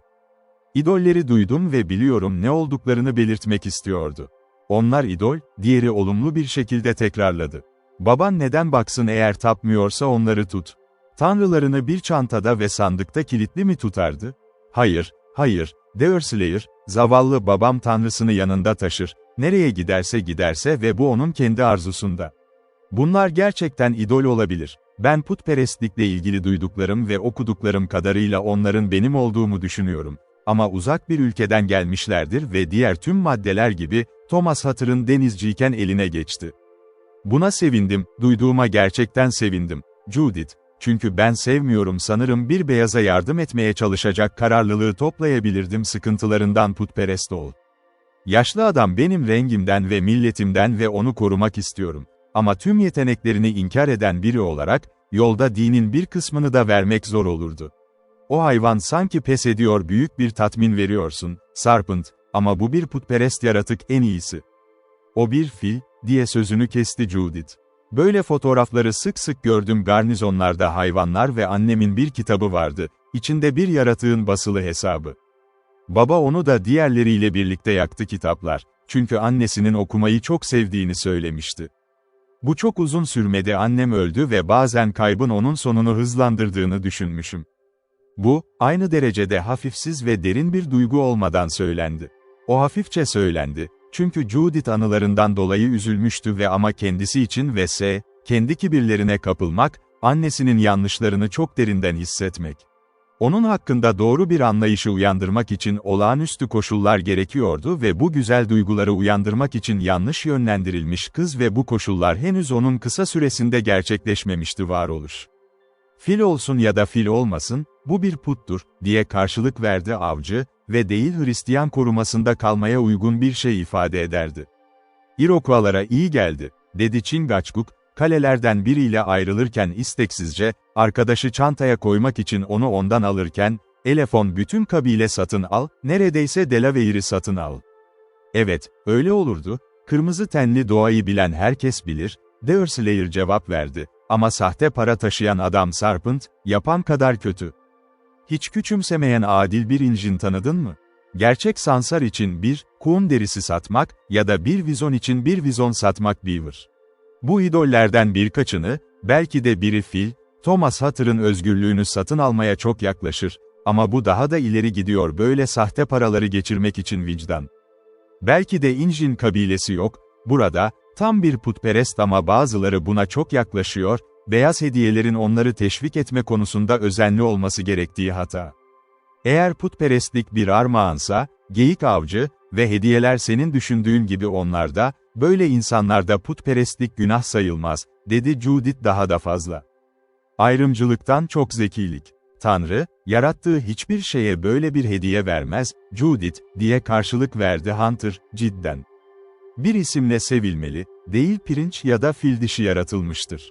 Her şeyin babasının olup olmaması önemli değil, Tanrı ya da Manitou, Tanrı ya da büyük ruh olarak adlandırılsa da, yine de bizim ortak yapı ve usta, ruhların da çok önemli olup olmadığı da sadece cennete ya da mutlu avlanma alanlarına gitsinler. Çünkü her birini gönderebilir kendi tarzında, kendi zevki ve bilgeliğine uygun olarak, ama bu beni kısık üzüyor kan. İnsan ölümlüleri karanlığa bu kadar bağlı ve kon söylerken bulduğumda, kendi elleriyle yapılan, ahşap, kemikler yaratmak, hareketsiz, anlamsız figürlere dönüşür, sonra onların önüne düşer ve onlara bir tanrı olarak tapın. Sonuçta, Deerslayer, bu fil dişi parçaları kesinlikle idol olmayabilir.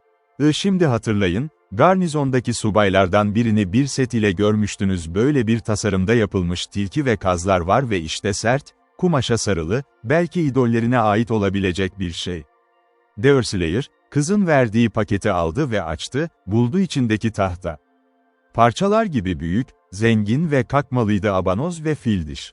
Bütünü avcı ile birleştirmek, ama değil çok fazla tereddüt etmeden, yavaş yavaş Judith'in görüşüne geçtim ve sonunda hayal edilen putların sadece tuhaf şekilde oyulmuş adamlar olması gerektiğini kabul etti. Bilinmeyen bir oyun. Judith, zaferini büyük bir şekilde kullanacak kadar incelikle davrandı, ılımlılık, hatta en dolaylı şekilde bile bir kez bile buna ima etmemişti arkadaşının saçma hatası. Olağanüstü görünen küçük görüntülerin kullanımının bu keşfi önerilen fidye meselesini çözdü. Genel olarak kabul edildi ve hepsi Kızılderililerin zayıflıklarını ve zevklerini anlıyordu, hiçbir şeyin olamayacağını fillerden çok Iroquois'ların çavbirliliğini cezbetmeye daha yatkın olur, özel. Neyse ki tüm kaleler parçalar arasında kalmıştı ve sonunda bu 4 kule taşıyan hayvanın ransom teklif etti. Geri kalan askerler ve hatta diğer tüm sandıkta bulunan eşyalar göz önünde tutulmaması ve başvurulması sadece son bir itiraz olarak. Bu ön hazırlıklar tamamlanır tamamlanmaz, rüşvet için tasarlananlar dışında her şey dikkatlice değiştirildi. Sandık, tüm örtüler bulundukları gibi, gizlenmişti ve gerçekten de öyleydi mümkün, Hatter kaleyi ele geçirmiş olabilirdi yine, kalan günlerini bu arada geçirebilirdi hatta mahremiyetine yapılan istilayı şüpheleniyor göğüs. Kira tabancası, en olası olanı gizliydi. Ama bu yer arkadaşının yanına konmuştu ve hepsi daha önce olduğu gibi bastırılmış, altındaki yaklaşık yarım düzine paket sandık hiç açılmamıştı. Bu tamamlandığında kapak indirildi, asma kilitler değiştirildi ve anahtar döndürüldü. O zaman ikincisi alındığı cebe yerleştirilmişti. Doğru rotayı belirlemek için 1 saatten fazla zaman harcadı, peşinden koşuldu ve her şeyi yerine döndürdü. Konuşmak için duraklamalar sık sık olurdu ve Judith, açık alanda canlı bir zevk yaşarken, Derslayer'ın dürüst gözlerinin ona baktığı gizlenmemiş hayranlık, yakışıklı yüzlü, mülakatı uzatmanın yolunu becerikli bir şekilde buldu. Bu, kadın koketinde doğuştan gelen bir şey gibi görünüyor. Gerçekten de Derslayer ortaya çıktı. Bu şekilde boşa harcanan zamanın farkında olan ilk kişi olmak ve yoldaşlarının dikkatini yapmanın gerekliliğine çekmekte, fidye planını hayata geçirmek için bir şeyler. Chingachgook, Hatter'ın yatak odasında kalmıştı, filler orada gözlerine harika hayvanların görüntülerini sunmak için yatırdı ve öyle roman. Belki bir içgüdü ona varlığının o kadar da olmayacağını söylüyordu. Arkadaşları için bu kadar kabul edilebilirdi, kendini uzak tuttu. Çünkü Judith tercihlerinin tezahürlerinde pek bir çekingen yok ve Delaware, nişanlı bir nişanlıya kadar bir şeyler almadan bile ilerleyememişti usta tutkusunun belirtilerini bilmek. "Peki, Judith," dedi Derslayer, röportaj sürdükten sonra ayağa kalkarken kendisinin bile tahmin ettiğinden çok daha uzun süre, "sohbet etmek hoş ve tüm bu meseleleri hallediyorum, ama görev bizi başka bir yöne çağırıyor." Hepsi bu sefer, Harry ve baban, Hetty dememek, kelime şöyleydi, konuşmacının ağzında kısa kesildi. Çünkü o kritik anda, bir ışık platformda, yani, avluda, bir adım sesi duyuldu, bir insan figürü karardı, kapı ve en son bahsedilen kişi önünde duruyordu. Düşük Derslayer'dan çıkan ünlem ve Judith'in hafif çığlığı neredeyse hiç söylenmedi, 15 yaş ile arasında bir Hintli genç varken 17, yanında duruyordu. Bu iki giriş mokazinli ayaklar, neredeyse sessiz, ama beklenmedik ve ne kadar gizli olsalar da, Derslayer'ı rahatsız edecek kadar etkili değillerdi. Kendine sahip olma. İlk önlemi Delaware'de hızla konuşmaktı. Arkadaşı, ona görünmemesi gerektiğini uyardı, o ise nöbet tutuyordu, ikincisi ise tehlikenin boyutunu anlamak için kapıya doğru adım atmaktı. Ancak başka kimse gelmemişti ve basit bir kurgu vardı. Geminin kenarında yüzen bir sal hemen şunu açıkladı: Hetty'yi kurtarmak için kullanılan bir şey. 2 ölü ve kuru ve sonuç olarak, yüzdürücü olan çam kütükleri iğnelerle ve vids ve küçük bir yırtık kestane platformu kaba bir şekilde yerleştirilmişti yüzeyleri. Burada Hetty bir tahta parçası üzerinde oturmuştu, oysa genç Iroquois'lar, ilkel ve yavaş hareket eden ama tamamen güvende olan bu kürekleri kürekle sürmüştü kıyıdan gelen tekneler. Derslayer bu salı yakından inceledikten sonra memnun kaldı, kendisi başka bir şey yoktu, başını salladı ve kendi dilinde mırıldandı tek sözlü bir şekilde, "Bu, başka bir adamın sözünü karıştırmaktan kaynaklanıyor. Dikkatli ve dikkatli olsaydık, böyle bir sürpriz asla olmazdı." Oldu ve bir çocuktan bu kadar çok şey almak bize ne bekleyebileceğimizi öğretiyor. Yaşlı savaşçılar alaycı davranışlarına adil şekilde odaklandığında. O ne kadar olursa olsun, fidye için bir anlaşmaya yol açıyor ve ne olduğunu duyacağım Hetty bunu söylemek zorunda. Judith, şaşkınlığı ve alarmı biraz diner geçmez fark etti, kız kardeşinin dönüşünde gerçek bir sevgi dolu sevinç. Taslim oldu, onu kucağına aldı ve onu öptü, o zamanlarki alışkanlığı gibi.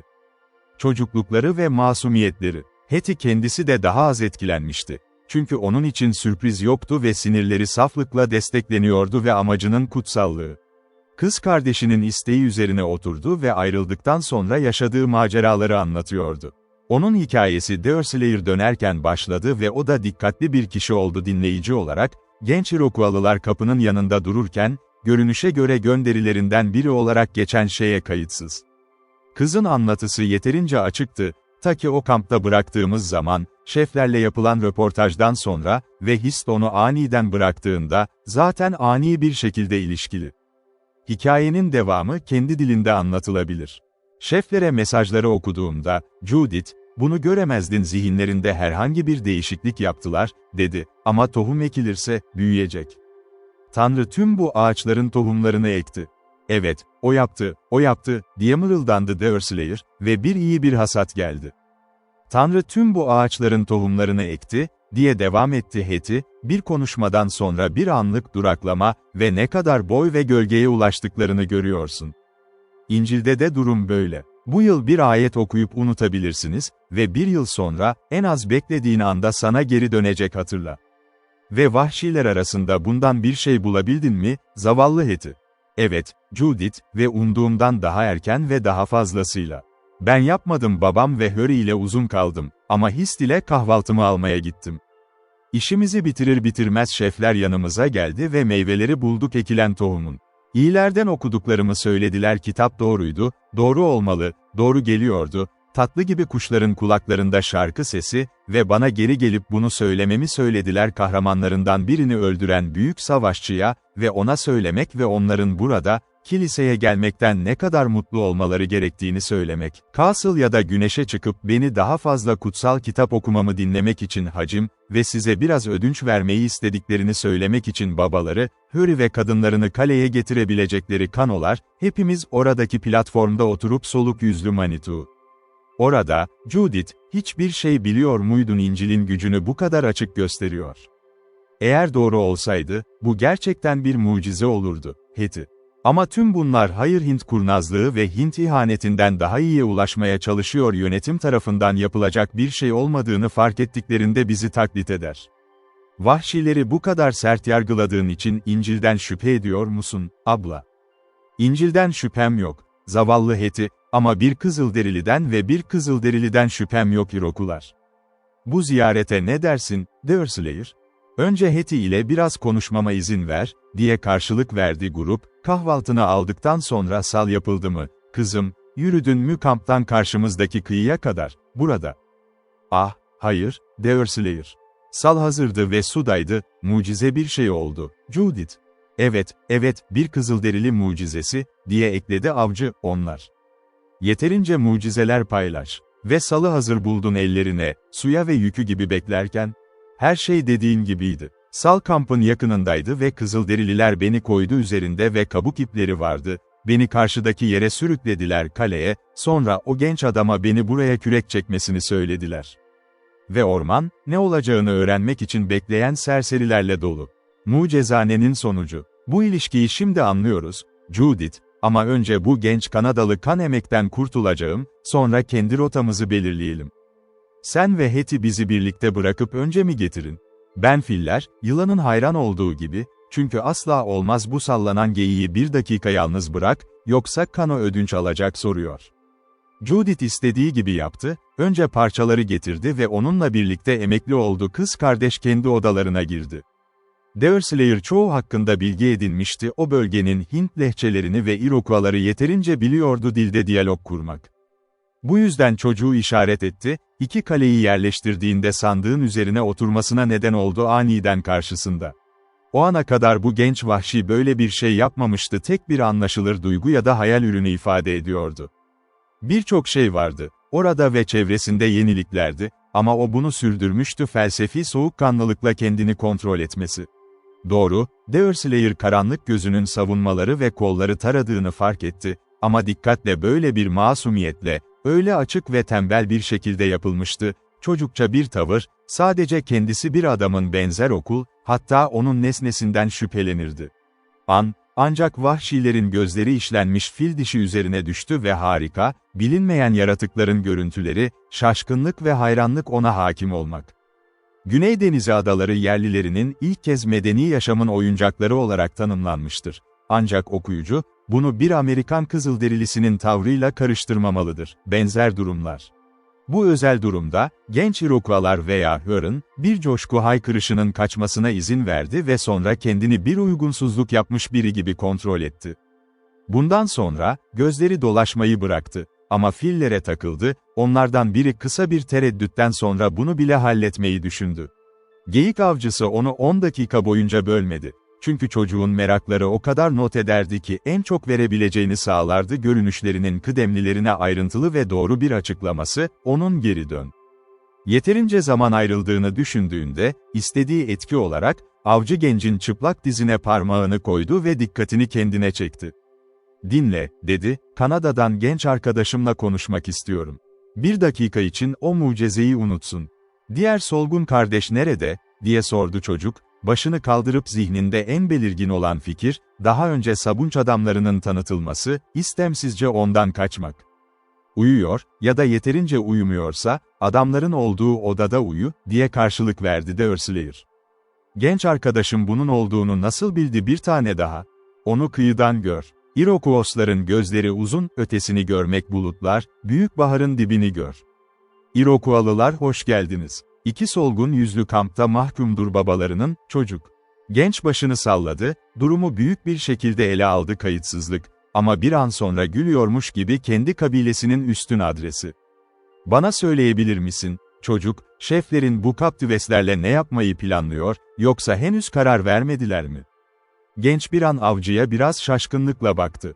Sonra o soğukkanlılıkla işaret parmağının ucunu kendi başının hemen soluna koydu ve onu tacının etrafında öyle bir hassasiyet ve hazırlıkla dolaştı ki ırkının tuhaf sanatında ne kadar iyi eğitildiğini gösteriyordu. "Ne zaman?" diye sordu Deerslayer, bu serin gösteride boğazı yükselen insan hayatına kayıtsızlık. "Neden onları Wigwamlarına götürmüyorsun? Yol çok uzun ve solgun yüzlerle dolu. Wigwam dolu, saç derisi yüksek satıyor. Küçük saç derisi, çok altın gibi. İşte bu durumu açıklıyor, evet, bu açıklıyor. Gerek yok daha da sade olması. Şimdi biliyorsun delikanlı, en yaşlısı mahkumların bu iki genç kadının babası, diğeri ise birinin talilidir onlar. Kadınlar doğal olarak bu tür arkadaşların kafalarını kurtarmak istiyor ve onlara fidye olarak 2 fil dişi yaratık vereceğim. Her saç derisi için bir tane. Geri dön bunu şeflerine söyle, güneşten önce cevabı bana getirsetler." Çocuk bu projeye hevesle ve samimiyetle katıldı, görevini zekayla yerine getireceğinden hiç şüphe bırakmadı ve hızlılık. Bir an için onur sevgisini unuttu, tüm onurunu ve tüm sevgisini İngilizlere ve Kızılderililerine karşı klan düşmanlığı, onun isteğiyle kabilesinde böyle bir hazine vardı ve Deerslayer bıraktığı izlenim. Doğru, çocuk bir tane taşımayı teklif etmişti yanında filler, diğerinin bir örneği olarak, ama bu kardeşi müzakereci fazla bilgeydi. İyi ki bunun asla olmayabileceğini biliyordum, bu ellere güvenilirse hedefine ulaşır. Bu küçük zorluk kısa sürede ayarlandı ve çocuk ayrılmaya hazırlandı. Üzerinde dururken platform, salın üzerine çıkmaya hazırdı, tereddüt etti ve kıskandı. Kısaltmanın en olası yolu olarak bir kano ödünç alma önerisiyle müzakereler. Deerslayer bu isteği sessizce reddetti ve bir süre durduktan sonra biraz daha uzun sürdü, çocuk yavaşça kaleden uzaklaştı, kıyıdaki yarım milden az bir çalılık yönü uzak. Deerslayer bir tabureye oturdu ve ilerleyişini izledi. Elçi, bazen kıyı boyunca tüm hattı yakından taradı, hatta göz ulaşabildiği kadarıyla, sonra dirseğini dizine koydu, çenesi eline yaslanmış uzun zamandır. Deerslayer ile çocuk arasındaki röportajda, farklı bir sahne bitişik odada gerçekleşti. Hetty, Delaware'i sormuştu ve neden ve nerede saklandığını öğrenince ona katıldı. The Chingachgook'un misafirine verdiği karşılama saygılı ve nazikti. Onun karakterini ve şüphesiz ona karşı nazik olma eğilimini anlıyordu, böyle bir varlık, onun bazı haberlerini öğrenme umuduyla arttı nişanlı.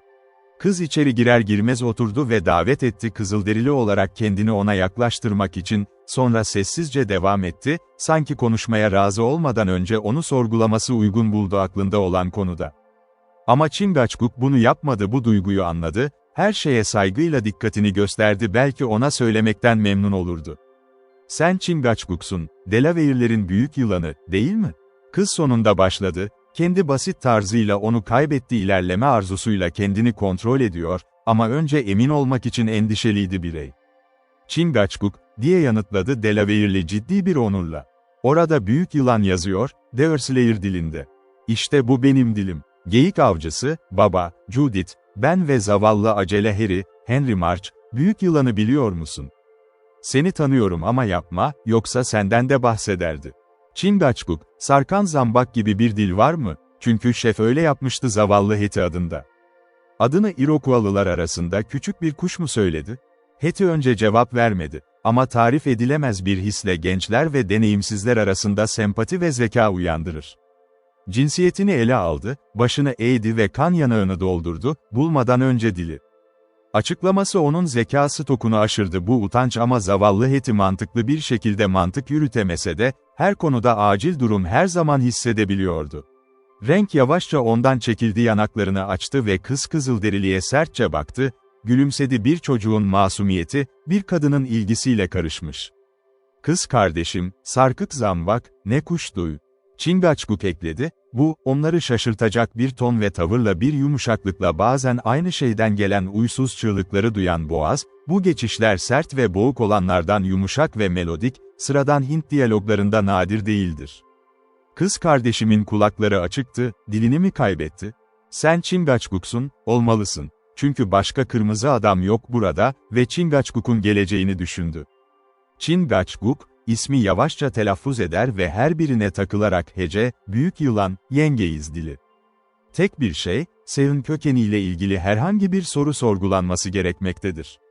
Ünlü, Yankees, lakabıdır.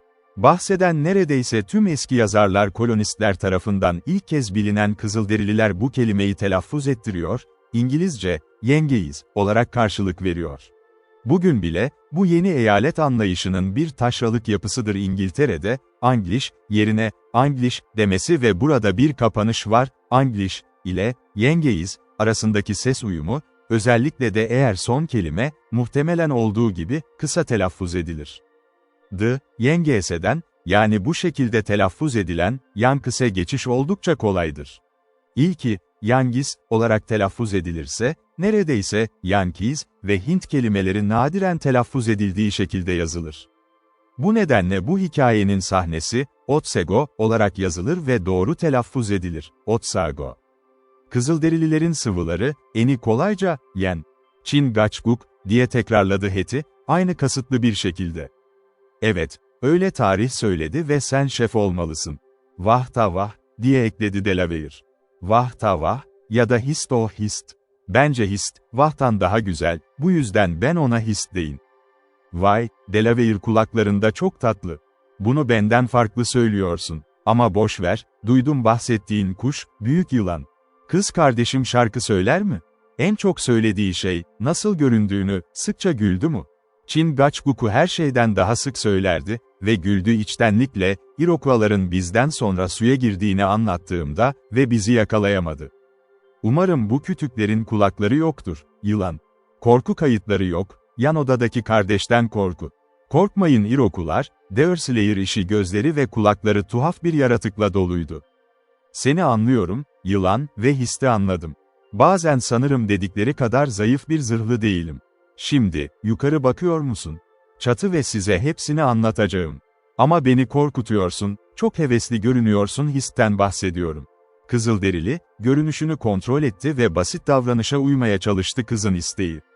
Geçmiş bana, çok alçak bir sesle söylememi söyledi ki, her şeyde Iroquois. Tanıdığı tüm Kızılderililerden daha ustadırlar. Sonra diyor ki, tepenin üzerinden büyük parlak bir yıldız geliyor, karanlıktan yaklaşık 1 saat sonra, Hist Jüpiter gezegenini belirtmişti, farkında olmadan ve tam o yıldız göründüğü anda, o da görünecek dün gece indiğim noktada ol ve sen de gelmelisin onu, bir kanoda. İyi, Chingachgook artık yeterince iyi anlıyor, ama anlıyor kız kardeşim onu Egin olarak söylese daha iyi.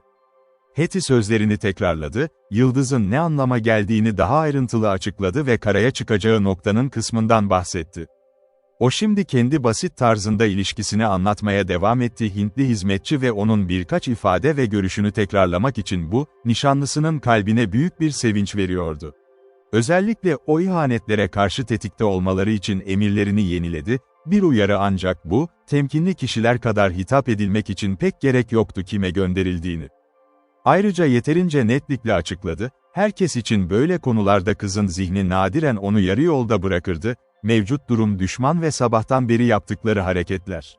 Tarih devam ediyordu Sal onunla birlikte kaldı, kıyıdan ayrılana kadar ve şimdi bir yerdeydi kalenin karşısındaki ormanlarda yer alıyordu ve kampa dönmeyi düşünmüyordu ta ki gece yaklaşana kadar, ondan kaçmayı umduğunda eve dönerken kıyı boyunca takip eden yoldaşları ve saklandıkları kendisi de konuda. Kimse varlığını şüphelenmiyor gibiydi Chingachgook, ancak bir Kızılderilinin girdiği mutlaka biliniyordu bir önceki gece Ark'ta vardı ve o zamandan beri solgun yüzlü bir elbiseyle kalenin içinde ve çevresinde belirdi. Hala biraz son noktada pek şüphe yoktu, çünkü bu sezon beyaz erkeklerin gelmesi beklenebilirdi, bazı korkular vardı kalenin garnizonu bu sıradan yöntemlerle artıyordu. Tüm bunlar hist, Kızılderililer onları sürüklerken Hetty ile iletişim kurmuştu kıyı, 6 milden fazla olan mesafe, bol miktarda zaman. Kendisi bilmiyor, şüphelenip şüphelenmediklerini ya da şüphelenip şüphelenmediklerini şüpheleniyorlar ama ikisi de öyle değildir umuyor.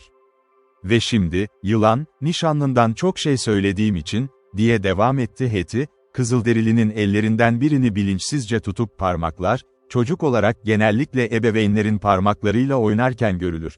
Sana kendimden bir şey söylemem lazım. Hist ile evlendiğinizde, mutlaka ona nazik ol, şimdi bana yaptığın gibi gülümse ve sinirlenme bazı şeflerin kendi evlerinde yaptığı gibi. Bunu söz verir misin? Vaha her zaman iyi, sert bükülmek için çok nazik, yoksa kırılır.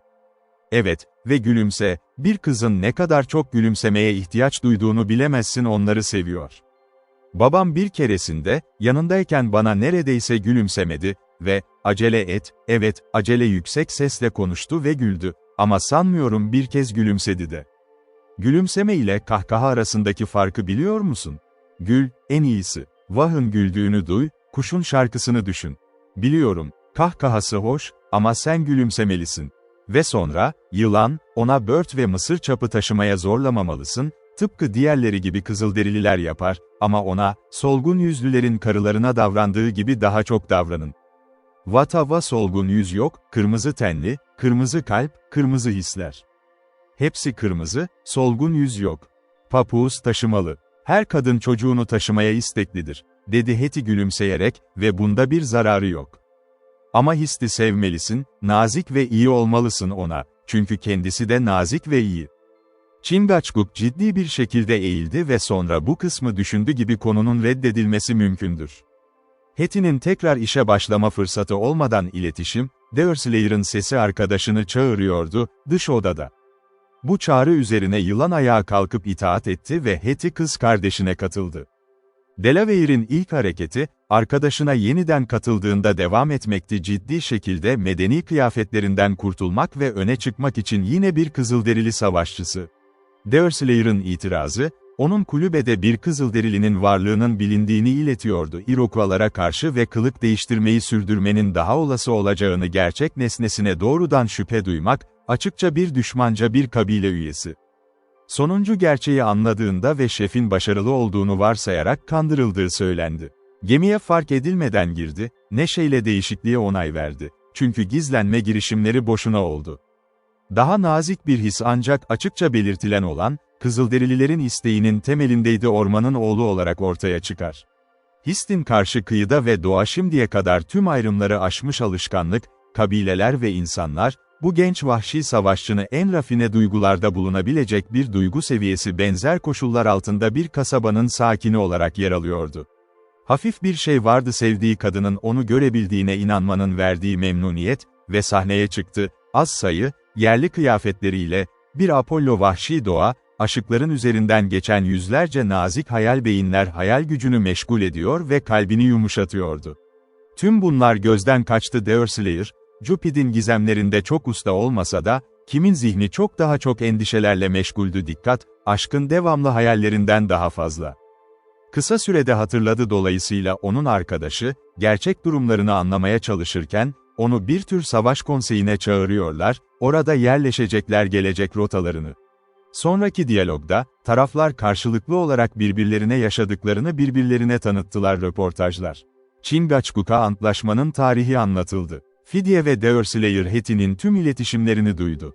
Sonuncu arkadaşının umutlarını cömertçe ilgiyle dinledi ve söz verdi neşeyle, elinden gelen tüm yardımı. Bizim ana savaşımız bu, Serpent, bildiğin gibi, kale için bu savaş ve eski hatırın darterleri, bir tür kaza gibi geliyordu.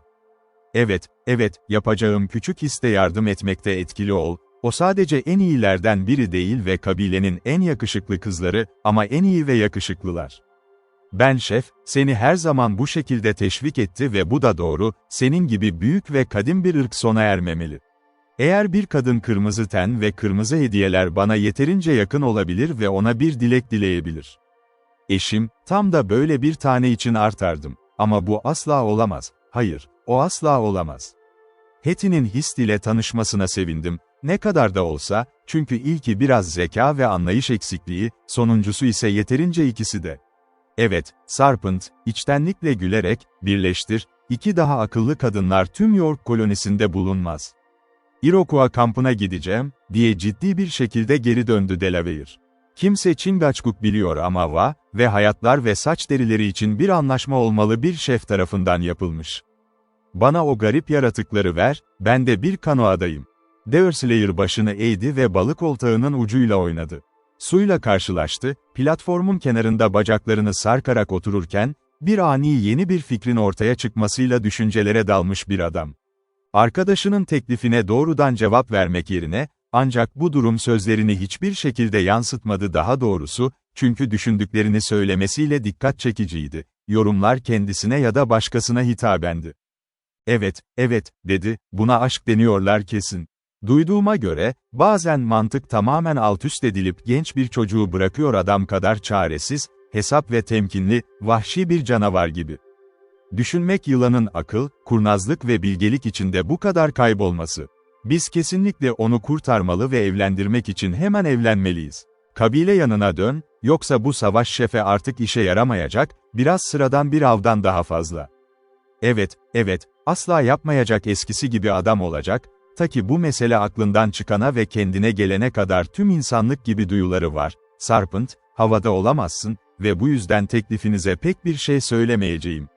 Ama sen bir şefsin ve yakında partilerin başında savaş yoluna gönderileceğim ve ben sadece güçlerini iniminin eline vermeyi düşünüp düşünmediğini sor, savaş kötü olmamıştan önce.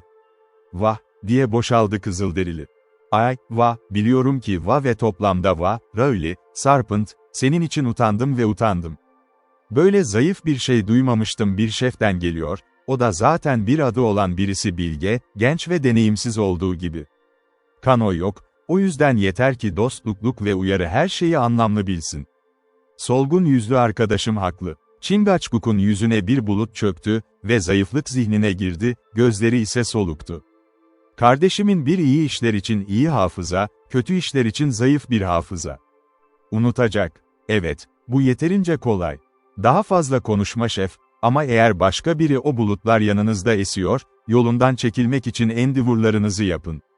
Bulutlar hava koşullarında yeterince kötü, ama nedenine gelince durum ciddi olmak gerekirse. Şimdi, yanıma otur ve hesaplayalım biraz hareketler, çünkü yakında ya ateşkes ve barış olacağız, ya da gerçek ve kanlı bir savaşa varacağız. Görüyorsun, serseriler ne kadar yapabiliyor kütükler sırasını sarar, nehirlerdeki en iyi salcılarda ve bir beden halinde bizi işgal etmeleri için büyük bir açıklama olmazdı. Ben tüm eski Tom'un stoklarını arka koymanın ne kadar akıllıca olduğunu düşünmek, kaleyi kapatıp kilitlemek ve tamamen arka gitmek. Bu hareket edilebilir ve yelkeni yukarıda tutup yer değiştirerek, biz Kanada kurtları olmadan birçok gece boyunca endişelenebilir koyun sürümüzüne bir yol bulmak. Chingachgook bu planı memnuniyetle dinledi.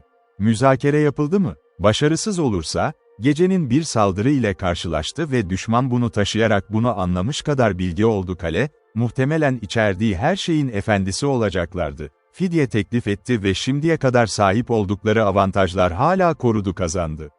Böyle bir önlem kesinlikle gerekli görünüyordu. Şimdilik Iroquois'ların sayısı biliniyordu, gece saldırısı yapılabilir neredeyse başarılı bir şekilde karşılanamıyordu. Düşmanı engellemek imkansız olurdu kanoları ve arka ele geçirmekten ve sandıkın kendisinden korunmak saldırganların en etkili şekilde korunacağı bir holdingde mermilere karşı da binadakiler gibi. Birkaç dakika boyunca, her ikisi de sandığı sığ suya batırmayı, kanolarla eve giriyor ve tamamen kaleye bağımlı oluyor. Koruma. Ama düşünce onları sonunda bu uygun çözümün olduğunu düşündürdü başarısız olurdu.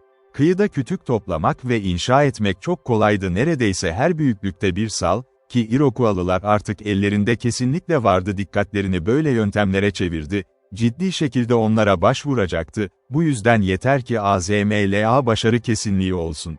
Sonrası olgun bir şekilde düşünerek tüm hususları adil şekilde öne çıkarıyor orman savaşı sanatına yeni başlayan iki genç onlar, yerleşti geminin tek mevcut yol olduğu görüşüne güvenlik. Bu karar alınır alınmaz iletildi Judith. Kızın ciddi bir itirazı yoktu ve dördü birlikte yola koyuldu planın uygulanması için gerekli önlemler. Okuyucu, yüzen Tom'un dünyevi mallarının çok da büyük bir miktar değil.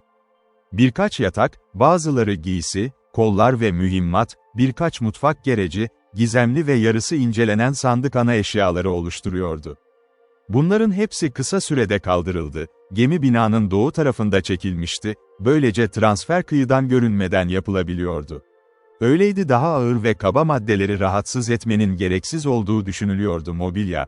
Çünkü arkta gerekli değildi ve çok azdı, kendi değeri var. Çünkü kaldırırken büyük bir tedbirin gerekliydi, farklı nesneler, çoğu pencereden dışarı çıkarılan ve manzaralı olanları gizlemek için 2 ya da 3 saat gerekiyordu, etkilenebilir. O zaman dolduğunda, sal görünüşü, kıyıdan hareket ediyordu. Deerslayer hemen başvurdu, camın yardımıyla 2 savaşçının üzerinde olduğunu fark etti ama silahsız görünüyorlardı. Salın ilerlemesi yavaştı, bu durum büyük avantajlardan birini oluşturdu. Skov tarafından ele geçirildiğinde, aralarındaki herhangi bir çatışmada, hareketler ikincisi ise nispeten hızlı ve hafifti. Çünkü zaman vardı, 2 tehlikeli misafirin karşılaması için düzenlemeleri yap, her şey onlar için hazırlanmıştı, yeterince yaklaşmadan çok önce. Teşekkür edilsin. Yılan ve kızlar binaya çekildi, orada birinci kapının yanında, tüfeklerle iyi donatılmış, Judith ise olayları döngü olmadan izledi. Deerslayer için ise, platformun kenarına bir tabure getirdi, o noktaya doğru sal ilerliyordu ve tüfeğini eğip yerine oturdu, dikkatsizce bacaklarının arasına atıyordu. Sal yaklaştıkça, kaledeki grubun elinde olan her şey vardı, ziyaretçilerinin ateşli silahı olup olmadığını anlamak için başvuruldu. Ne Deerslayer ne de Chingachgook bir şey bulamadı, ama Judith, basit görüşe güvenmek istemeden, camı halkadan geçirdi ve 2 kütüğün arasındaki baldır dallarına doğru yönlendirdi. Salın bir tür zemin ve kullanım için bir koltuk oluşturduğu bir yer, kürekçiler. Ağır hareket eden araç ona 50 feet kadar yaklaştığında, Deerslayer, Huronları çağırdı, kürek çekmeyi bırakmalarını söyledi, ama bu değildi, onların karaya çıkmasına izin verme niyetini gösterdi. Tabii ki uyum gerekliydi ve 2 kasvetli görünümlü savaşçı anında evlerini bıraktı, oturma yerlerine rağmen, sal yavaşça yaklaşmaya devam etti, ta ki hareket edene kadar platforma çok daha yakın. "Şef misiniz?" diye sordu Deerslayer onurla, "Şef misiniz, ya da Mingo bana isimsiz savaşçılar gönderdi mi, böyle bir arada? Eğer öyleyse, ne kadar çabuk geri dönerseniz, o kadar çabuk gelmeleri muhtemel olur, savaşçı ile konuşabilir." "Haf!" diye bağırdı saldaki ikisinden yaşlı, parlayan elini yuvarlayarak kalenin içinde ve çevresinde görünen farklı nesnelere göz atmak, ne kadar az şeyin kaçtığını gösteren bir keskinlikle. "Kardeşim çok gururlu ama Rivenoak, kelimenin kelimesine kullanıyoruz, yazı İngilizce olarak yaptığımız gibi, bir Delaware'i solgunlaştıran bir isimdir.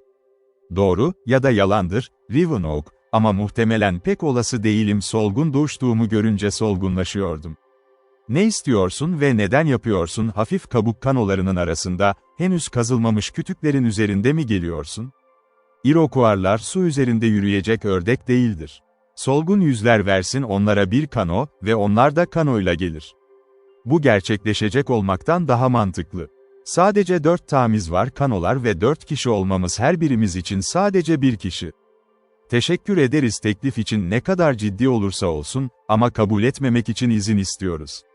Sen hoş geldin, Iroquois'lar, günlüklerinizde.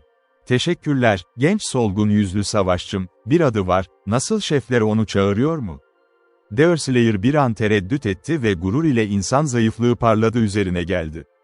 Gülümsedi, dişlerinin arasından mırıldandı, sonra yukarı baktı, gururla dedi ki, "Mingo, genç ve hareketli herkes gibi, ben de farklı zamanlarda farklı isimlerle biliniyordu. Savaşçılarından biri ruhu halkının mutlu toprakları için başlamış, en son zamanlarda dün sabah, Havkeye adıyla bilinmekten çekindim ve bunun sebebi, görüşümün onunkinden daha hızlı olmasından kaynaklanıyordu. Bizim için hayat ya da ölüm olacağını. Chingachgook, her şeyi dikkatle dinleyerek, duydu ve arkadaşındaki bu geçici zayıflığın kanıtını ve geleceğe dair bir kanıtı anladı. Ara sıra ona işlemle ilgili daha yakından soru sordu. Deerslayer'ın ilk kez insan hayatını aldığı nokta. Ne zaman gerçek olarak, bunu kabileye iletmeyi başarısız etmedi ve oradan genç avcı, Delaware halkı arasında evrensel olarak bir onurla hak edilen bir unvan. Ancak bu dönem gerisindeydi. Bu hikayenin tüm olaylarına rağmen, gençleri çağırmaya devam edeceğiz okuyucuya ilk kez tanıtılan isimiyle Hunter. Iroquois'lılar da beyaz adamın övgüsünü pek etkilemedi. Biliyordu yoldaşının ölümü hakkında ve anlamakta zorlanmadı. İmta, Fatih ile kurbanı arasındaki ilişki, bu olay, gölün kıyısında birkaç vahşi tarafından görülmüş ve çalılıkların kenarında farklı noktalarda konuşlandırılmıştı. Sürüklenen kanoları izledi ve kimlerin olay yerine varmaya vakti yoktu. Savaş, kazanan geri çekilmeden önce. Bu kaba varlık üzerindeki etkisi orman bir şaşkınlık niyetiydi, sonra böyle bir nezaket gülümsemesi ve el sallaması, başarılı oldu, bu da Ejiotik için geçerli olurdu diploması. İki Iroquois alçak sesle birbirleriyle konuştu, ikisi de platforma en yakın olan salın ucuna yaklaştı. "Kardeşim Havke'ye, Huronlara bir mesaj gönderdi," diye devam etti Rivenoak, ve bu onların kalplerini çok mutlu etti. Duydukları gibi, canavar görüntüleri var iki kuyruklu. "Arkadaşlarına gösterecek mi? Düşmanlıklar daha doğru olurdu," diye karşılık verdi Deerslayer, "ama ses mantıklı değildir ve çok az zarar veriyor. İşte görsellerden biri, inançla sana atıyorum antlaşmalardan. Eğer geri verilmezse, tüfek sorunu çözer bize." Iroquois'lılar koşullara boyun eğmiş gibi görünüyordu ve Deerslayer yükseldi ve her iki tarafta kullanarak bir fili salın üstüne atmaya hazırlandı, kaybını önlemek için gerekli tüm önlemleri aldı.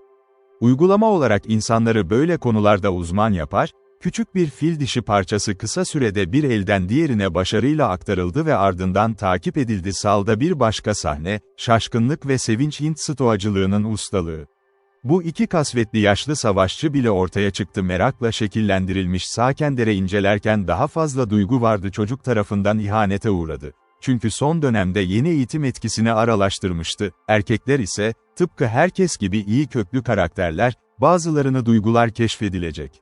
Birkaç dakika boyunca görünüşe göre durumlarının farkındalığı, üzerine uyguladıkları yoğun inceleme, çok ince bir malzeme, çok işlenmiş bir iş ve bir hayvan olağanüstü.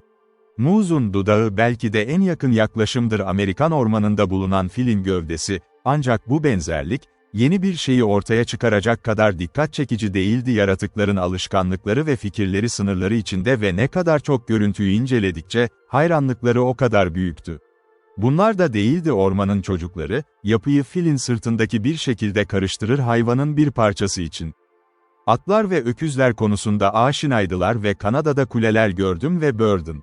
Yine de, çok doğal bir çağrıştırma yüzünden, oyma olduğunu varsayıyorlardı. Gördükleri hayvanın yeterli bir güçte olduğunu temsil etmek için tasarlandı. Sırtında bir kale taşımak, bu durum hiçbir şekilde azalmadı onların hayranlığı.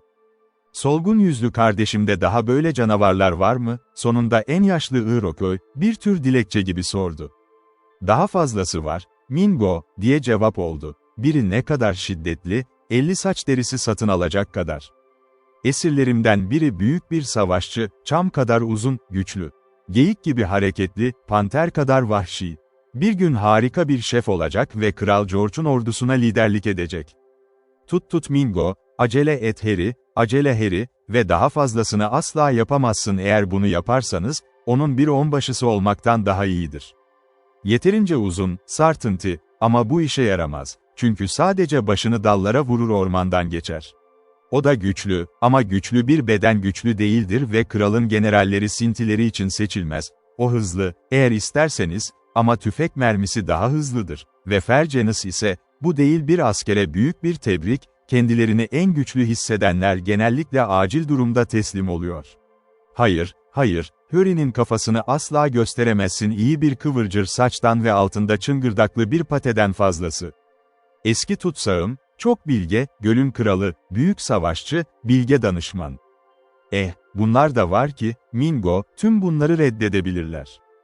Çok bilge bir insan, efendinin başına geldiği kadar aptalca bir şekilde kandırılmazdı. Hatır ve iyi öğüt veriyorsa, çok kötü dinlemiş olmalı o ilişki. Bu gölde sadece bir kral var ve o çok uzakta ve muhtemelen hiç görmeyecek. Yüzen Tom da bu işin kralı. Bölge, ormanda dolaşan kurt ormanın kralıdır.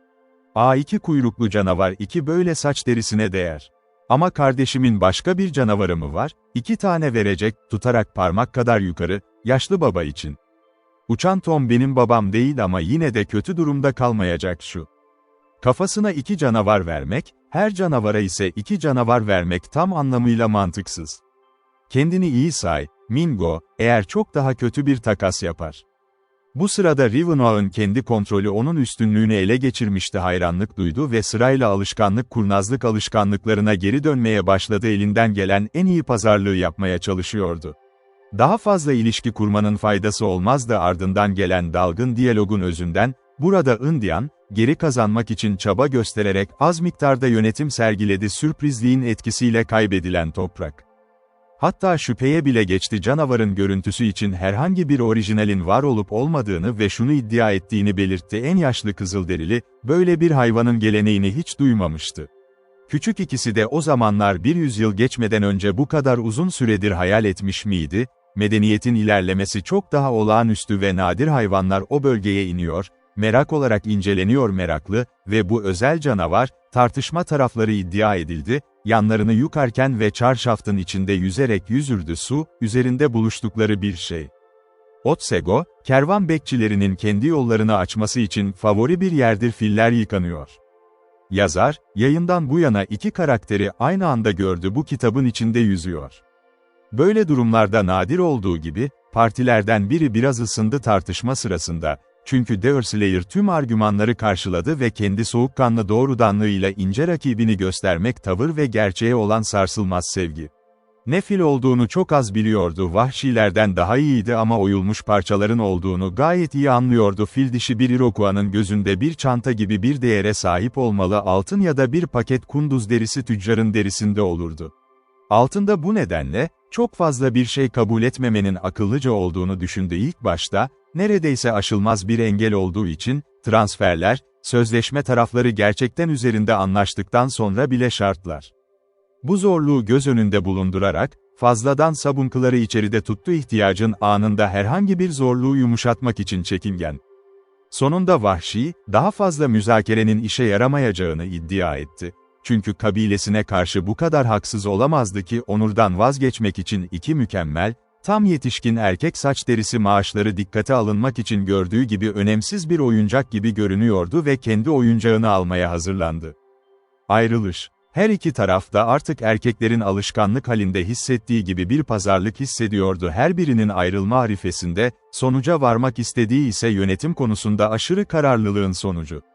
Etkisi ancak hayal kırıklığı çok farklıydı. Ancak ilgili bireyler. Deerslayer utanç içindeydi ve pişmanlıkla doluydu. Çünkü öyle değildi, sadece mahkumlar için acıyordu. Ama iki kız için de derin bir şekilde üzülüyordu. Bu nedenle antlaşmanın tamamlanması onu hüzünlü ve dolu bir şekilde bıraktı. Pişmanlık, vahşi ile birlikte yenilgisi intikam arzusunu doğurdu. Bir heyecan anında hayır demeyi yüksek sesle ilan etti, daha fazla, kendisine ve soğuk rakibine eşit derecede öfkelenmiş hissediyordu, solgun bir yüzün daha fazla kayıtsızlık göstermesine izin verdiğini ve bir Kızılderili şefinden daha çok kendi kendine hakim olmayı tercih ederdi. Salını uzaklaştırmaya başladığında platformdan yüzü alçaldı ve gözü parladı, yine de hoşlaşırken dostane bir gülümseme ve nezaket bir jest yaptı. Kütüklerin ataletini aşmak biraz zaman aldı ve bunu sessiz Kızılderili yapıyordu. Rivenoak kütüklerin arasında somurtkan bir vahşetle uzanan hemlock dalları dikkatle izliyor, kulübe, platform ve merhum muhafizinin kişisi vardı. Bir kez arkadaşına alçak, hızlı bir sesle konuştu ve dalları karıştırdı, ayakları huzursuz bir hayvan gibi. O anda Deerslayer'ın dikkati biraz azalmıştı, çünkü o, müzakereyi yenileme yolları ve çok fazla avantaj vermeden diğer taraf. Belki de onun için şanslıydı ki, keskin ve parlak gözler Judith'in hepsi her zamanki gibi tetikteydi. Genç adamın en az tetikte ve düşmanı en uyanıktı, diye seslendi, öncesine uyarıcı bir sesle çıktı, en uygun zamanda alarmı veriyordu. Dikkatli ol, geyik avcısı, diye bağırdı kız, tüfekleri görüyorum cam, baldır fırçasının altında ve Iroquois'lılar onları gevşetiyor ayaklarıyla. Görünüşe göre düşman bu hilelerini o kadar ileri götürmüş ki İngilizce bilen bir ajanı işe alın. Önceki diyalog kendi dilinde yer almıştı. Ancak bu, ani şekilde ayaklarının hain işgalini sona erdirdiği ve Rivenoak'ın yüzü somurtkan bir vahşetten bir gülümsemeye dönüştü, nezaketle, kızın çağrısının anlaşıldığını gösteriyordu. Kendi imzasını imzalamak, Company'ın, kütükleri harekete geçirme çabalarını durdurmak için ilerledi. Platforma en yakın olan salın ucu ve konuştu. Rivenoak ve kardeşi neden aralarında herhangi bir bulut bıraksın, dedi. İkisi de bilge, ikisi de cesur ve cömert, yapmaları gerekir yarı arkadaş. Bir canavar, bir mahkumun bedeli olacak. Ve, Mingo, diğeri cevapladı, müzakereleri yeniden başlatmaktan memnuniyetle neredeyse her şartı ve mümkünse anlaşmayı biraz ekstra cömertlik, solgun yüzlü birinin nasıl ödeme yapılacağını bildiğini göreceksiniz tam fiyat, açık kalpli ve açık elle takas ettiğinde. Sakla bana geri vermeyi unuttuğun canavar, ki bunu yapmak üzereyken başlayacak ve bunu sormayı unuttum, çünkü ayrılırken yaşadığım bir sorun öfke. Şeflerine göster. Kardeşlerimizi getirdiğinizde, 2 tane daha eklenecek ve, bir an tereddüt ederek güvensizlikle böyle büyük bir tavizin uygunluğu, sonra, lehine karar vererek ve, güneş batmadan önce görürsek, 4. bir tane bulup eşit bir eşleşme oluşturabiliriz sayı. Bu mesele çözüldü. Karanlıktan her hoşnutsuzluk parıltısı kayboldu Iroquois'ların yüz ifadesi ve o da aynı nazikle, hatta aynı kadar gülümsedi tatlı bir şekilde, Judith Hutter olarak, kendisi olarak. Zaten elinde olan parça tekrar incelendi ve zevkten boşalması onun ne kadar güçlü olduğunu gösterdi. Bu beklenmedik ilişkinin sona ermesinden memnundu. Aslında, hem o hem de Deerslayer bir anlığına Sher'in ne olduğunu unutmuşlardı. Konuşmalarının konusu, duygularının sıcaklığında, ama bu da Rivenough'ın yoldaşında böyle bir durum böyle değildi.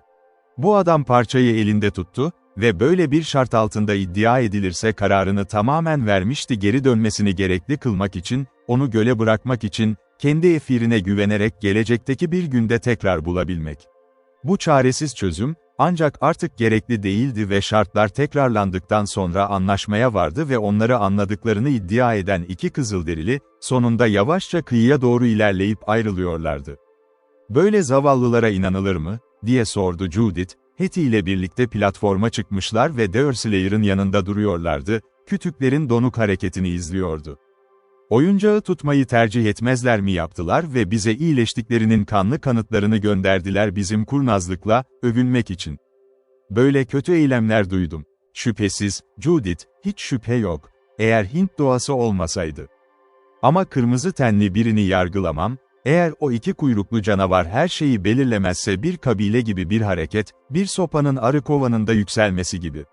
İşte Sarpent, çakmak taşı gibi kalkın saçları olan bir adam, her gün meraklılığı yok ihtiyata uygun olan bu konuyu daha iyi bir şekilde çözer, neden bu manzaradan bu kadar etkilenmişti yaratıkın kemikte oyulmuş olduğu için, onun için utandım.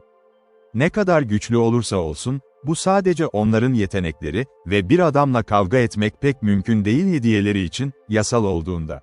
Chingachgook yakında kendi hastalığını atlatacak zayıflık ve onun bir şef olduğunu, büyük bir türden geldiğini unutması toku ve desteklemesi ve koruması gereken ünlü bir isme sahiptir. Ama oraya gelince, yaramazlar, aralarında barış olmaz, ta ki onlar varmış gibi düşünene kadar. O oyma kemiğin doğalındaki her şeye sahip olmak Thomas Hutter'ın mağazaları arasında bulunmak. Sadece filleri biliyorlar ve birbirlerinden umutları yok şeyler. Doğru, Judith, yine de, açgözlülük bir arzu hissi. Olacaklar diyelim ki, solgun yüzlülerin 2 kuyruklu merak yaratıkları varsa, kim bilir ama bazıları 3'lü, hatta 4 tane var. İşte bu okul öğretmenleri natural aritmetik derler ve bu Sartın olacak vahşilerin duygusu. Gerçek bilinene kadar asla kolay olmayacaklar. "Sence mi, Deerslayer?" diye sordu Hetty, basit ve masum bir sesle bir tavır, Iroquois'ların baba ve Hurry'i bırakmayacağını. "Onlara kitap okuyorum, İncil'deki en iyi ayetlerden birkaçını ve onların ne olduğunu görüyorsunuz çoktan yaptım." Avcı, her zamanki gibi, nazikçe ve hatta sevgiyle dinledi Hetty'nin açıklamaları, sonra bir an sessizce düşündü. Bir şey vardı cevap verirken yanağında bir kızarıklık gibiydi, 1 dakika geçtikten sonra. "Bir beyaz adamın sahip çıkmaktan utanmalı mı yoksa utanmaması mı gerektiğini bilmiyorum. Okuyamam ama benim durumum böyle, Judith. Her şeyde yeteneklisin, bence böyle şeyler var. Oysa ben sadece Tanrı'nın elini inceledim tepeler ve vadiler, dağ zirveleri, dereler, ormanlar ve kaynaklar. Bu şekilde çok şey elde edilebilir ve dışarıda da kitaplar, ama bazen bunun bir beyaz adamın okuma yeteneği olduğunu düşünüyorum. Ne zaman Moraviyalıların ağzından Hetty'nin söylediği sözleri duyuyorum, aklımda bir özlem uyandırıyor ve sonra okumayı öğreneceğimi düşünüyorum onları kendim, ama yazın oyunu, gelenekleri ve dersleri savaş ve diğer konular hep beni kontrol altında tuttu." "Sana öğreteyim mi, Deerslayer?" diye sordu Hetty içtenle. Zayıf kafalıyım, diyorlar ama ben Judith kadar iyi okuyabilirim. Hayatınızı kurtarabilir. Vahşilere İncil'i nasıl okuyacağınızı bilseniz, kesinlikle sizi kurtarır ruh. Çünkü annem bana bunu defalarca söyledi. Teşekkürler, Hetty, evet, teşekkürler, tüm kalbimle. Bunlar şöyle çok fazla tembellik için çok hareketli zamanlar olur. Ama huzur gelince gelirim seni bu gölde görmek, kendimi ona teslim ederim. Sanki öyleymiş gibi tek bir işte zevk ve kâr. Belki utanmalıyım, Judith, öyle, ama gerçek gerçektir. Bu Iroquois'lar için ise öyle değil, muhtemelen iki kuyruklu bir canavarı bir vars yüzünden unuturlar ya da iki kutsal kitaptan 2 tane. Esirleri teslim edeceklerini düşünüyorum ve onları geri getirmek için bir Sarkümvenina güvenin, bizimle birlikte kalede ve sandığa pazarlıkta. Ne olursa olsun, serseriler, önce babanı ve Ruşri'yi ellerinden kurtarmak için, sonra da aramızdaki barışı korumak için, yılan oradaki zamana kadar nişanlı karısından kurtulmak için dışarı çıkmıştı. Eğer ani bir salgın olursa öfke ve vahşetle Kızılderililer tüm kadınlarını ve çocuklarını gönderecekler, hemen kampa gidebiliriz. Oysa onları sakin ve güvenilir tutarsak Histi bahsettiği yerde buluşmayı başarıyor. Yerine pazarlık başarısız olursa, yarım düzine tane Fiji de ekleyebilirim, yay ve okey adamları, ki bizde olduğu gibi, çist bolca var. Judith neşeyle onayladı, çünkü çiçekli olanı bile kabul ederdi Brokar, babasını kurtarıp Derslayer'ı memnun etmemek yerine. Başarı umutları artık morali yükseltecek kadar cesaret veriyordu, hepsi kalede, ancak düşmanın hareketlerine dikkat edilmeliydi, korundu. Saatler geçti, ama güneş, batı tepelerinin zirvelerine doğru tekrar düşmeye başladı, ama yine de salın geri döndüğüne dair hiçbir iz gözlemlenmedi. Süpürerek camın olduğu kıyıda, Deerslayer sonunda yoğun ortamda bir yer keşfetti ve şüphesiz Iroquois'ların toplandığı karanlık ormanlar önemli sayılarda. Salın geldiği çalılığa yakındı verildi ve göle akan küçük bir delik bir pınar civarında. İşte burada, vahşiler muhtemelen görüşme ve karar verildi. Bu karar çözüldü. Mahkumlar için hayat ya da ölüm meselesi. Umut için tek bir yer vardı, ancak gecikmeye rağmen, Deerslayer endişeli arkadaşlarının önünde. Kızılderililerin mahkumlarını kampta bırakmışlardı, daha çok kendilerini ormanda takip etmeye zorlayarak, sadece geçici bir geziye çıktı. Eğer durum buysa, bu gerekiyordu, bir haberciye gerekli mesafeyi göndermek ve getirmek için epey zaman iki beyaz adam yola çıkacakları yere geldi. Teşvik edilenler bu düşünceler sayesinde yeni bir sabır hissi oluştu ve güneşin eğilmesi daha az alarmla izlendi. Sonuç, Deerslayer'ın varsayımını haklı çıkardı. Güneşin çok geçmeden önce sonunda kayboldu, iki kütük çalılıktan çıktı, tekrar ve yaklaştıkça, Judith babası ve acele ettiğini duyurdu, ikisi de kıvrımlı halde, ortadaki çalılıkların üzerinde yatıyordu. Daha önce olduğu gibi, ikisi Kızılderililer kürek çekiyordu. İkincisi, geç kalmanın farkında gibiydi, saatin alışılmadık çabaları gerektiriyordu ve alışkanlıklarına aykırıydı çalışanları, her zaman emek istemeyen insanlar, kaba olanlara çok çalıştılar, küreklerin yerine geçenler. Bu özenin sonucunda, Sal işgal aldı eski istasyonu, önceki zamanın yaklaşık yarısı kadar sürede kullanılmıştır ziyaretler. Şartlar bu kadar iyi anlaşıldıktan sonra ve olaylar öyle olsa bile, şu ana kadar ilerlediği için, mahkumların gerçek transferi bir yükümlülük değildi, zorluk olmadan idam edilecek. Iroquois'lar, büyük bir yer almak zorunda kaldılar, düşmanlarının iyi niyetine güvenmek, isteksizce verilse de, ve güvenden çok zorunluluğa boyun eğdi. Az son az hatır ve acele edilecek, kaledeki grup 2'ye 1 olacak, saldakilerin aksine, ve uçuş yoluyla kaçış sorusun, çünkü birincinin 3 kabuk kanosu vardı, üstelik evin ve geminin savunmaları.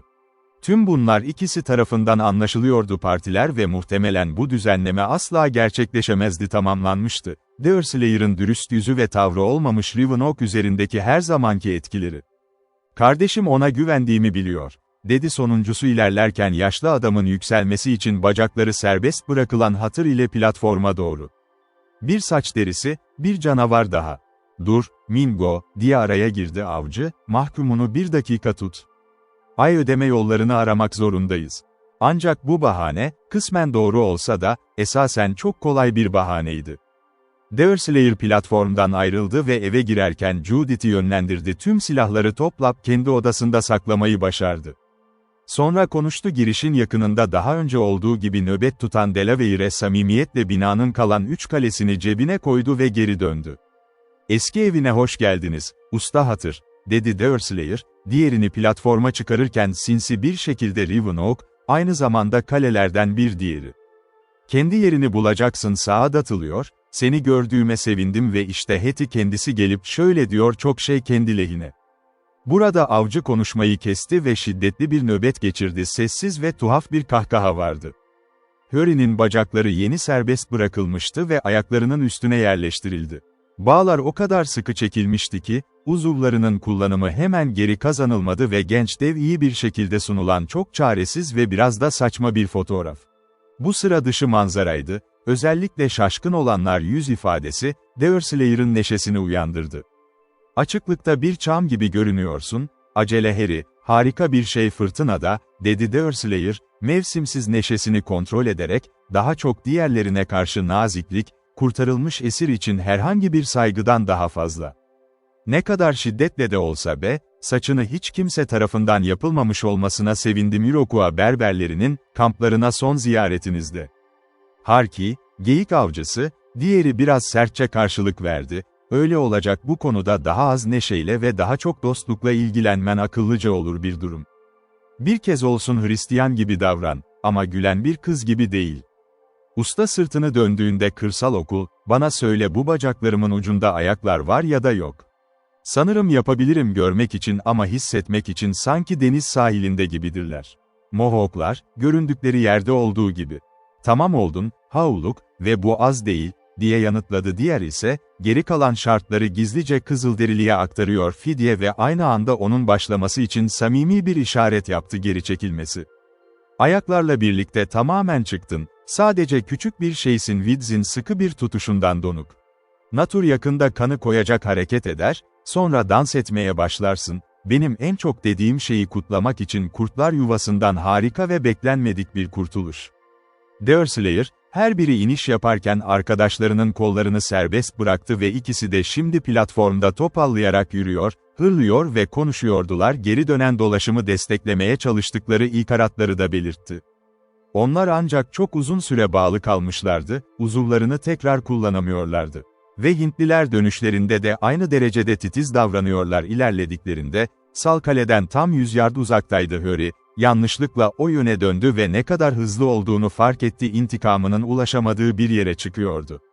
Bu zamana kadar onunla birlikte hareket edebiliyordu, katlanılabilir bir rahatlık, ama hala uyuşuk ve garip. Ancak kendi durumu nedeniyle, tüfeği ele geçirdi. Deerslayer'ın omzunu alıp sunmaya çalıştı. Gençler, Hunter onun için çok hızlıydı. Parçayı alıp onu söktü devin elleri, ancak mücadelede patlayana kadar, doğrudan yukarıya doğru işaret edildiğinde. Deerslayer'ın muhtemelen Harry'nin uzuvlarının durumu nedeniyle böyle bir mücadelede galip geldi. Ancak top ateş eder etmez, sırın pes etti ve sendeleyerek her adımda bacaklarını yerden oldukça bir ayak yukarıda kaldırıyor, ayaklarının gerçek konumunun belirsizliğinden. Ama o Judith tarafından önceden tahmin ediliyordu. Hatır'ın tüm armaları, Kiki binada ani bir salgın durumunda kaynak olarak bırakıldı. Düşmanlıklar ortadan kaldırılmış ve zaten gizlenmişti, bu da kabul edilebilir şekilde Deerslayer'ın talimatları. Bu önlem sonucunda, hiçbir şey mümkün değil. Bu teklif sayesinde March'ın tasarımlarını hayata geçirebileceği bir yöntem vardı. İntikamından hayal kırıklığına uğrayan Rushri, oturdu ve Hatır gibi, yarım saat boyunca, dolaşım ve uzuvlarını yeniden kullanmaya çalışırken herhangi bir şeye kendini kaptırmak için diğer yansımalar. Bu zamanın sonunda Sal kaybolmuştu ve gece, tüm Silvan'ın üzerine gölgelerini tekrar düşürmeye başlamıştı sahne. Karanlık tamamen çökmeden önce, kızlar ise akşam yemeğini hazırlarken, Deerslayer Hatır'a şu taslağı anlattı, yaşanan olaylar ve ona sahip olduğu imkanların tarihini anlattı. Çocuklarının ve malının güvenliği için evlat edinildi. Akşamın sakinliği yine tam bir zıttı, toplanırken kasvet, erkeklerin tutkularıyla aynı derecede uyum içindeydi. Güneş batmıştı ve çekilen ışık tutucusunun ışınları artık kenarları yaldızlamayı bırakmıştı. Solmasını kabul edecek kadar açıklığı olan birkaç bulut vardı ışık. Üstteki örtü ağır ve yoğundu. Bir gece daha vaat ediyordu, karanlıktı. Ama gölün yüzeyi neredeyse hiç dalgalanma hissi yaşamıyordu. Biraz hava vardı ama rüzgar olarak adlandırılmayı pek hak etmiyordu. Yine de, nemli ve ağır olduğu için belli bir gücü vardı. Parti kale, sahne kadar kasvetli ve sessizdi. İki fidye mahkumu alçakgönüllü ve rengini bozmuş hissediyorlardı ama alçakgönüllülükleri intikam. Onlar, bu aşağılanmaya çok daha yatkındılar, esaretlerinin son birkaç saatinde tedavi görmüşlerdi, önceki hoşgörüle minnettar hissetmek. Sonra o keskin görüşlü vicdan, herkesin cezalandırıcı adaletini hatırlatarak dayanmışlar, onları düşmanlarının aleyhine çevirmek için kışkırtmışlardı kendilerini suçlamaktansa. Diğerleri ise aynı derecede düşünceliydi pişmanlık ve sevinçten. Deerslayer ve Judith çoğunlukla ilkini hissetti ama çok farklı nedenlerden, şu an için Hattie tamamen mutluydu. Delaware'de ayrıca canlı mutluluk fotoğrafları vardı. Nişanlısını bu kadar çabuk yeniden kazanma ihtimali. Böyle koşullarda ve bu ruh halinde, herkes akşam yemeğini yiyordu. "Yaşlı Tom," diye bağırdı Harry, coşkulu bir kahkaha atarak, "sen üzerinde gerilirken inanılmaz derecede bağlı bir ayı gibi görünüyordun hemlock dalları ve merak ediyorum, daha fazla hırlamadığını merak ediyorum." Bitti ve sitler ve ağıtlar durumu düzeltmez. İşte kara koruma Rivenoak, bizi öldüren kişinin ortak bir saç derisi var ve ben şunu vereceğim, ben de koloni olarak buna çok iyi yaklaşıyorum. Evet, kendimi vali kadar zengin hissediyorum, bunlar şimdi önemli ve onlarla birlikte Doubleon'a bırakacağız. Judith, sevgilim, benim için çok mu yas tuttun, ben Philip Stynes. Son olarak, Mohawk üzerinde Alman kökenli bir aileydi ve Harry onlara büyük bir antipati ve onu Yahuda'nın düşmanlarıyla karıştırmıştı. "Gözyaşlarımız gölü yükseltti, hızlı yürü, bunu görmüş olabilirsiniz kıyı," diye karşılık verdi Judith, sahte bir neşeyle, çok uzak olduğunu fark etti hissetmek. "Hattie ve benim babam için yas tutmamız gerekiyordu beklenen, ama senin için oldukça gözyaşı yağdırdık." "Zavallı Rushdie için de babamız için üzgünük, Judith," diye sordu. "Masum ve baygın kız kardeş." "Doğru, kızım, doğru, ama başımız belada olan herkes için üzülüyoruz, sen biliyor," diğeri hızlı, teşvik edici ve alçak bir tonla geri döndü. "Yine de, sizi görmekten memnunuz, Usta March, ve elden uzak olduğunuzda Philip Steinler'in de öyle olduğunu söyledi." "Evet, kötü bir gruplar, diğer yavruları da öyle, aşağıda nehir. Bizi nasıl kurtardığın bana şaşırtıcı, geyik avcısı ve ben adaleti yapmamı engelleyen müdahale için affederim serseri, bu küçük hizmet için. Sırrı açalım, böylece yapabiliriz, ihtiyacın olduğunda aynı iyi iş yapıyorsun. Yalan söyleyerek mi yoksa ikna ederek mi? İkisi de yok, acele et, ama satın alarak. İkiniz için fidye ödedik ve o da öyle pahalı bir fiyatla, başka bir şeye karşı dikkatli olmalıydınız mal stokumuz dayanmasın diye." Bir fidye. Yaşlı Tom, kemancıya para verdi, benim hiçbir şeyim için ödeme yapmazdı, saçları, cildi ise satın aldım.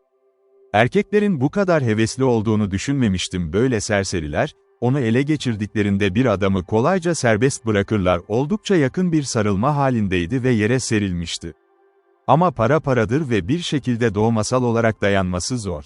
Kızılderili ya da beyaz adam, bu neredeyse aynı. Sahip olmalı, Judith, içinde epeyce insan doğası var, insanlık olarak, herkese artar. Hatır şimdi ayağa kalktı ve Deerslayer'a işaret ederek onu iç odaya götürdü, sorularına yanıt olarak, ilk kez bunun bedelini öğrendi, serbest bırakılması için para aldı.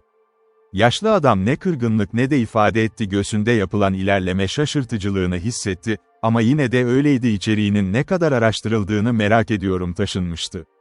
Ayrıca anahtarın nerede bulunduğunu da sordu. The Deerslayer'ın alışılmış açık sözlülüğü herhangi bir tartışmayı engelledi ve konferans, kısa süre sonra ikisinin dış odaya dönüşüyle sona erdi, ya da hem salon hem de mutfak olarak kullanılan bir amaç. "Acaba aramızda barış mı savaş mı, vahşiler arasında," diye bağırdı acele, tam bir an duraksamış olan Deerslayer dinledi dikkatle ve durmadan dış kapıdan geçiyordu. Bu esirleri teslim etmek dostça bir görünüme sahip ve adamlar takas ettiğinde birlikte adil ve onurlu bir zeminde ayrılmaları gerekir. Çünkü en azından o zaman. "Geri gel, Deerslayer, ve bize ver yargı. Çünkü geç kaldığın için seni daha çok düşünmeye başladım, eskiden yaptığımdan daha fazla davranış." Soruna bir cevap var. Acele. Çünkü bu kadar acelelisin, dövüşmeye başla. Deerslayer konuşurken, diğerinin üzerinde olduğu masaya attı, bir dirseğiyle yaslanmış, bir düzine kişiden oluşan minyatür bir eşcinsel çubuklar sıkıca birbirine bağlanmış, geyik derisinden yapılmış bir tanga ile birbirine bağlanmıştı. March onu ele geçirdi hevesle ve onu alevli bir çam düğümüne yakın tutarak ocak ve odadaki tüm ışığı yayan, birkaç çubuğun uçlarının kana batırıldığını anladı. "Eğer bu basit İngilizce değilse," dedi pervasız sınır adamı, "açık bir şey Hintli." İşte savaşın bir deklarasyonu olarak adlandırılan şey, York'ta, Judith. "Bu meydan okumayı nasıl buldun, Deerslayer?"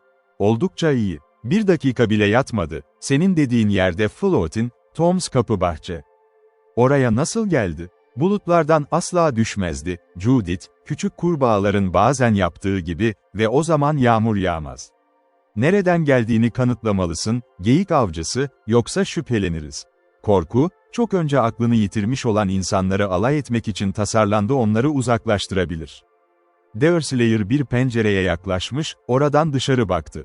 Gölün karanlık yönü. Gördüklerinden memnun gibi, yaklaştı, acele etti, çubuk demetini kendi eline aldı ve inceledi dikkatle. "Evet, bu kesinlikle bir Kızılderili savaş ilanıdır," dedi ve "bu, gittiği yolda ne kadar uygun olmadığınızın kanıtıdır. Harry March, bu geldi ve sen asla fark etmedin anlamlar. Vahşiler kafanda saç derisini bırakmış olabilir. Ama bırakmalılar, kulakları kopardılar, yoksa suyun kıpırdamasını duyardın." Çocuk tarafından iki kütüğüne karşı çıktığında yapılmıştı. Onun arayışı "bu çubukları kapımıza fırlat," sanki demek gibi, "takastan beri savaş görevlisi ve bir sonraki şey sana saldırmak olacak. Dolaşan kurtlar. Ama o tüfeği ver, Judith, bir gönderim vagabondlara habercileri aracılığıyla cevap ver." "Ben hazır beklediğim sürece olmaz, Usta March," dedi Deerslayer soğukkanlılıkla, işaret ederek diğerinin dayanması için. "İnanç, ister kızıl tenlilere verilsin, ister inançtır, ister kızıl tenlilere verilsin, ister bir Hristiyana." Çocuk bir düğüm yaktı ve neredeyse tamamen altında çıktı. "Blaze ve bize bu uyarıyı verecek ve burada kimse ona zarar vermemeli." Böyle bir işe odaklandı. Kelimenin faydası yok. Çünkü çocuk da öyle düğümü yanmış bırakmak kurnazdı. Şimdi işi bitti ve gece zaten bir tüfek için, çok koyu bir tüfek için sarsıntı olmayacak. "Silah konusunda bu doğru olabilir. Ama bir silahta hala erdem vardır Kano," diye yanıtladı Havluk, devasa adımlarla kapıya doğru ilerleyerek, elinde tüfek taşıyordu. "Beni durduracak olan varlık yaşamıyor o Riptile'ın saç derisini takip edip geri getirmekten. Ne kadar çok daha fazla olacaksa yumurtada ezdiğini, o kadar az adam olur Woods." Judith tüy çekeği gibi titriyordu, kendisi de nedenini pek bilmiyordu. Ama orada şiddet sahnesi ihtimali, çünkü Harry sert ve Deerslayer, büyük gücünün bilincinde baskın bir şekilde etrafında, daha fazla azim vaat eden sakin kararlılık ve bir çözünürlük, nesnesini etkileme olasılığı daha yüksek. Sert ve kararlı ikincisinin gözü, ilkinin gürültülü öfkesi yerine, endişelerini uyandırıyordu. Aceleyle kısa sürede Kano'nun olduğu yere ulaştı, sıkı tuttu. Ama Deerslayer hızlı ve samimi bir sesle konuşmadan önce değil, Delaware'deki Serpent'e. Aslında ilk olan sonuncu olmuştu. Kürek seslerini duydu ve kıskançlıkla platforma çıktı. Dikkatlilik. Işık onu bir mesajın geleceğine ve ne zaman geleceğine inandırdı. Çocuk çubuk demetini ayaklarının önüne attı, öfkesi ne de etkilendi ne de şaşkınlık. Sadece elinde tüfekle nöbet tutuyordu, meydan okumanın arkasında hiçbir ihanet olmadığından emindi. Şimdi Deerslayer olarak seslendi, kanoya bindi ve düşüncesi gibi hızlı bir şekilde kanoyu kaldırdı. Kürekler. Harry, bu imkanlardan mahrum kaldığını görünce çok öfkelendi. İlerlemek. İlk olarak Kızılderili'ye yüksek sesle tehditlerle yaklaştı, hatta Deerslayer, olası sonuçlar karşısında dehşete düştü. March sallandı. Kızılderili'ye yaklaşırken balyoz yumrukları ve kollarını salladı ve herkes onun Delaware'i yerle bir etmeye çalışacağını bekliyordu. En azından böyle bir deneyin ardından hemen kan döküldü. Ama Harry bile kıç tarafına hayran kalmıştı. Şefin soğukkanlılığı ve o da böyle bir adamın olmayacağını biliyordu. Cezasız bir şekilde öfkelenmiş, bu yüzden öfkesini boşaltmak için döndü. Deerslayer'ı böyle korkunç sonuçlar görmediği bir şey. Ne olabilir? Bu ikinci gösterinin tamamlandığı bilinmemektedir. Çünkü hiç yapılmamıştı. "Çabuk ol," dedi dirseğinde nazik, yatıştırıcı bir ses, "böyle olmak kötü bir şey." Öfkeli ve Tanrı bunu göz ardı etmez. "Iroquois'lar sana iyi davrandı ve senin kafa derini almadılar, ama sen ve babam onlarınkini almak istediniz. Yumuşaklığın tutku üzerindeki etkisi iyi bilinir. Hetty de hak etmişti, daha önce hiç yaşamadığı bir tür düşünce, son davranışlarının özverisi ve kararı sayesinde. Belki de o zihinsel aptallığı ortaya koymak, bir dileğe olan tüm güvensizliği ortadan kaldırarak kontrolü, etkisini artırdı. Neden olduğu kadar şüpheli olsun belki, yeterince kesin olan etki. Eski gücünü boğmak yerine acele, kıza döndü ve bir porsiyonunu döktü memnuniyetsizlik, hatta onun dikkatli kulaklarında öfkesi olmasa da. "Yazık, Hetty," diye bağırdı, "ilçe hapishanesi kadar kötü ya da Beaver, bir creature'u tuzağına sokmak, sonra onun kaçmasını görmek için." Olarak valideki 6. kalite skin, bu kostümlerin üzerinde sakar bir şekilde kürek çekmiş 20 kez dönen bir kürek onları geçtiğinde. Valide söyle, çünkü doğma yoldaki çocuk sadece bir çocuk ve ne birden fazla ne de az değerli. Geyik avcısı, sen kardeşlerine sadık kaldım, böyle bir fırsatı parmaklarımın arasından kaçırdın senin de kendi çocuğun gibi. Cevap sessizce verildi, ama korkusuz bir ses kadar kararlı doğa ve doğruluk bilinci bunu yapabilirdi. Yapmalıydım sadık değildim, aksi yapsaydım, dedi geyik avcısı, istikrarlı olarak ve ne senin, ne de başka bir adamın bunu talep etme yetkisi yok büyük ölçüde benim. Çocuk yasal bir iş için geldi ve en sert kırmızı tenli ormanda dolaşan, Dağına saygı göstermemekten utanacaktı. Ama şimdi senin ulaşamayacağın çok uzakta, usta March ve pek bir faydası yok bir çift kadın gibi, artık yapılamayacak şeylerden bahsediyordu. Böyle demiş, Deerslayer arkasını döndü, sanki daha fazla boşa harcamamaya kararlı biri gibi Harry'nin kolundan tutup onu götürürken gemiye girdi. Orada uzun süre özel bir toplantıda oturdular. Bu arada, Kızılderili ve arkadaşı gizli görüşmelerini yaptı, çünkü, yine de yıldızın yükselmesine 3-4 saat kadar çok yaklaşıyordu, ilki planını araştırmaktan ve kalbini açmaktan çekinemedi diğerine doğru. Judith de yumuşak duygularına boyun eğdi ve dinledi Hetty'nin indikten sonra olanlara dair sanatsız anlatısının tamamı. Orman, bu kızlar için de pek bir korku getirmiyordu. Çünkü eğitimli olmuşlardı ve her gün zengin alanlarına bakmaya alışkınlardı ya da onların koyu gölgelerinin altında dolaşacaklardı. Ama abla, onun böylece tek başına bir Iroquois kampına girmekten çekinirdi. Hist konusunda, Hetty çok iletişimci değildi. Ondan bahsetti nezaket ve ormandaki buluşmanın gösterişi, ama Sır Chingachgook'un birçok kişinin olduğu bir kurnazlık ve sadakatle korunuyordu daha zeki kız göstermeyi başarmayabilirdi.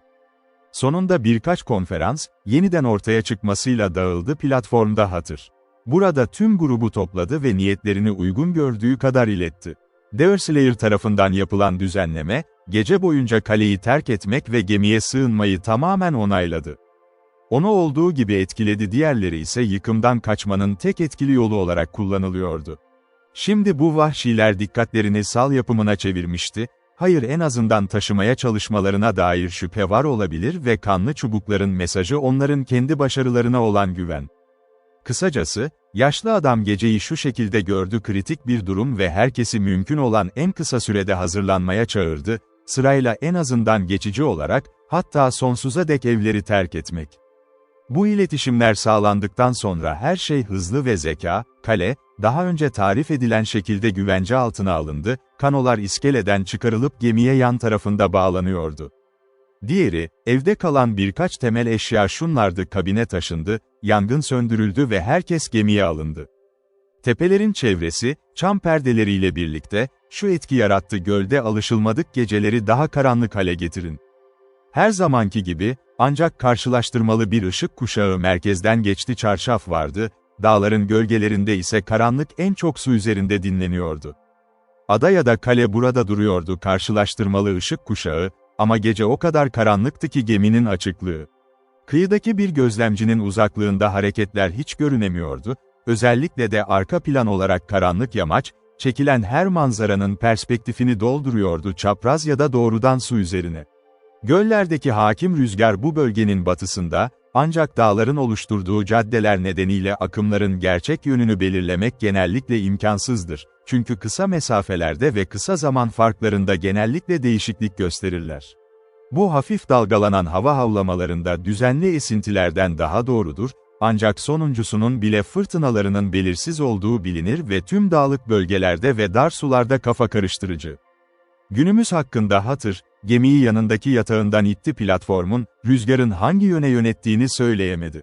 İçinde yaygın olan bu zorluk, bulutlar tarafından çözüldü, bulutlar yüksekte süzülürken tepe tepelerinin üstünde, doğal olarak akıntılara uyuyordu, ama şimdi cennetin tüm kasası kasvetli bir duvar yığınına benziyordu. Bir açılış değil, herhangi bir türden görünüyordu ve Chingachgook şimdiden titriyordu çünkü yıldızın görünmemesi, nişanlısının dakik gelmesini engelleyebilirdi randevusuna. Bu koşullar altında, Hatır yelkenini kaldırdı, görünüşe göre sadece kaleden uzaklaşmak için niyetliydi, çünkü çevresinde çok daha uzun süre kalmak tehlikeli olabilir. Hava yakında kumaşı doldurdu ve gemi komuta altına alındığında ve yelken düzgün şekilde kesildi, yönün güney olduğu tespit edildi, doğu kıyısına doğru eğimli. Daha iyi bir kurs sunan Yok Parti'nin amaçları, tek araç yüzeyi süzmek için kullanıldı. Bu yönde suyun 1 saatten fazla sürdüğünde, hava akıntıları onları kampa doğru sürükledi. Deerslayer, Hatır ve Harry'nin tüm hareketlerini kıskançlıkla izledi. Dikkat! İlk başta, onların rotasını atfedip atfetmeyeceğini bilmiyordu, kazaya veya tasarıma bağlı tutulur, ama şimdi ikincisinden şüphelenmeye başladı. Hatır gölü tanıdık olsa da, onu kandırmak kolaydı. Suda çok az antrenman ve niyetleri ne olursa olsun, 2 saat geçmeden önce geminin yeterince geldiği açıktı, kıyıya 100 çubuk mesafede, doğrudan yan yanda yer almak için bir alan.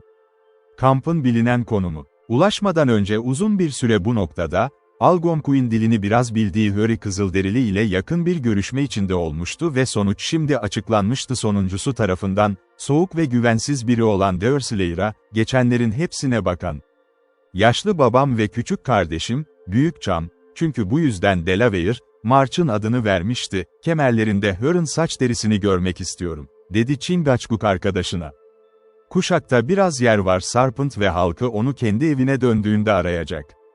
Köy, gözleri sis içinde uzun süre kalmamalı, ama ne yapacaklarını görmeleri gerekir. Aradıklar. Kardeşimin beyaz bir eli olduğunu biliyorum, vurmayacak ölüler bile. Bizi bekleyecek, geri döndüğümüzde saklanmayacak arkadaşı için utançtan yüzü yüzünden. Mohikanların büyük yılanı Havkeye ile savaş yoluna çıkmaya layık olacağını. Sarpent, nasıl olduğunu anladım, o isim kalıcı olacak ve zamanla Deerslayer yerine onunla tanınacak, eğer böyle bir onur gelecek, en mütevazı olanlar onlara uymaya istekli olmalı. Konuda saç derisi arıyorsun, bu senin yeteneklerine ait ve ben zarar görmüyorum. O, Marchant ol, Sarpent, ne kadar şiddetli olursa olsun, sevgili ol, yalvarıyorum. O kırmızı tenli birinin onuruna biraz marsi göstermek kesinlikle zarar vermez. Olarak 2 genç kadının babası olan yaşlı adam için, daha iyi olgunlaşabilecek kalbinde bir his var ve Harry March, ne kadar hassas olsa da, bunu yapabilir. Daha Hristiyanlaşmış bir ağacın meyvesini verilmesi daha iyi, o ikisi için ben onları beyaz adamın tanrısının ellerine bırak. Lanet olası için değil miydi çubuklar? Bu gece hiç kimse Mingolara gitmemeli, bunun böyle olacağını görse inancımızı ve karakterimizi onurlandırmak, ama kan isteyen insanlar yapamaz. Çağrılarında kan dökülürse şikayet edin. Yine de, Sarpent, sen olabilirsin Merciful. Kariyerinize kadınların ağlamaları ve çocuklar. Histin gülümsemesi ve ağlamaması için kendini öyle tut ki tanışıyorum. O zaman git ve Manitou seni tanıtıyor. Kardeşim burada SKO ile kalacak. Yakında kıyı bekliyor ve Chingachgook acele etmeli. Kızılderili daha sonra 2 macera arkadaşına katıldı ve önce yelkenle birlikte üçü de kanoya bindi ve geminin yanından ayrıldılar. Ne Hatır ne de March, Deerslayer ile amaçları hakkında konuşmadı ya da yokluklarının muhtemel süresi. Tüm bunlar Indian, güveni kendine özgü bir şekilde doğrulamıştı. Kısalık. Kano gözden kaybolur kaybolmaz ve bu durum kürekler bir düzine kez vuruş yaptı. Deerslayer en iyi tavrı gösterdi, gemiyi mümkün olduğunca neredeyse sabit tutabilirdi. Sonra oturdu skovun ucunda, kendi acısının yumruklarını çiğnemek için yansımalar. Ancak çok geçmeden Judith ona katıldı ve her fırsatta ona yakın olmak için çabaladı, onun saldırısını yönetti. Yerel koketizmin ima ettiği adrese olan sevgiler desteklendi pek az olmayan bir uygulamayla, ancak en tehlikeli gücünün çoğunu almıştır tavrı, sesi, aksanları, etrafında dolaşan duygu dokunuşundan, düşünceler ve eylemler, doğal şefkatin tarif edilemez büyüsü. Genç avcıyı bu tehlikeli saldırganlara açık bırakarak, daha acil işimiz oldu, kano ile grubu takip etmek. Hatır ve Hurry'nin tekrar etkilerini tekrarlamalarına neden olan kontrol etkisi kampa karşı yapılan deney tam olarak ilk hareketi başlatan şeydi, belki de intikam arzusuyla biraz daha fazla artış gösteren bir girişim. Ama bu iki kaba varlıktan hiçbiri, dokunan her şeyde bu kadar acımasız değildi. Kızıl Adam'ın hak ve çıkarları, insan damarlarına sahip düşünce başka konularda hissetmek, büyük ölçüde başka bir arzu tarafından harekete geçiriliyordu. Sadece bir kalpsiz kar arzusu. Hurry, çektiği acılara öfkelenmişti, ilk özgürleştirildiğinde doğru, ama bu duygu kısa sürede altına alışılmış bir sevgi, bu sevgiyi pervasız bir tutkuyla aradığı bir cimri birinin bitmek bilmeyen özlemleriyle değil, muhtaç bir pazarlık yapıyordu. İçinde kısaca, ikisini de bu kadar erken Huronlara karşı gitmeye iten motivasyon, düşmanlarına karşı alışılmış bir küçümsemeydi, bitmek bilmeyen açgözlüğe hareket ediyordu dahilik. Ancak ek başarı şansları ikinci girişimin kurulmasında yer aldı. Biliniyordu ki büyük bir savaşçıların bir kısmı, belki hepsi, kamp kurmuştu. Kalenin yanında gece geçti ve çaresizlerin kafalarının kafası sonuçta kurbanlar olurdu. Gerçeği itiraf etmek için, Hatır özellikle iki kızını geride bırakan o kişi, beklenen kampta kadın ve çocuklar dışında çok az kişi bulmak. Gerçek şu ki Rushri ile iletişimlerinde ve Chingachgook, tamamen gözden uzak tutulmuştu. Eğer Kızılderili düşünse bunun hakkında sadece kendisi biliyordu. Hatır kanoyu yönlendirdi, Hurry kahramanca baştaki yerini almıştı ve Chingachgook ortada duruyordu. Diyoruz ki, ayakta kaldı çünkü üçü de öyleydi. O kırılgan kabuk türünün yönetiminde yetenekli olduğu için karanlığın ortasında dik pozisyonlarda kal. Yaklaşım kıyıya büyük bir dikkatle ulaşıldı ve çıkarma güvenli bir şekilde gerçekleştirildi. D3'ü şimdi kollarını hazırlayıp kaplan gibi yaklaşmaya başladı kamp. Kızılderili öndeydi, iki arkadaşı onun arabasında yürüyordu. Ayak sesleri, gizlice temkinli bir tavırla neredeyse sessizce ilerledi. Ara sıra kurumuş bir dal kırılırdı devasa acelenin ağır yükü altında ya da sakar bir sakarlık altında yaşlı adamın, ancak Kızılderili havada yürüseydi, adımı yürüyemezdi, daha hafif görünüyordu. Büyük hedef, ilk olarak tüm kampın merkezi olarak bilinen ateş. Uzun süre Chingachgook'un keskin gözü bu önemli rehbere bir bakış attı. O ağaç gövdeleri arasında uzaktan parıldıyordu. Yoktu alev, ama saate uygun olarak sadece tek bir tütümlü bir marka, vahşiler genellikle güneşin devrimleriyle birlikte geri çekilip yükselirdi. Bu işaretinin görüntüsü alınır alınmaz, maceraperestler daha hızlı ve daha emin oldular. Birkaç dakika içinde küçük kulübeler çemberinin kenarı. Burada durup kendi gözlemlerini incelediler. Zemin ve hareketlerini uyumlu hale getirmek. Karanlık o kadar derindi ki, parlayan marka dışında hiçbir şeyi ayırt etmeyi zorlaştırıyor, en yakın ağaçların gövdeleri ve örtülü bitmek bilmeyen yaprak örtüsü bulutlu cennet. Ancak, bir kulübeyin oldukça uygun olduğu anlaşıldı. Yakında bir noktaya geldi ve Chingachgook iç mekanı keşfetmeye çalıştı. Davranış Kızılderili, içermesi gereken yere yaklaştı. Düşmanlar, kuşa yönelik kedinin kurnaz girişimlerine benziyordu. Çizerken yakında, elleri ve dizleri üzerine eğildi, çünkü giriş o kadar alçaktı ki bu tutumu zorunlu kılmak, hatta bir kolaylık için bile. Sonra kafasına güvendi, içeride ise uyuyanların nefesini yakalamak için uzun süre dinledi. Hayır, bir ses duyuluyordu ve bu insan yılan kapıya başını soktu, ya da açılıyordu, başka bir yılan yuvaya bakacaktı. Hiçbir şey yok, tehlikeli deneyi ödüllendirdi, çünkü bir elde, yer boş bulundu. Delaware, aynı temkinli şekilde bir ya da iki tane daha ilerledi. Kulübeler, hepsi aynı durumda. Sonra tekrar kendi evine döndü, yoldaşlarına ve Huronların kamplarını terk ettiğini bildirdi. Bu gerçeği daha fazla araştırma çok az yaptı ve geriye kalan kanoya dön. Maceraperestlerin farklı davranışları hayal kırıklığı ötevden bir yoruma değer. Şef, ki sadece şöhret kazanma umuduyla yere indi, hareketsiz durdu, yaslanarak bir ağaca yaslanmış, yoldaşlarının zevkini bekliyordu. Çok utanmıştı ve biraz şaşırmışım, doğru, ama her şeyi onurla katlandı, düştü, geri dönüyorum, hala rezervde olan tatlı beklentiler için o akşam. Doğruydu, şimdi metresiyle karşılaşmayı umamazdı, cesaretinin ve yeteneğinin kanıtlarını üzerinde tutuyordu. Ama yine de umut edebilirdi onunla tanışmaya ve arayışta hevesli olan savaşçı her zaman yapabilirdi, onurlandırılmayı umuyorum. Öte yandan, Hatır ve Hurry, ki onlar esas olarak en temel insan motivasyonu olan kazanç susuzluğuyla tetiklenen, duygularını neredeyse kontrol edemiyorlardı. Kulübelerin arasında dolaştılar, unutulmuş bir çocuk ya da dikkatsiz uyuyan birini bulmayı bekliyorlarsa ve tekrar duyarsız kulübelere kinlerini döktüler, birkaç aslında parçalara ayrılmış ve etrafa dağılmıştı. Hayır, hatta birbirleriyle kavga ettiler ve aralarında şiddetli azarlamalar geçti onlar. Ciddi sonuçlar doğmuş olabilir. Delaware'in müdahale etmesi de onlara böyle bir tehlikeyi hatırlatmak için değil, korumasız ve gemiye dönme zorunluluğundan bahsediyordu.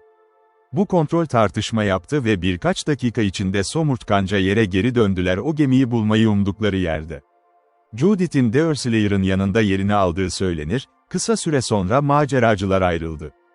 Kısa bir süre kız sessiz kaldı ve avcı, hangi kız kardeşin ona yaklaştığını bilmiyordu. Ama kısa süre sonra yaşlının zengin, neşeli sesini tanıdı, onun duygular kelimelerle kaçtı. "Bu kadınlar için korkunç bir hayat, geyik avcısı," diye bağırdı. "Yaparım tanrım, bunun sonunu görebiliyorum." "Hayat yeterince iyi, Judith," dedi cevap, "neredeyse kullanılıyor veya kötüye kullanılıyor. Yerine ne görmek istersiniz? Medeni varlıklara daha yakın yaşamaktan 1000 kat daha mutlu olurum. Nerede burada çiftlikler, kiliseler ve Hristiyanlar tarafından inşa edilmiş evler var eller ve geceleri uykum tatlı ve huzurlu olurdu. Bir konut kalelerden birinin yakınında olmak, bu kasvetli yerden çok daha iyi olurdu yaşa." "Hayır, Judith, tüm bunların gerçeğine hafifçe katılamam. Kaleleri düşmanlardan uzak durmak için iyidirler, bazen kendi düşmanları da olur. Ay yakınında yaşamanın senin ya da Hetty'nin iyiliği için olacağını düşünme ve ne düşündüğümü söylemem gerekirse, biraz fazla yaklaşmış olmaktan korkuyorum olduğu gibi." Dersslayer kendi kararlı ve samimi tavrıyla devam etti, "Karanlık, kızın yanaklarını neredeyse renkleten renkleri gizliyordu, kızılın parlaklığı, kendi büyük çabaları ise neredeyse boğacak nefes sesleri. Çiftliklere gelince, amaçları ve hayatlarını onlara atmayı sevenler var. Ama bir adam açıklıkta ne rahatlık arayabilir ki, orada bulamayacağı bir teselli ormanda çift mi? Hava, alan ve ışık biraz arzu edilen, rüzgar ve dereler onları sağlayacak, ya da işte bu açıdan daha büyük arzuları olanlar için göller, ama neredesin gözlüklerinizi, gülen baharlarınızı, zıplayan dereleri ve venerable bul ağaçlar, 1000 yaşında, açıklıkta mı? Onları bulamazsınız. Ama siz saklı sandıklarını bul, artı mezar taşları gibi işaretliyor mezarlık. Bana öyle geliyor ki, böyle yerlerde yaşayan insanlar her zaman kendi indilerini ve evrensel çürümeyi düşünüyorlardı ve o da, zaman ve doğanın getirdiği çürüme değil, çürüme bu israf ve şiddeti takip eder. Kiliseler ise iyi, ben yoksa iyi adamlar onları desteklemez miydi? Ama tamamen öyle değiller gerekli. Onlara Rabbin tapınakları diyorlar. Ama, Judith, tüm aklı olanlar için Rabbin bir tapınağıdır. Hiçbiri de değil, ne kaleler ne de kiliseler insanları kendilerinden daha mutlu eder.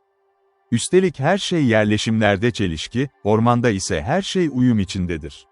Kaleler ve kiliseler neredeyse her zaman bir araya gelir, ama yine de tam anlamıyla birbirlerine katılırlar. Çelişkiler, kiliseler barış için, kaleler ise savaş için. Hayır, ver bana vahşi doğanın güçlü yerleri, yani ağaçlar ve kiliseler de var, ki bunlar natur eliyle yükseltilmiş çarçuklardır. Kadın, böyle sahneler için yaratılmamıştır, Dersslayer, ki biz bu savaş sürdüğü sürece sonu olmayacak. Beyaz renkli kadınlardan bahsediyorsan, bence çok uzak değilsin gerçek, kız, ancak kızıl adamların dişileri için ise, bu tür ziyaretler şunlardır karakterine oldukça uygundu.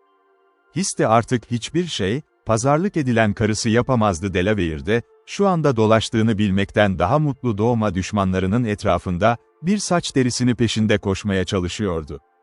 Kesinlikle, Dersslayer, kadın olup endişelenmez sevdiği adamın tehlikede olduğunu düşündüğünde.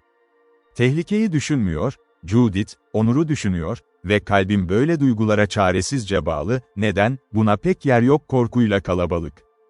Hist nazik, gülen, hoş bir yaratıktır, ama onuru, tanıdığım herhangi bir Delaware kızı kadar çok seviyor.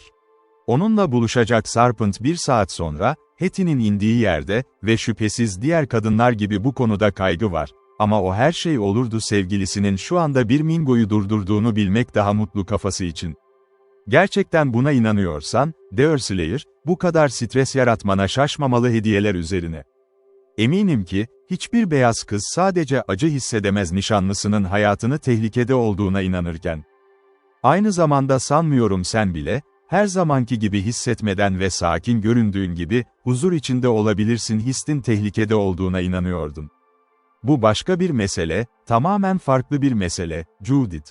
Kadın bu kadar zayıf ve nazik, bu tür riskleri gözetlemeye niyetli değil ve adam ona karşı acımalı. Evet, bence bu da kırmızı doğal bir şey beyaz. Ama benim hissim yok, sahip olmak da benim için uygun değil, çünkü yanlış anlıyorum renkleri karıştırmak, dostluk ve servis dışında her şekilde. Bir beyaz adamın olması gerektiği gibi hissediyorsun ve hissediyorsun. Acele Harry'e gelince, ben istiyorum karısı bir Squev mi yoksa valinin kızı, tabii ki biraz yakışıklı ve yardımcı olabiliyorsa şehvetli midesini tok tut. Mart adaletsizliği yapıyorsun, Judith, evet, var, zavallı adam ona çok seviniyor sen, ve bir adam kalbini böyle bir yaratık için koymuşsa, öyle değildir bir Mingo ya da hatta Delaware'li bir kız, muhtemelen aklını rahatsız edecek. Harry ve benim gibi adamlara gülebilirsiniz, çünkü biz sert ve eğitimsiz kitapların ve diğer bilgilerin yolları, ama iyi görevlerimiz de var kötü olanlarımız olarak. Dürüst bir kalp küçümsenmez, kızım, yine de kadın hayali için tüm inceliklerle dolu olmamalıdır. Sen, geyik avcısı ve sen, bir anlığına varsayabilir misin, Harry March'ın yanına mı koyacaksın? Hayır, hayır, o kadar da derin değilim donukluk gibi. Kimse, erkek ya da kadın, isim vermeyi düşünemezdi dürüst kalbin, erkeksi doğan ve basit gerçeğin, gürültülü bencilliği, açgözlülüğü ve Harry March'ın baskın vahşiliği. Onun hakkında söylenebilecek en iyi şey, Harry adında bulunur Sikori, ki büyük bir zarar vermek istemiyorsa, büyük bir fayda anlamına gelmez. Hatta benim baba, diğerine olan duygularını takip ediyor, bunu yaparken yaptığı gibi. Aranızdaki farkı iyi biliyor. Bunu biliyorum, çünkü şöyle dedi, bana göre çok daha sade bir dilde. Judith, hızlı duyarlı ve ani duygulara sahip bir kızdı ve, tezahürlerini engelleyen çok az kısıtlama altında olmak, medeniyetli alışkanlıklarla eğitilenler arasında giçraklık duyguları bazen hayatı tamamen ihanet ediyordu, bu duygular saf bir duyguyla doğal olarak, onu koketin kurnazlıklarından çok daha aşağıda koymak kalpsizliğinden üstün. Şimdi bir sert dozdan bile almıştı avcının ellerini ve ellerini kendi ellerinin arasına bastırdı, sıcak bir şekilde ve dilinin ne kadar samimi olduğunu kanıtlayan samimiyet. Belki de duygularının aşırı olmasıyla kontrol edildiği için şanslıydı. Çünkü aynı güç, babasının sahip olduğu her şeyi itiraf etmeye onu itebilirdi dedi ki, yaşlı adam karşılaştırma yapmaktan memnun değildi Durslayer için avcı ile Harry arasında olduğu gibi avantajlı ama aslında, sert bir şekilde, kısa bir süre kızına evden çıkmasını tavsiye etti tamamen ikincisi ve birincisini bir koca olarak görmek. Judith bunu başka bir adama isteyerek söylememiştim ama çok şey vardı Durslayer'ın hilansız sadeliğiyle uyandırılan özgüven, o doğası alışkanlık sınırlarını aşmaya sürekli bir cazibe buluyordu. Ancak daha ileri gitmedi, hemen elini bıraktı ve daha çok kendi cinsiyetine ve hatta doğal alçakgönüllülüğünü.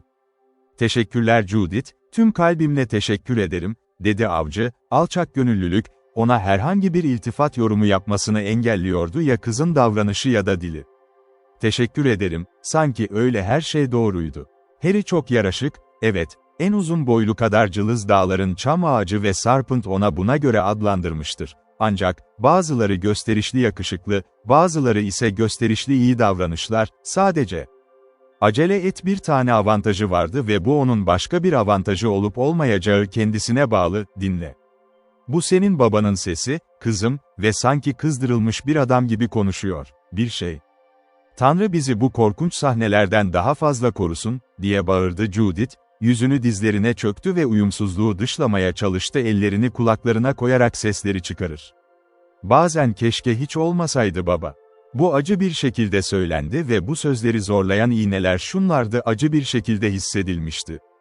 Sonrasında ne çıkmış olabileceğini söylemek imkansız dirseğinin yanında nazik, alçak bir ses bile konuşmamıştı. Judith, babama ve Howry'e bir bölüm okumalıydım, dedi masum ama korkmuş konuşmacı, ve bu onları gitmekten alıkoyacaktı yine böyle bir görevde. Onlara sesleniyor musun, Durslayer, ve onlara söyler misin? Onları istiyor ve geri dönmelerinin ikisi için de iyi olacağını söylüyor sözlerimi dinle.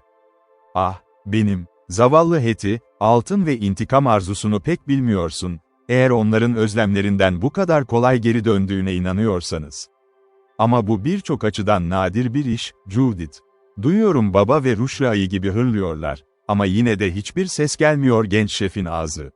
Bir gizlilik var. Ama yine de onun bağırışı, dağlarda çalınmalı, böyle bir yerde hüküm sürmesi gerekir alaycı şeyler, sessizlik. Adalet üzerine çökmüş olabilir ve ölümü hayatlarını kurtarmıştır. Masum. Değil, Sarpent acı çekmeli kişi değil, eğer bu iseydi kanun olmak için. Elbette başlangıç olmadı ve muhtemelen kampın terk edildiğini, adamların ise perişan geri döndüğünü. Orushi'nin hırlamalarını ve Sarpent'in sessizliğini açıklıyor. Tam o anda kanodan bir kürek düşüşü duyuldu, çünkü marçı pervasız hale getirdi. Deerslayer, onun varsayım doğruydu. Yelken aşağıdaydı, gemi çok uzaklaşmamıştı ve birkaç dakika içinde Chingachgook'un alçak, sessiz bir tonla yönlendirdiğini duydu. Nasıl yönlendirileceğini ve ona ulaşmayı öğrenmek için devam et. Süresinden daha kısa sürede gerçeği anlatın, kano skova dokundu ve maceracılar ikincisi. Ne hatır ne de hörü olanlardan bahsetmedi. Ama Delaware, arkadaşının yanından geçerken, sadece, ateş söndü, dedi. Ki bu, kelimenin tam anlamıyla doğru olmasa da, gerçeği yeterince açıkladı dinleyici. Şimdi yönlendirilecek rota sorusuydu. Kısa bir huysuz konferans düzenlendi, hatır en akıllıca yolun hareket halinde kalın, her türlü girişimi engelleme olasılığı en yüksek olan yöntem olarak sürpriz, kendi ve March'ın karşılık verme niyetini duyurdu. Esaret sırasında uykusuz kalmaları için kendilerini, uzanarak yaşadılar. Olarak hava hala şaşkındı ve ışık devam etti, sonunda kararlıydı önünde yelken aç, gelebileceği yöne gelsin, yeter ki gelsin gemiyi ipliğe uçurmak değil. Bu nokta çözüldü, serbest bırakıldı mahkumlar yelkeni kaldırmaya yardım etti ve ikisinin üzerine atıldılar paletler, Deerslayer ve arkadaşı hareketlerle ilgilenmek zorunda kaldı zanaatın işini. Çünkü ikisi de uyumaya niyetli değildi Hist ile atamanın gerçekleştiği için bu düzenleme herkes tarafından kabul edilebilirdi partiler. Judith ve Hetty'nin de yukarıda kalması da hiçbir şekilde bu değişikliğin kabul edilebilir özellikleri. Bir süre Skov, batı kıyısında yelken açmak yerine sürüklenmeyi tercih etti, hafif bir güney akıntısını takip ediyordu. İlerleme yavaştı, değil saatte birkaç mil fazla sürdü, ama iki adam fark etti sadece onları istedikleri noktaya taşımakla kalmadığını ulaşmak için ama saatin hızına kadar hızlandı gerekli. Ama kızlar bile bundan fazla bir şey söylemedi ve Hist'in kurtarılmasıyla ilgili diğer konulardan daha çok az şey vardı. Hintli adam göze sakin görünüyordu ama dakika geçtikçe, onun duygular giderek daha heyecanlı hale geldi. Ta ki öyle bir duruma ulaşana kadar ki en titiz hanımefendinin bile taleplerini karşılayabilirdi. Deerslayer, gemiyi akıllıca körfezlerde tuttu, çünkü ormanın gölgelerinde yelken açmanın çift amacı ve kıyıda geçebilecekleri bir kamp belirtisi algıladılar. Bu konuda bir düşük noktayı ikiye katladılar ve çoktan koydaydılar. Hedefledikleri hedefle kuzeyde sona erdi. İkincisi hala bir çeyrek mil uzaklıkta, Chingachgook sessizce kenara geldi arkadaşını işaret etti ve doğrudan önündeki bir yeri işaret etti. Küçük bir yangın vardı kıyıyı çevreleyen çalılıkların hemen yanında parıldıyordu noktanın güney tarafından, Kızılderililerin aniden kamplarını tam oraya, en azından tam yere taşıdılar Hist'in buluşma noktasını verdiği arazi projeksiyonu. Önceki bölümün sonunda bahsedilen bir keşif büyük bir keşifti Deerslayer ve arkadaşının gözünde bir an yaşamıştı. Öncelikle, orada Hatır ve Hurry'nin bir tehlike, neredeyse kesin bir şey yaratacağı bir şeydi. Bu kampa yeni bir saldırı yapılacak, eğer uyanıp konumunu belirlerse. Sonra Hist'i kurtarmak için çıkarma riski arttı ve orada genel belirsizlik ve bunun sonucunda ortaya çıkması gereken ek tehlikeler düşmanlarının pozisyonlarını değiştirmeye başladığı durumu. Delaware, tamir saatinin yaklaştığını biliyordu buluşma noktasına geldiğinde, artık düşmanlarından koparılan kupaları düşünmüyordu ve onunla ortakları arasında ayarlanan ilk şeylerden biri ifada zarar vermemek için diğer ikisinin uyumasına izin ver planlarını kendi planlarının bazılarını değiştirerek kullanırdı. Gemi yavaşça hareket etti ve noktaya ulaşmak tam çeyrek saat sürerdi. Gidiş hızlarını takip ediyor, böylece biraz zaman kazanıyorlar öngörülü. Kızılderililer, ateşlerini gizlemek isteyen hala kalede olduğu düşünülüyordu, Onu güneydeki çok yakın konumlandırmıştı, konuyu kapatmayı son derece zorlaştırmak için bir yan, çalılar, ancak Deerslayer Skov'un yönünü her iki tarafa da değiştiriyordu. Sağa ve sola doğru, o nesneyi etkileyebilmek umuduyla hareket ediyordu.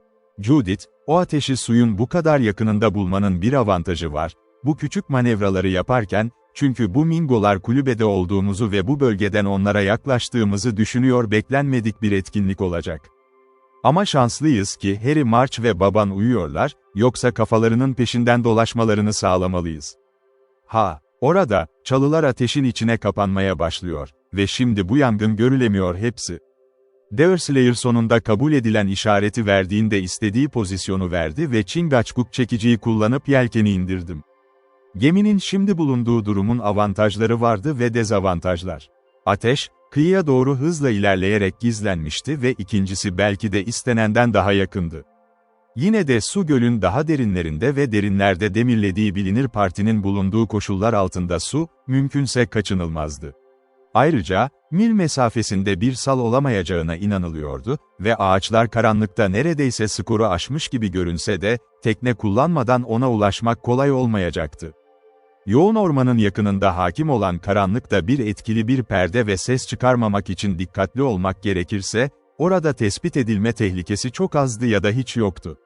Tüm bunlar Deerslayer Judith'e işaret etti, izleyeceği rotayı anlattı alarm durumunda, çünkü son dereceye kadar düşünülüyordu, uyuyanları uyandırmak için uygun değil, en büyük bir durum olmadıkça acil.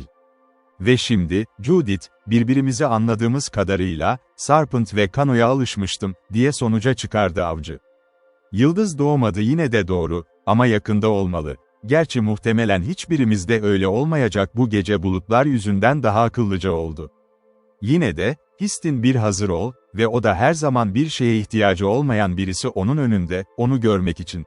Garanti ederim, ne 2 dakika ya da 2 adım uzakta, kıskanç serseriler Mingolar ise alarmı aldı ve onu bizi yakalamak ya da saklanmak için bir güvercin olarak koydu, onu uzaklaştırdı, zihnini Mohican yerine bir hörün için hazırlamak için koca. Geyik avcısı, diye sözünü kesti kız içtenle, bu çok tehlikeli bir hizmet, neden ona biniyorsun, kimin? Anan, biliyorsun kızım, Histi götürmeye gidiyoruz, yılanların nişanlı, evlenmek istediği hizmetçi, geri döndüğümüzde kabile. Bu kızılderili için sorun değil, ama Hist ile evlenmek istemiyorsun, sen nişanlı değiller. Ve neden 2 kişi hayatlarını ve özgürlüklerini riske atsın ki, yapabileceği şeyi yapmak gibi. Şimdi seni anladım, Judith, evet, şimdi ise Heidi. Hist'in Sarpent'in nişanlısı olduğunu düşünüyorsun, ve benim değil, tamamen onun ilişkisi, ve bir adam kanoyu kürek çekebiliyor, kızının peşinden yalnız gitmeli. Ama unutuyorsun ki burası bizim burada, gölde vardı ve bir end unutmak iyi olmazdı tam da sıkışma geldiği anda. O zaman, aşk bazılarında çok önemli olursa insanlar, özellikle genç kadınlarla, dostlukluk bir şey ifade eder, bazılarıyla da. Şunu söylemeye cesaret ediyorum, Delaware kano kürek çekebiliyor kendisi ve Hist'i tek başına çıkarabilir, belki de bunu sever, yanında olmam da iyi oldu. Ama alaycı konuşamıyordu. Circumventions, ya da pusu kurmak, ya da vahşilerle savaşmak ve sevgilisini aynı anda ve kendi başına da alacaktı, sanki bir onunla birlikte güvenebileceği bir arkadaş, o dostluk hiç de daha iyi olmasa kendim. Hayır, Judith, bir kişiye güvenen birini terk etmezsin sen, böyle bir anda ve mantıkla benden bunu bekleyemezsin. Korkarım, sanırım haklısın, Deerslayer, ama keşke haklı olsaydın gitmemek.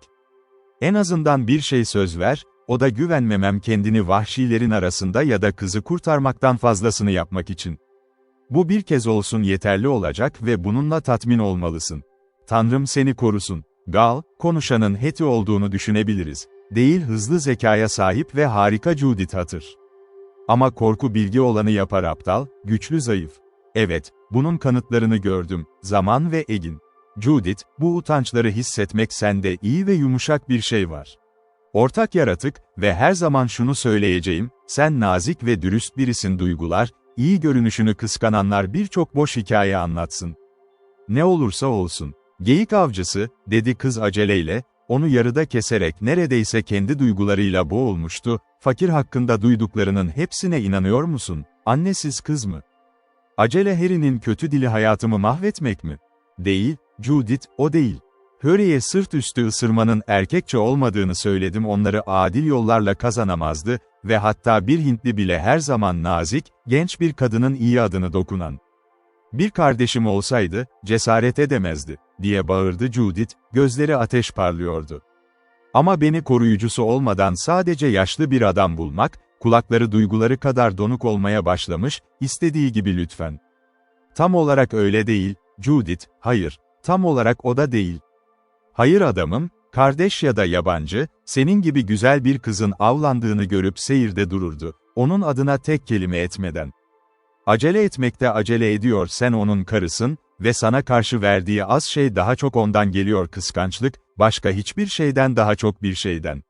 Uyandığında ona gülümse ve onun elini, biraz önce benimkini sıktığın yarısı kadar sıkı ve benim hayatı içinde, zavallı adam senin güzelliğinden başka her şeyi unutacak.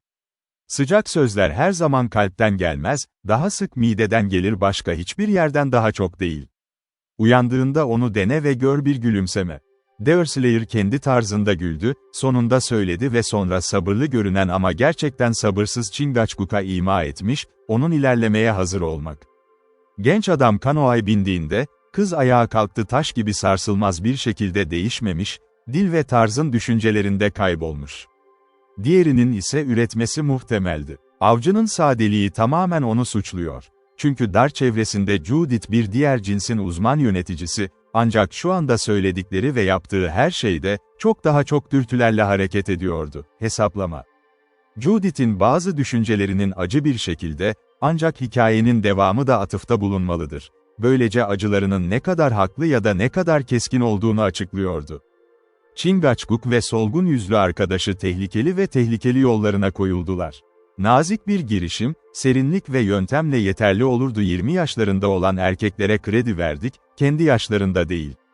Öncelikle, savaş yolu. Güzel kaçak ile olan ilişkisine uygun olarak, hizmete girdiklerinde, Kızılderili, Kano, Deverslayer ise kıçta hareketlerini yönlendirdi. Bununla düzenlemeye göre, ilk karaya çıkan ilk taraf olurdu ve tabii ki, ilk olarak metresiyle tanışacaktı. Sonuncusu yorum yapmadan göndermesini almıştı. Ama gizlice, bu kadar çok şeyi olan birinin yansımasından etkilenmişti. Kızılderili olarak, kazık olarak Kano yönlendirmeyebilir, denge ve zeka, daha fazla hakim olan biri gibi duygular. Geminin yanından ayrıldıkları andan itibaren, iki maceracı, yüksek eğitimli askerlerin manevraları gibiydi, ilk kez düşmanla sahada karşılaşmak üzere çağrıldılar. Ama Chingachgook öfkeyle hiç ateş etmemişti ve ilk kez Companion in Warfare okuyucu tarafından bilinir. Doğru, Kızılderililer ilk gelişinde birkaç saattir düşmanının kampında takılıyordu ve son bölümde anlattığı gibi, bir kez girmişti ama hayır, her iki deneyin ardından sonuçlar olmuştu. Şimdi, kesin diye ki önemli bir sonuç elde edilecekti, yoksa ağır bir başarısızlık ortaya çıkacaktı. Hist'in kurtarılması ya da devam eden esaret, Enterprise. Kısaca, bu ikisinin neredeyse ilk seferiydi. Hırslı genç orman askerleri ve onlardan biri itkiyle yola çıkarken genellikle erkekleri çok uzağa taşıyan duygularla, ikisi de tüm duygularını taşıyordu, gururu ve erkekliği başarılarına katıldı. Doğrudan bir çizgide noktaya doğru yönlendirmek yerine, sonra da gemi çeyrek milden az bir mesafede, Deverslayer kanosunun başını koydu, gölün merkezine doğru çapraz bir şekilde, bir düşmanlarını kendi içinde bulundurarak kıyıya yaklaşabileceği bir konum, sadece ön taraf. Hetty'nin indiği ve Hist'in söz verdiği yer, onlarla karşılaşmak ise projeksiyonun üst tarafındaydı, alt bölgeye göre daha doğru ve oraya ulaşmak için iki maceracı gerekirdi. Kıyıya yakın bir noktayı neredeyse iki katına çıkarmak, bu değildi, ön adım atıldı. Bu önlemin gerekliliği o kadar iyiydi ki Chingachgook'un sessizce kürek çektiğini anladı, ama bu evlatlık kabul edildi, onunla görüşmeden ve görünüşe göre onu bir yöne götürüyordu, neredeyse tam tersi, en çok gitmek istediği düşünülebilirdi. Birkaç tane ancak, kanoyu gerekli mesafeye taşımak için dakikalar yeterliydi. Genç iki adam da içgüdüsel bir şekilde kürek çekmeyi bıraktı ve tekne sabit kaldı. Karanlık azalmak yerine arttı. Ama yine de mümkündü, maceracıların yattığı yerden, dağların silüetlerini ayırt eder. Delaware boşuna döndü başını doğuya, vaat edilen yıldızı yakalamak için, çünkü, o bölgede bulutlar ufka biraz yakın bir şekilde kırılmış olsa da gökyüzünden, perde o kadar uzanmıştı ki etkili bir şekilde her şeyi arkasına saklar. Önde, arazi oluşumuyla biliniyordu, yukarısında ve arkasında, yaklaşık 1000 mesafede uç vardı ayaklar. Kaleden hiçbir iz yoktu, içinde hiçbir hareket yoktu, gölün 1/4'ü kulaklara ulaşıyor. Son durum ise aynı derecede mesafe olan birkaç mil olduğu için ya da hiçbir şeyin hareket halinde olmadığını. Gemiye gelince, ama neredeyse çok daha uzak değildi kano, noktadan daha fazla, gölgelerde tamamen gömülü kıyı, çok sayıda olsa bile görünmeyecekti, gerçekten var olduğundan dereceler daha fazla ışık. Maceraperestler şimdi alçak sesle bir konferans düzenlediler, birlikte danışmanlık yaptılar muhtemel zaman hakkında. Deverslayer bunun birkaç dakika daha istediğini düşündü, yıldızın yükselmesi, şefin sabırsızlığı ise gecenin daha da ilerlediğini hayal etmek ve nişanlısının kıyıda ortaya çıkmasını bekliyordu. Beklendiği gibi, sonuncunun görüşü üstün geldi ve arkadaşı buluşma yerine yön ver. Şimdi en yüksek beceri ve önlem kano yönetiminde gerekli hale geldi. Kürekler kaldırıldı ve sessizce suya geri döndü ve 100 kişi içinde olduğunda sahilin metrelerine, Chingachgook kendi elini aldı ve tamamen elini koydu, onun yerine tüfeğine takıldı. Kuşak içinde daha da ilerledikçe ormanı saran karanlık, onların da yönlendirdiği görüldü çok kuzeye doğru ve rota buna göre değiştirildi. Kano artık öyle görünüyordu, içgüdüyle hareket ediyordu, tüm hareketleri o kadar temkinli ve kasıtlıydı ki. Hala ilerlemeye devam etti, ta ki pruvaları plajın çakılına değene kadar, Hetty'nin tam olarak indiği ve sesinin geldiği yere gemi geçerken önceki gece verildi. Her zamanki gibi, bir dar bir kılıç, ama ormanı çevreleyen çalılar ve çoğu yerde sarkık su. Chingachgook sahile adım attı ve dikkatlice orayı inceledi, kanonun her iki tarafında mesafe. Bunu yapmak için sık sık gölde diz çökmek zorunda kaldı, ama hiçbir his aramasını ödüllendirmedi. Döndüğünde, arkadaşını da kıyıda buldu. Sıradaki fısıltılarla görüşürler, Kızılderili onların buluşma yerini yanlış anladılar. Ama Deverslayer bunun olası olduğunu düşündü, saati yanlış anlamışlardı. Konuşurken kolunu tuttu, Delaware'in başını göle doğru çevirmesine neden oldu ve Doğu Dağları'nın zirvelerine işaret ediyordu. Bulutlar biraz kırılmış, görünüşe göre tepelerin üstünde değil, arkasında ve akşam yıldızı, bir çam dalları arasında parıldıyordu. Bu her şeydi, bir gösterge gibi bir işaretti ve gençler tüfeklerine yaslanarak dinlediler, yaklaşan ayak seslerine dikkatle bakıyordu. Sık sık duydukları sesler ve çocukların bastırılmış çığlıkları ve alçak sesler de onlarla karışıyordu, ama Hintli kadınların tatlı kahkahası. Yerli Amerikalılar alışkanlıkla temkinli ve nadiren yüksek sesle konuşmaya başlarlardı, maceracılar biliyordu bu gerçeklere göre, kampın çok yakınında olmalılar. Kolay ormanın içinde bir yangın olduğunu anlama biçiminden ağaçların üst dallarından bazıları aydınlatılmıştı, ama aydınlatılmadı, nerede durdukları yerde, tam olarak ne kadar yakın olduğunu belirlemek mümkün kendileri.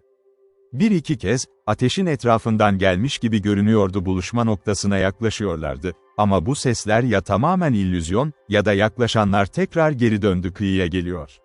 Bu durumda çeyrek saat geçti, yoğun beklenti ve kaygı, Deverslayer onların bunu yapmalarını önerdiğinde kanoda noktayı daire içine almak ve yakın bir pozisyon elde ederek, burada kamp görülebilir, Kızılderilileri keşfedebilir ve böylece kendileri, görünmemesi için bazı makul varsayımlar oluşturarak Ancak Delaware, yerden ayrılmayı kararlı bir şekilde reddetti, kızın hayal kırıklığını makul bir sebep olarak sunmak, eğer onun yokluğunda gelirse.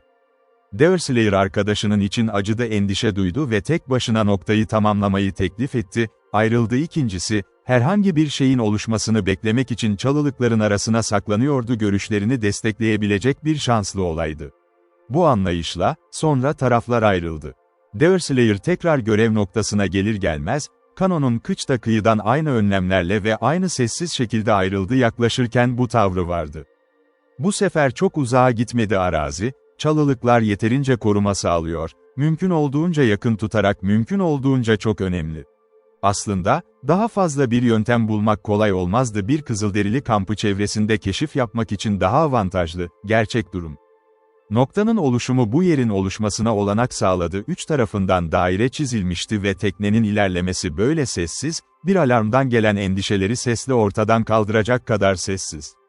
Çoğu deneyimli ve dikkatli ayak bir sürü yaprağı karıştırabilir ya da bir parça kırabilir karanlıkta kurumuş bir çubuk ama bir kano üzerinde süzülebilir pürüzsüz su yüzeyi, neredeyse içgüdüsel hazırlıkla ve kesinlikle su kuşunun sessiz hareketleriyle.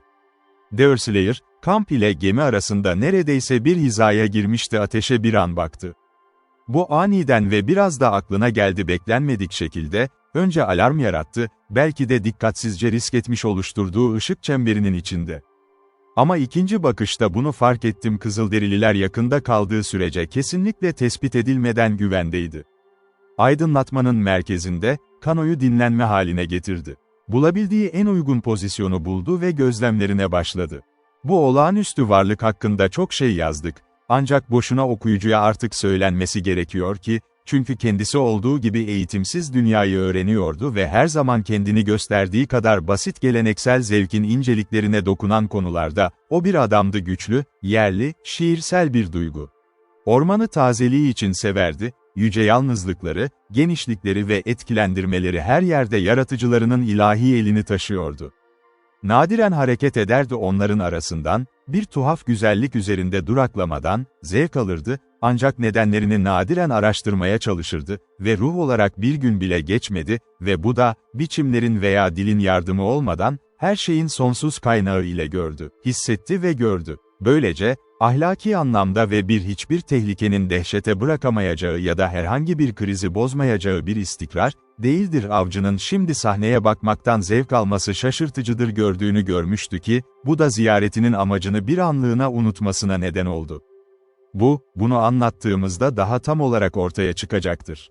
Kano, sadece çalılıkların arasından değil, doğal bir manzaranın önünde duruyordu kıyı boyunca kaplanan ama ağaçların da açık bir görüşünü sağlıyordu. Kamp. Aynı açılıştan ışık da vardı ilk kez arktan görüldü.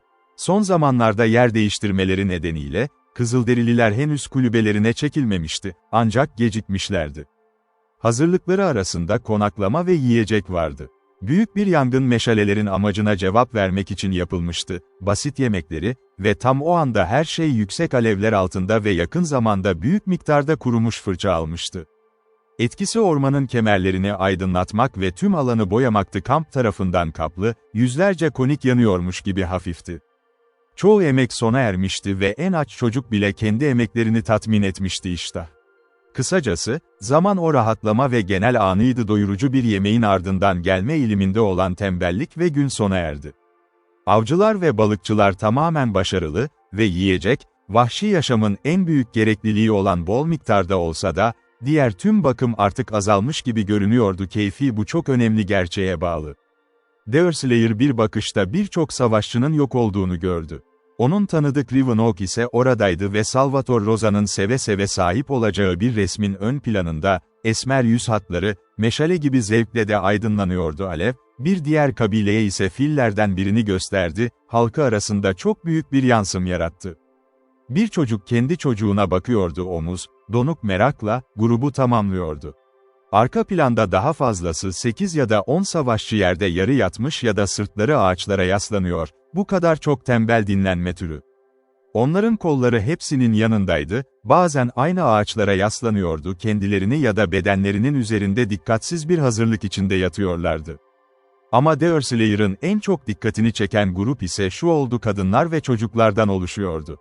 Tüm dişiler ise bir araya toplandı ve neredeyse doğal olarak, yavruları yanlarında bulunmak. İlki gülüp azarlanmış ve sessizce sohbet etti tavır, ancak halkın alışkanlıklarını bilen biri bunu fark edebilirdi her şeyin alışılmış şekilde gitmediğini. Gençlerin çoğu kadınlar yeterince neşeli görünüyordu. Ama yaşlı bir cadı ayrı oturuyordu dikkatli ve ekşi bir ihanla, avcı hemen bunun işaret ettiğini anladı hoş olmayan bir görevin ona verildiğini, şefler. O görevin ne olduğunu bilmesi için hiçbir yolu yoktu. Ama hissetti bunun bir ölçüde kendi cinsiyetiyle, yaşlı kişiyle bağlantılı olması gerektiğinden memnundu. Kadınlar genellikle bu tür görevler için seçiliyordu, başka hiçbir kişi değildi. Doğal olarak, Deerslayer hevesle ve endişeyle tarih formu. Işık eve nüfuz etse de hiçbir yerde görünmüyordu ateşin etrafındaki her yönde önemli mesafeler. Bir iki kez başladı, çünkü onun kahkahasını tanıdığını düşündü, ama kulakları kandırıldı Hintli kadın sesine çok yaygın olan yumuşak melodiyle. Uzun süre yaşlı kadın yüksek sesle ve öfkeyle konuştu, sonra birini gördü ya da ağaçların arka planında iki karanlık figür, sanki dönmüş gibi azarlamaya itaat etti ve ışığın çemberinin içinde daha fazla yürüdü. Genç savaşçının formu ilk kez oldukça belirdi, sonra iki tane geldi genç kadınlar, bunlardan biri Delaware kızıydı. Geyik avcısı şimdi her şeyi anlamıştı. Hist, muhtemelen yavruları tarafından izleniyordu arkadaş, kesinlikle yaşlı kadın tarafından. Genç muhtemelen bir talipti ya kendisi ya da arkadaşı, ama onun takdir yetkisi bile güvenilmiyordu hayranlığının etkisi altında. Bilinen çevre belki de arkadaşları ve garip bir kırmızı adamın gelişi gölde olağan bakımdan fazlasını sağlamıştı ama kız bunu yapmamıştı, onu korumak için onu izleyenlerden kaçmayı başardı randevu. Deerslayer, onun huzursuzluğunu bir kez denemeye çalışarak izledi, iki kez ağaçların dallarının arasından yukarı bakmak, sanki kendisinin buluşma işareti olarak adlandırdığı yıldızı görmek. Ancak her şey boşundaydı ve kampta biraz daha dolaştıktan sonra, etkilenmiş bir kayıtsızlıkla iki kız erkek eskortlarını bıraktı ve kendi cinsiyetleriyle birlikte oturdu. Bu iş biter bitmez, yaşlı nöbetçi yerini kendine daha uygun bir yere değiştirdi, bu da kesinlikle bunun kanıtıydı, şimdiye kadar sadece nöbet tutuyordu. Deerslayer şimdi nasıl devam edeceğini çok bilemiyordu. Bunu çok iyi biliyordu Chingachgook, gemiye dönmeye ikna edilemezdi. Hanımefendisinin ve kendi sağlığının iyileşmesi için umutsuz bir çaba, cömert duyguları onu böyle bir işe yardım etmeye niyetli oldu. O dişiler arasında geri çekilme niyetinin işaretlerini gördüğünü düşündü. Gece ve eğer o kalırsa ve ateş devam ederse ışık, Hist'in altında olduğu özel kulübe veya Arbon'u keşfedebilirdi, uyuyor, bu durum gelecekte sonsuz faydası olacak oturum. Ancak olduğu yerde, orada çok daha kalmalı mıydı? Arkadaşının sabırsızlığının onu sürükleyeceği büyük tehlikeydi, bir tür akılsızlık. Her anda, gerçekten de arka planda görünen kahverengi Delaware formu, tıpkı kaplan gibi etrafta dolaşıyordu.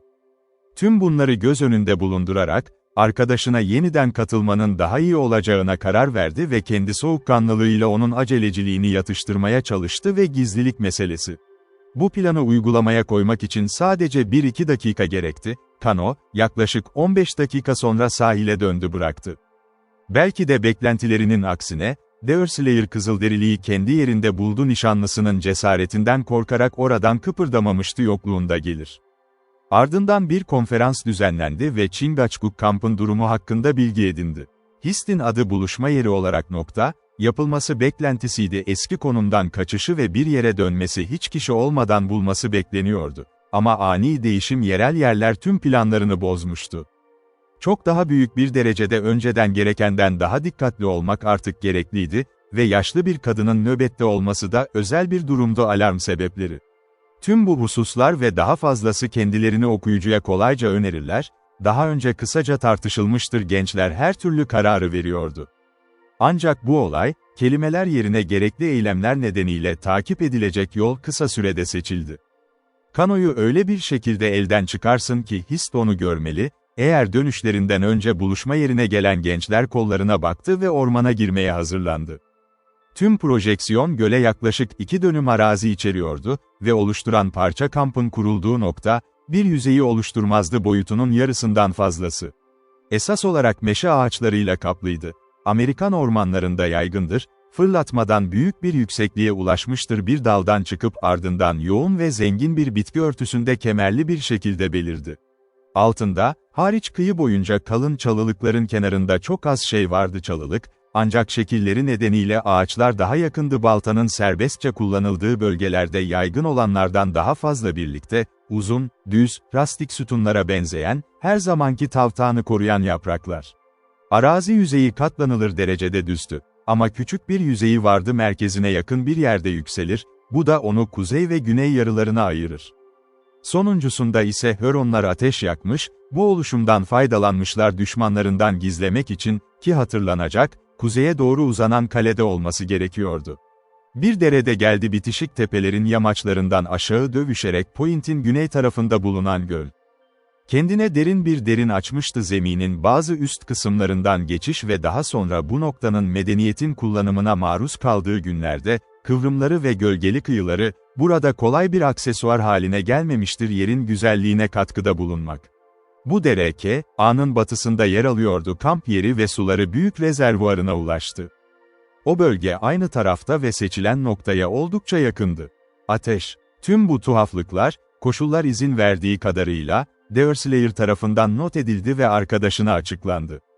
Okuyucu, yerin küçük yükseltiğini anlayacaktır, o da Kızılderili kampının arkasında, gizli ilerleyişini büyük ölçüde destekliyordu.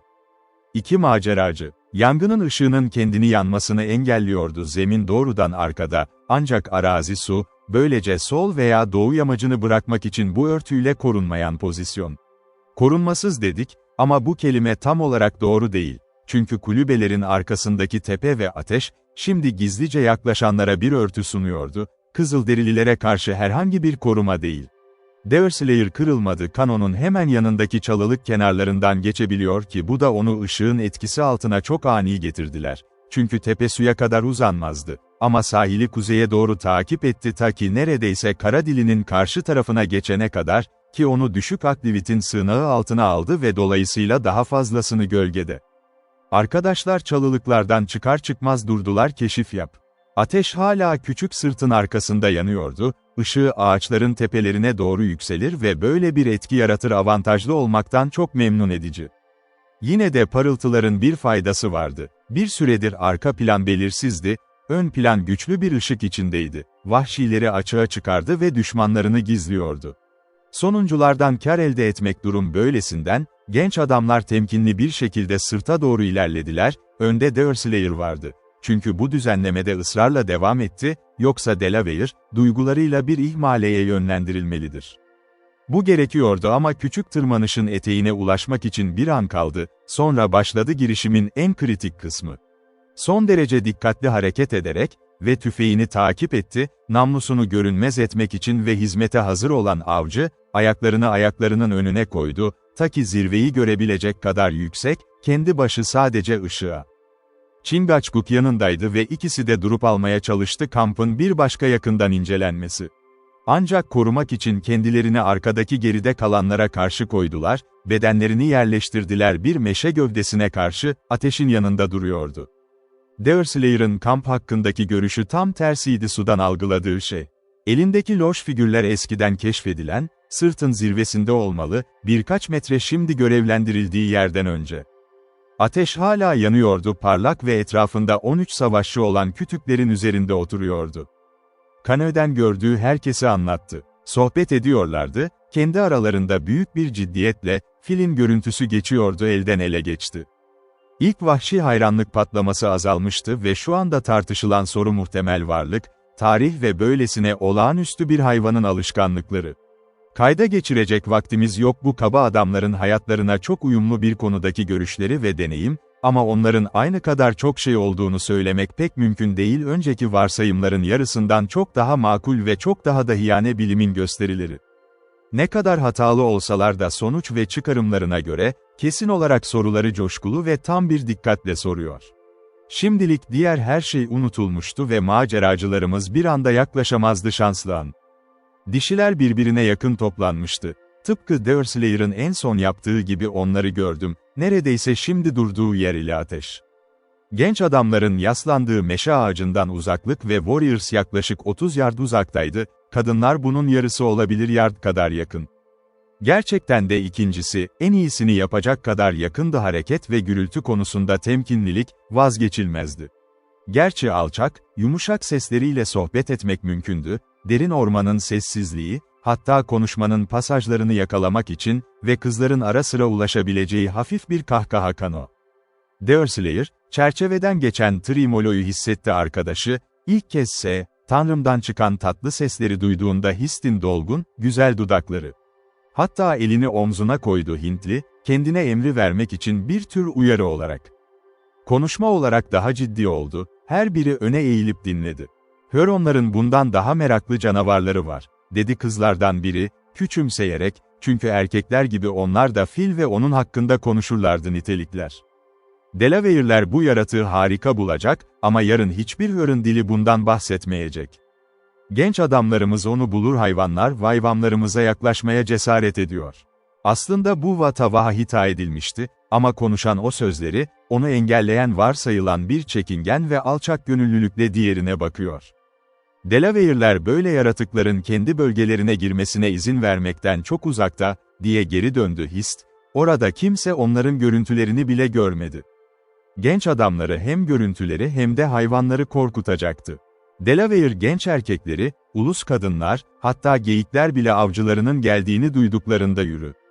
Kim bir ismini duydu ki, genç Delaware savaşçısı? Bu, neşeli bir mizah ve kahkaha ile söylendi, ama aynı zamanda söyleniyordu acımasızca. Bunu hissettiği şey, içinde ihanete uğrayan ruhla açıkça belli oluyordu cevap ver. Genç bir Delaware'in adını kim duydu ki, diye samimi bir şekilde tekrarladı. Tamenund kendisi, ama şimdi tepedeki çam ağaçları kadar yaşlı, ya da havada kartallar, bir zamanlar gençti, adı Büyük Tuz'dan duyuldu batının tatlı sularına kadar gölün bir kenarına geçti. Uncas'ın ailesi nedir? Burada bir başka daha büyük olsa da, soluk yüzler ızgalarını sürmüş olsa da, ve kemiklerine basıldı mı? Kartallar da aynı yükseğe uçur mu, geyik de aynı hızda mı uçur yoksa panterin cesur olduğu gibi? O ırkın genç savaşçısı yok mu? Bırakın Hör'ün kızları gözlerini daha geniş açar ve bir tane görebilirler genç bir kül gibi görkemli ve sert olan Chingachgook, Hikori. Kız mecazi dilini kullanıp arkadaşlarına, açın, dedi. Gözleri ve göreceklerdi, Delaware, Deerslayer elini uzattı parmaklarını arkadaşının yanlarına soktu ve onun içten bir nöbetine kendini kaptı, iyi niyetli kahkahalar. Diğeri gülümsedi, ama konuşmacının dili çok iltifat ediyordu ve sesinin tonları onun yönlendirilmesine çok tatlı ne kadar saçma olursa olsun, herhangi bir tesadüfle bu kadar uzağa gidiyordu. Hist'in konuşması bir karşılık verdi ve tartışma, neşeli bir şekilde yürütülse de, ve genellikle zayıflatan kaba ton ve jest şiddeti olmadan medeni yaşam denilen cinsiyetin cazibesi ısındı ve hafif gürültülü.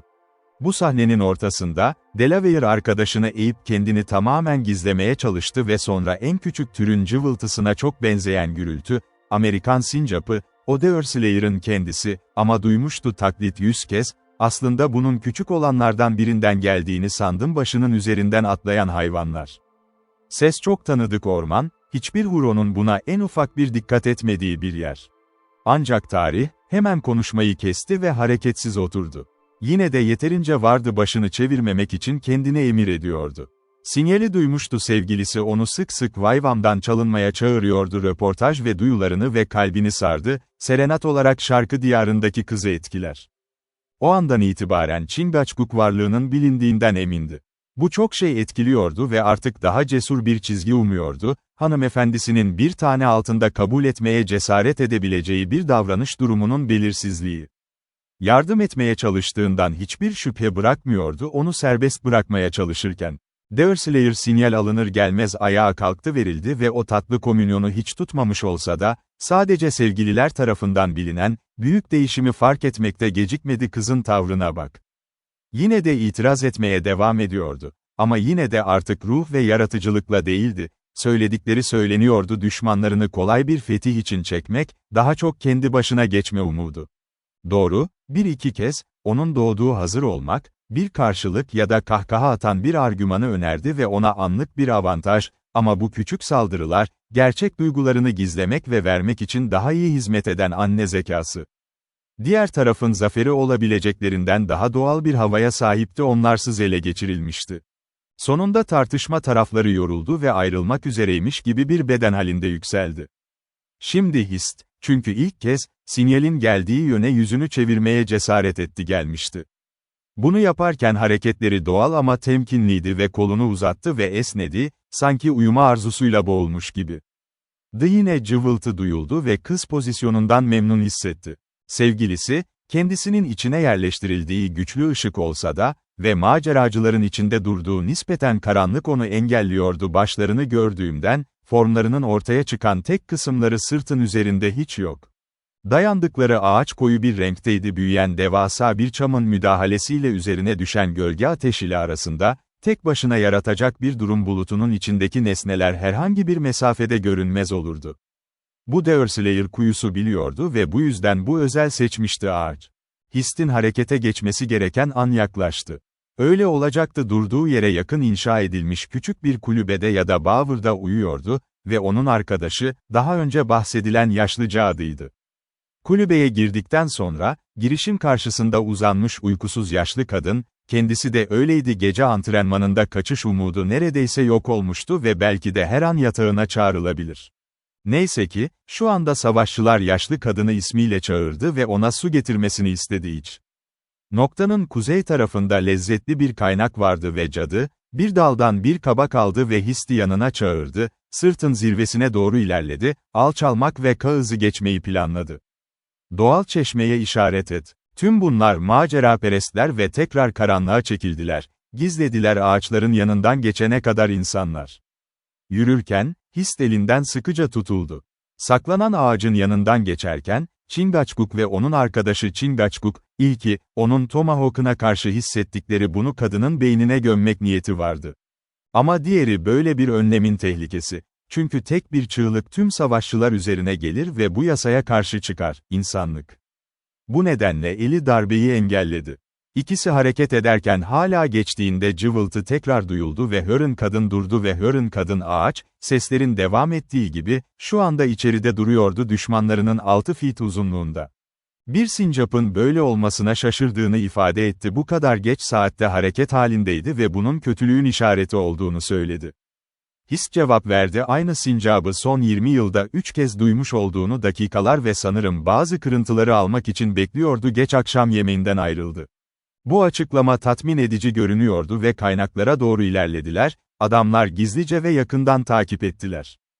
Kabak dolmuştu ve yaşlı kadın aceleyle geri dönüyordu, eli hareketsizdi, kızın bileğini kavrayarak, aniden şiddetle yakalandığında boğazından tutup esirini serbest bırakmasını ve engellemesini sağladı, başka bir ses çıkarıyordu, sadece bir tür guruldayan, boğucu bir ses çıkarıyordu. The Serpent, kolunu hanımefendisinin beline doladı ve hızla ilerledi, onunla birlikte olan çalılıklar, noktanın kuzey tarafında. Hemen burada sahil boyunca döndüm ve kanoya doğru koştu. Daha doğrudan bir rota götürülmüş olabilir, ama bu yerin keşfine yol açmış olabilir, yola çıkmak. Deerslayer, yaşlı kadının boğazında bir tuşun anahtarları gibi çalmaya devam etti, ara sıra nefes almasına izin veriyor, sonra onun organını sıkıştırıyor, parmakları neredeyse boğulacak kadar oldu. Kısa nefes aralıkları, ancak iyi şekilde geliştirildi ve cadı, bir kampı alarma veren bir iki çığlık. Savaşçıların serseri, ateşten fırladıklarında sesi açıkça duyuluyordu ve bir sonraki anda 3 ya da 4 tane sırtın tepesinde, arka planda ışık, Fantasmagoria'nın loş gölgelerini andırıyordu. O avcının geri çekilme zamanı artık gelmişti. Topuklarının üstünde tökezlemek esir tutuldu ve boğazını veda sıkarak aynı şekilde alarmı verme konusundaki sarsılmaz çabalarına karşı duyduğu öfkeyi her şeyden olduğu gibi politika olarak, onu sırt üstü bıraktı ve tüfeğiyle çalılıklara doğru ilerledi, bir sakinlikte, başı omuzlarının üzerinde, bir aslan gibi uzak duruyordu.